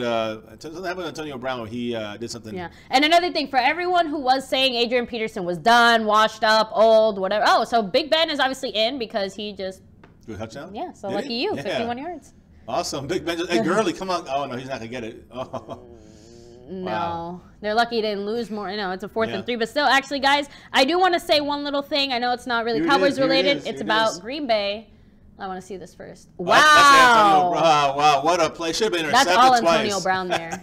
Wow. Great athleticism. Well, I'll take the points in my money league instead of an interception and losing 2. But guys, I guess some people are saying that now with Rodgers injured, we're going to see Kaepernick possibly in Green Bay or something, maybe Tony Romo coming back. But, from what I'm seeing here, the Packers are the team that's going to trust their scouts and their young players. So I'm just letting you guys know that, at least we can expect to see them probably just, find someone young, healthy, and give them a chance. That's how they found Rodgers. Yeah, no, I agree. And that's kind of like, Rodgers was when he was drafted. Yeah. Yeah, he was, But they gave their young player a chance, They didn't go pick up a veteran or make some crazy moves, whatever it is. Let me see. I'm really trying to find out more on this other injury and Fournette, too. I haven't seen any updates on him. If you guys know anything about Fournette, right now Pittsburgh's kicking up here for basically the game. I mean, it's almost over. It's 19-10 with 3:24 left. Pittsburgh is beating Kansas City, possibly making the last undefeated could be going down. Miami Dolphins of 1971, I think it was, or 72. 72 Dolphins are popping the corks of their champagne bottles tonight. Almost about to do that. They're about to pop them. The last undefeated goes down. They do that every year. The remaining members that are alive from that year that were undefeated, the only undefeated NFL team in recent, in NFL history. The Miami Dolphins of the 72 Miami Dolphins. They won the Super Bowl against the Redskins. They every year that nobody is undefeated, they pop the bottles on their champagne, and they couldn't do it with the New England Patriots until the Giants beat them in the Super Bowl. Look, onside kick. And what the? Who got it? It looks like Tampa got it. Tampa got the ball. It's 38-26. Arizona's winning, and they're winning 31-0. I mean, look, I'm just saying they still technically have a small chance. Yeah, they have to score again and get another onside kick. Yeah. This would be the big. This would be. But yeah, guys, no update on Fournette yet. I haven't seen anything. I'm guessing he's still being checked out then, which obviously he's probably out for the rest of the game for sure. But obviously, I'm hoping that he's it's just a sprain or hyperextension, something that he's only going to miss a few days or a week or something not serious, not season ending. First thought, it looked really bad the way he hyperextended his knee and his ankle. Yeah, and some people are complaining and saying that a lot of that has to do with the field, the actual field, that it was like really muddy, slippery, just not good. That the NFL, should have really taken more care for that. That was a nice play there. That's a flag football trick play. We've done that. We did that. Yeah, the Raiders and Chargers game. The Raiders just pulled a flag football trick play. And guys, I will say, if any of you guys are coaches for any kind of like youth sport or anything, much love. The NFL can be very inspiring for some plays. So, because we definitely got a few ideas just watching these games and trying to figure out how to work our players around these plays. One of the best punters in the league here, King. Look at this guy. Marcellus, right? Or what's his name? Marcellus. Yeah, look at that punt. I mean, just as on a punt, he just boomed that thing like 460 yards. Oh wow! Well, my phone's about to die, so I'm gonna. That's why I had the charger for you out there, baby. So guys, these games are winding down. There's like 4 minutes left in this Raider game. There's here. Give me just a second, guys. I'm going to go ahead and bring my charger out here so that we can continue the stream. We are going to go ahead and just finish up these games and then, call it a night. Yeah. So. We'll be definitely watching the Giant game in the background, Giant Denver game, but not streaming that one, guys. We're going to need some extra relaxed time. We've been streaming most of the day. We streamed like a game and a half, guys. Here we go. Whoa, the Chiefs are driving. Kelsey's moving it. Number 87, Kelsey, is now in the red zone with the Chiefs. Kelsey made a great 20-yard pass and then ran, and the guy Oh, well, no. This is they just got in the red zone here. They need to score quick. They have all 3 timeouts and a 2-minute warning as of right now. Okay, incomplete. Not miscommunication there. But again, guys, this is where it's a where I think a team like the Chiefs can come back here and can take this game here late. It's not over yet. I know. 2:31. It's very surprising. Oh, sorry, I guess no one can hear me. I will say it's surprising to see them play like this though against a team like they're practicing their celebrations, but they're losing. So. Pittsburgh? I'm sorry, they're winning. I'm sorry. They're practicing their celebration and they're winning. Yeah, well that's bad too because then it's bad luck. So. A little too soon though. Yeah. On the 15-yard line, 2nd and 10, the Steelers are blitzing. Alex Smith throws in the end zone, and he had him wide open, but the blitz is why he threw a bad pass. He would have had an easy touchdown, but he messed up there. Here, let me do this one first. Yeah, I'm going to make a quick little funny comment. There's always one person. It's always one person, I'm sure, because every single one of our videos has one dislike. Like every single video, yeah. I know he or she is a subscriber. So I just think it's really funny, whoever you are. At least thanks for taking the time to click on our video and taking the time out of your entire life to hit dislike on our video. We think it's funny, whoever you are. Yeah, so I don't know. I do actually think it's funny, guys, just because, again, it's like every video without fail, at least one. Respect without respect. It's funny. It's respect but blindfold. But hey, you know what, guys? Like I said, we do want to know what you think. If there's something that we can improve upon or do better, we want to hear from you guys. That was horrific. Yeah. Let us know how we can fix that down arrow, other than not becoming Cowboy fans, because that's never changing. Yeah.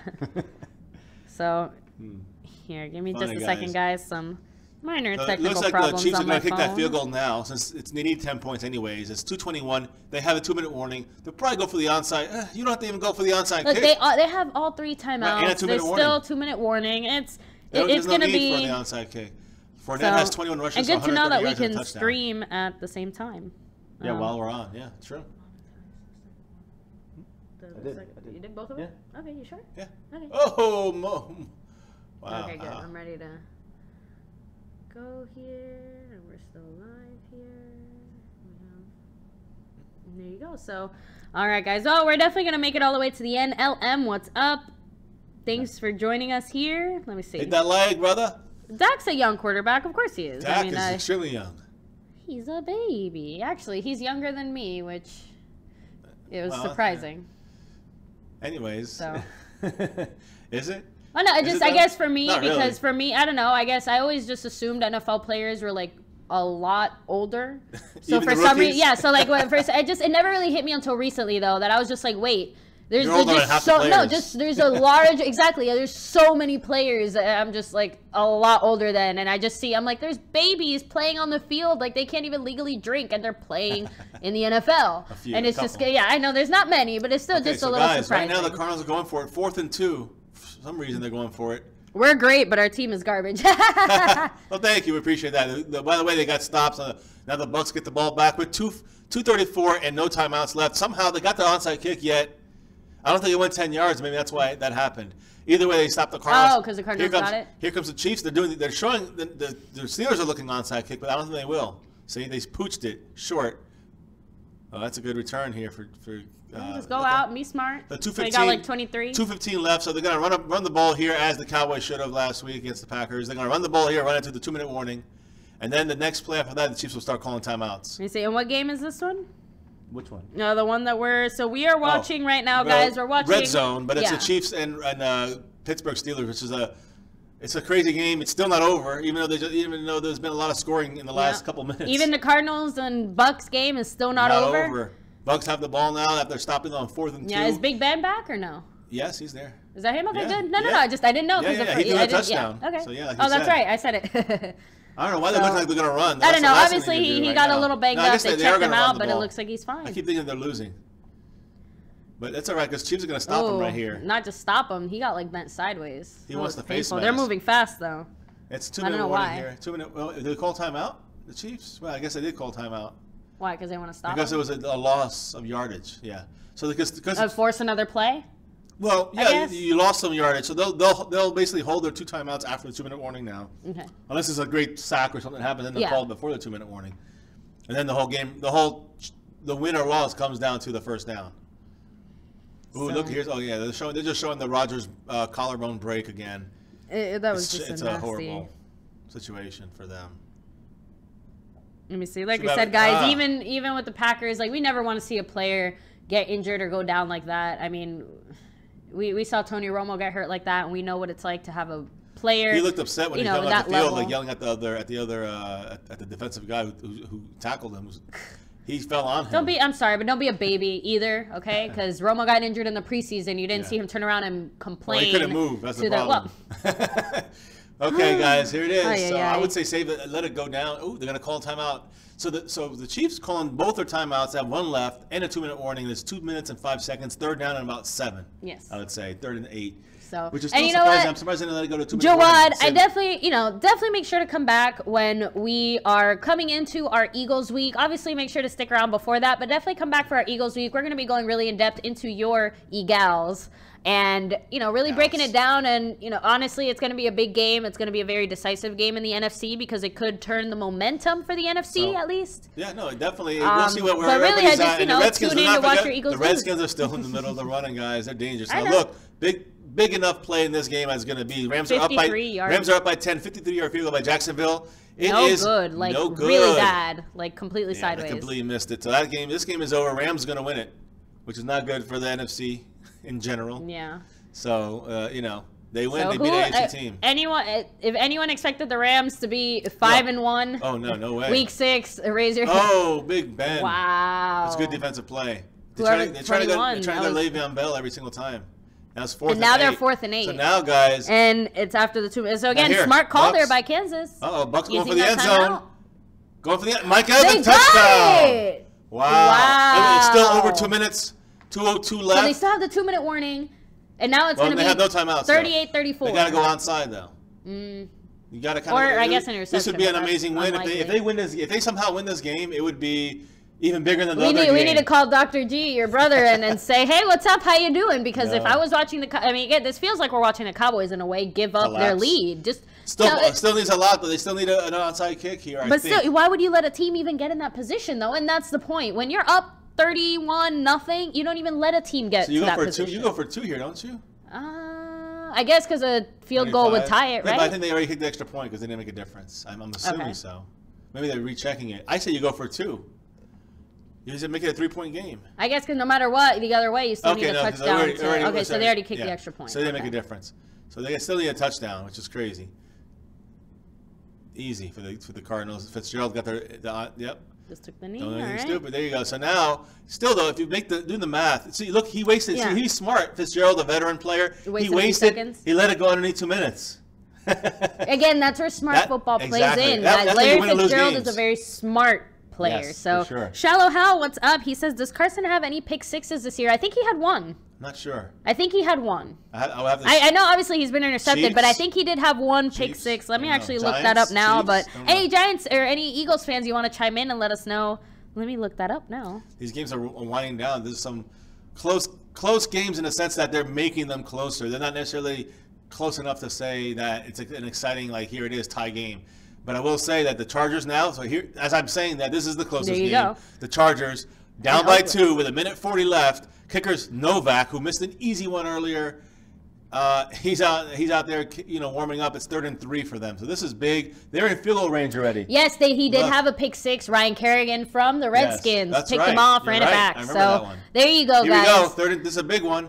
He got it. Got a first down. So now they're going to run. This is what the Cowboys, you get in this situation now that you have to use all the timeout and just set up for the field goal and win the game.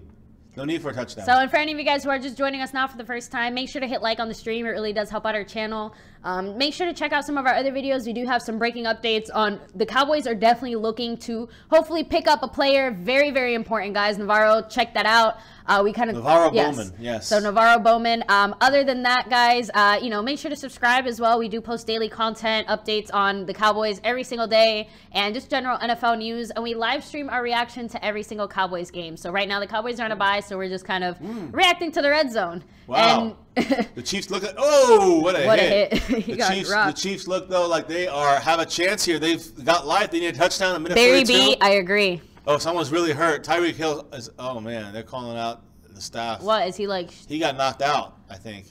Oh no, guys, he's Tyreek concussed, probably. Yeah. Look at this hit, Let's though. see it. Look at this run, though. What a great run back by Tyreek Hill. I feel so sad He's so because good after out such a there. great run, he just got hit. But look at the end of these two guys hit him at the see. same time. Like they cornered him. Right there. Oh no, and they hit again. It wasn't intentional. It wasn't an intentional helmet hit. It's just the way they hit. All three of their helmets slammed into each other, like a triumphant. Yeah. Just a triangle. Oh, no. All right, so I'm gonna, guys. We'll definitely be updating you guys tomorrow's night stream. Definitely make sure to hit that notification bell on all the updates because injuries, because we have a lot Bowman. of big names injured this week. Yeah, we got, and again, big name injury, but they all should be back as time goes on. But Tyron Smith is her injury. We got even Lyle Collins injured with his ankle. We also have, Sean Lee, his comeback. He's back on the practice field last week. This week it starts on Tuesday. We got Awuzie, who's supposed to be back out there as well. He's doing some warming up on the sidelines, rehabbing. He's going to be back on the field. We got to have everybody back out there, guys. That's great news. Our defense is going to be all out there at once, finally. And hopefully it's going to show on the field.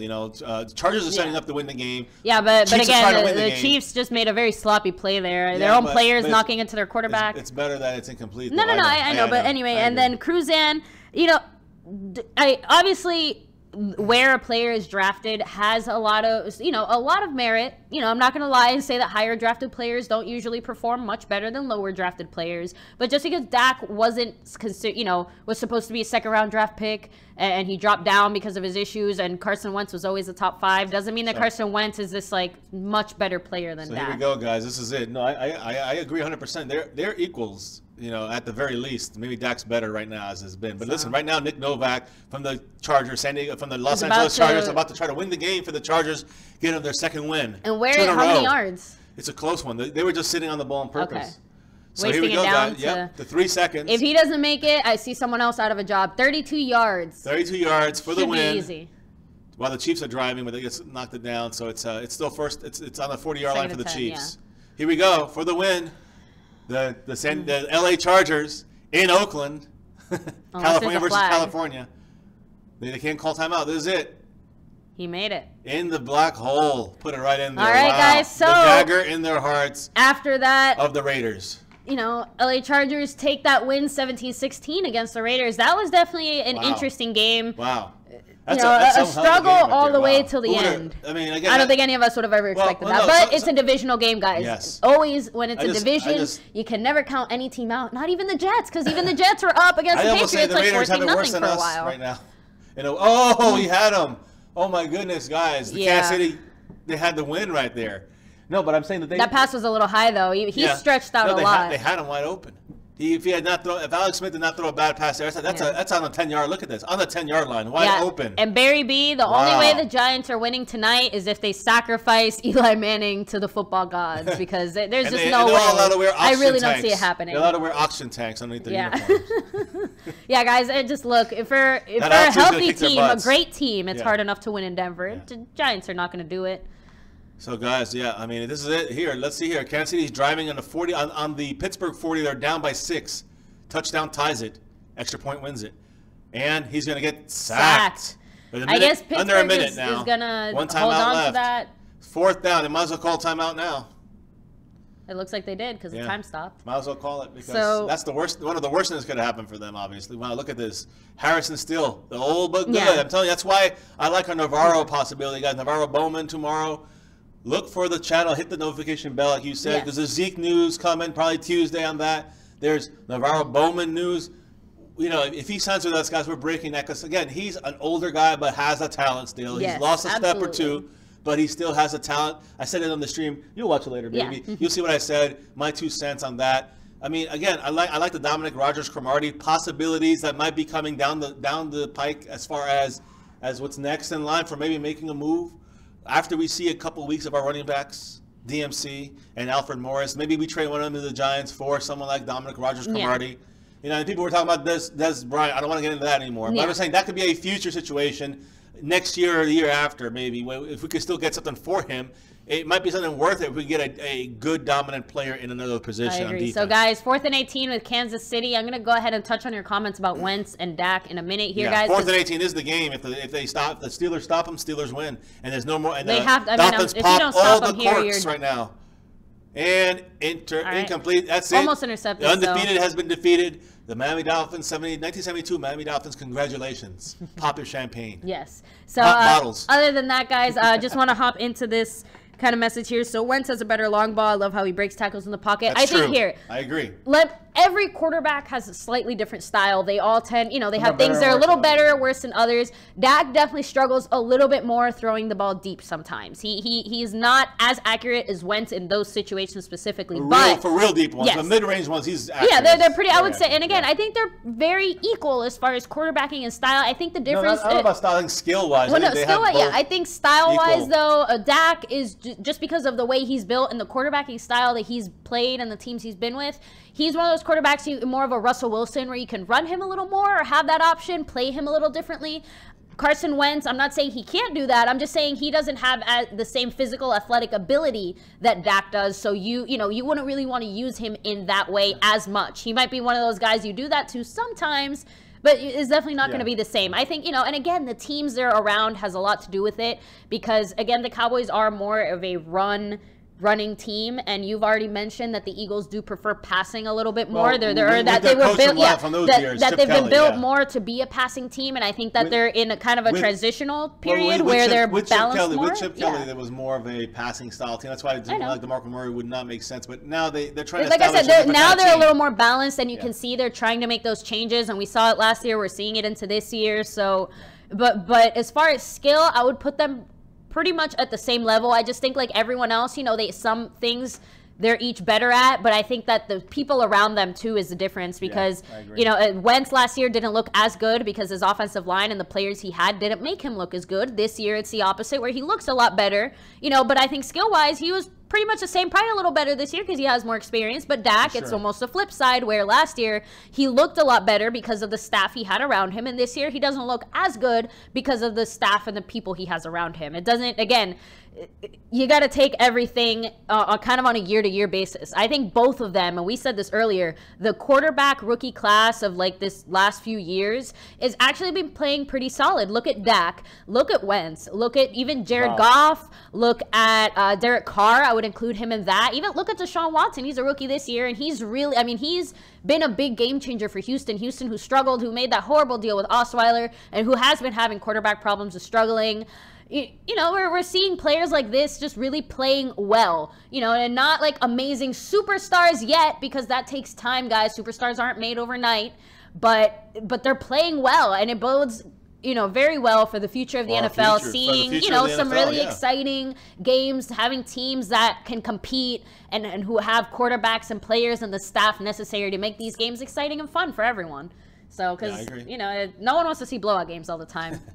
Speaking of blowout games, I'd like to see the Cowboys. Every single time I'd like to see the Cowboys blow out the teams. But I will say this, guys. Speaking of blowout games, that's it for the 4 o'clock games. Now you're going to be seeing the game, which we would like to see the Denver Broncos just extra bury the Giants. Sorry to the Giant fans out there, but that's the truth. We still want to see you down in flames even deeper. And we want to see you guys have any kind of miracle comeback ever at all, any possibility of that this year, although without your entire receiving core, without an offensive line, without a running back, it's going to be impossible. You have to be realistic. So hopefully they'll be 0-6 after this.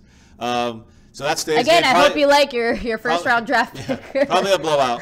And then you got the tomorrow night's game, which is going to be the I think it's the Indianapolis Colts at the Tennessee Titans, which is not the most exciting game in the world. But we'll be streaming tomorrow, guys, and doing any kind of updates, whatever we hear. Probably won't be too much stuff tomorrow, except for Navarro Bowman, which could be huge. So keep your ears and eyes peeled for that. And make sure to hit that notification bell so that when we do post the breaking news, you guys will be the first to know. Away. Yeah, and you guys can, we really don't converse too much on those because we want to get the info out there. It's more like an info quickie. Yeah, but our stream, like our regular nightly live stream, will definitely be more of our usual back and forth. So make sure to hop in on that. And like I said, for any of you guys who are fans of other teams, keep coming back because we do talk about general NFL stuff. And if you love to hate, come on back to hate. It's cool. Just keep it family friendly, guys. And no personal attacks, and it's all good here, guys. It's big Cowboys family. Yes. So Cheers. Another successful guys, stream. yes, thank you so much for joining us. We definitely streamed a lot longer than we expected, but there's some very good, very interesting games today. We'll be kind of, like we said, wrapping everything up and touching base on everything that happened today. How things that happened today affect the Cowboys' future as well, because, you know, 49ers had some injuries. You know, we had other teams. Kansas City just lost. So, you know, lots of these things go into the Cowboys. But also, into the Cowboys part would be the Redskins winning, unfortunately. That's that was, and of course the Eagles, when they won, we already discussed that, but they won against Carolina. So, they beat the again, we'll be exploring all these things and how these wins do affect, and of course the Giants lost tonight and all that. Well, we'll see. I don't want to jump the gun. I know, but they should lose. The thing is, we'll definitely be touching on how those things affect us as a team and just all these things, guys. So thank you so much for joining us here and watching, being part of our Cowboys family. Don't forget to hit the like, the thumbs up, guys. We appreciate it. Don't forget to subscribe as well. Subscribe, hit the notification bell, and there's also a Patreon account where if you want to help out with the channel and help us doing different streams and stuff, and continue to just grow and make this stream better for you guys as well. We also have different ideas on the horizon for especially the off season, but also now we're thinking. Rack City brought up an idea about doing a Madden franchise league where we get everybody to redraft in the league and kind of do an online thing through Madden 18 on the PlayStation 4. Yeah, so for any of you guys who haven't, about doing something like that, so let us know in the comments if you're interested. For any of you guys who haven't added our gamer tag, make sure to click in the description down below. You can find our gamer tag there. Make sure to add my lovely fiance. It's purple_football7. So do that for sure. So, all right, guys, thank you again so much for joining us. Shout out to every single one of you guys who was in here in the chat. Enjoy the rest of your football Sunday, and as always, guys, go Cowboys! That's right. Now we'll and see forever. you next time. Win, lose, or draw. You know it. Go Cowboys.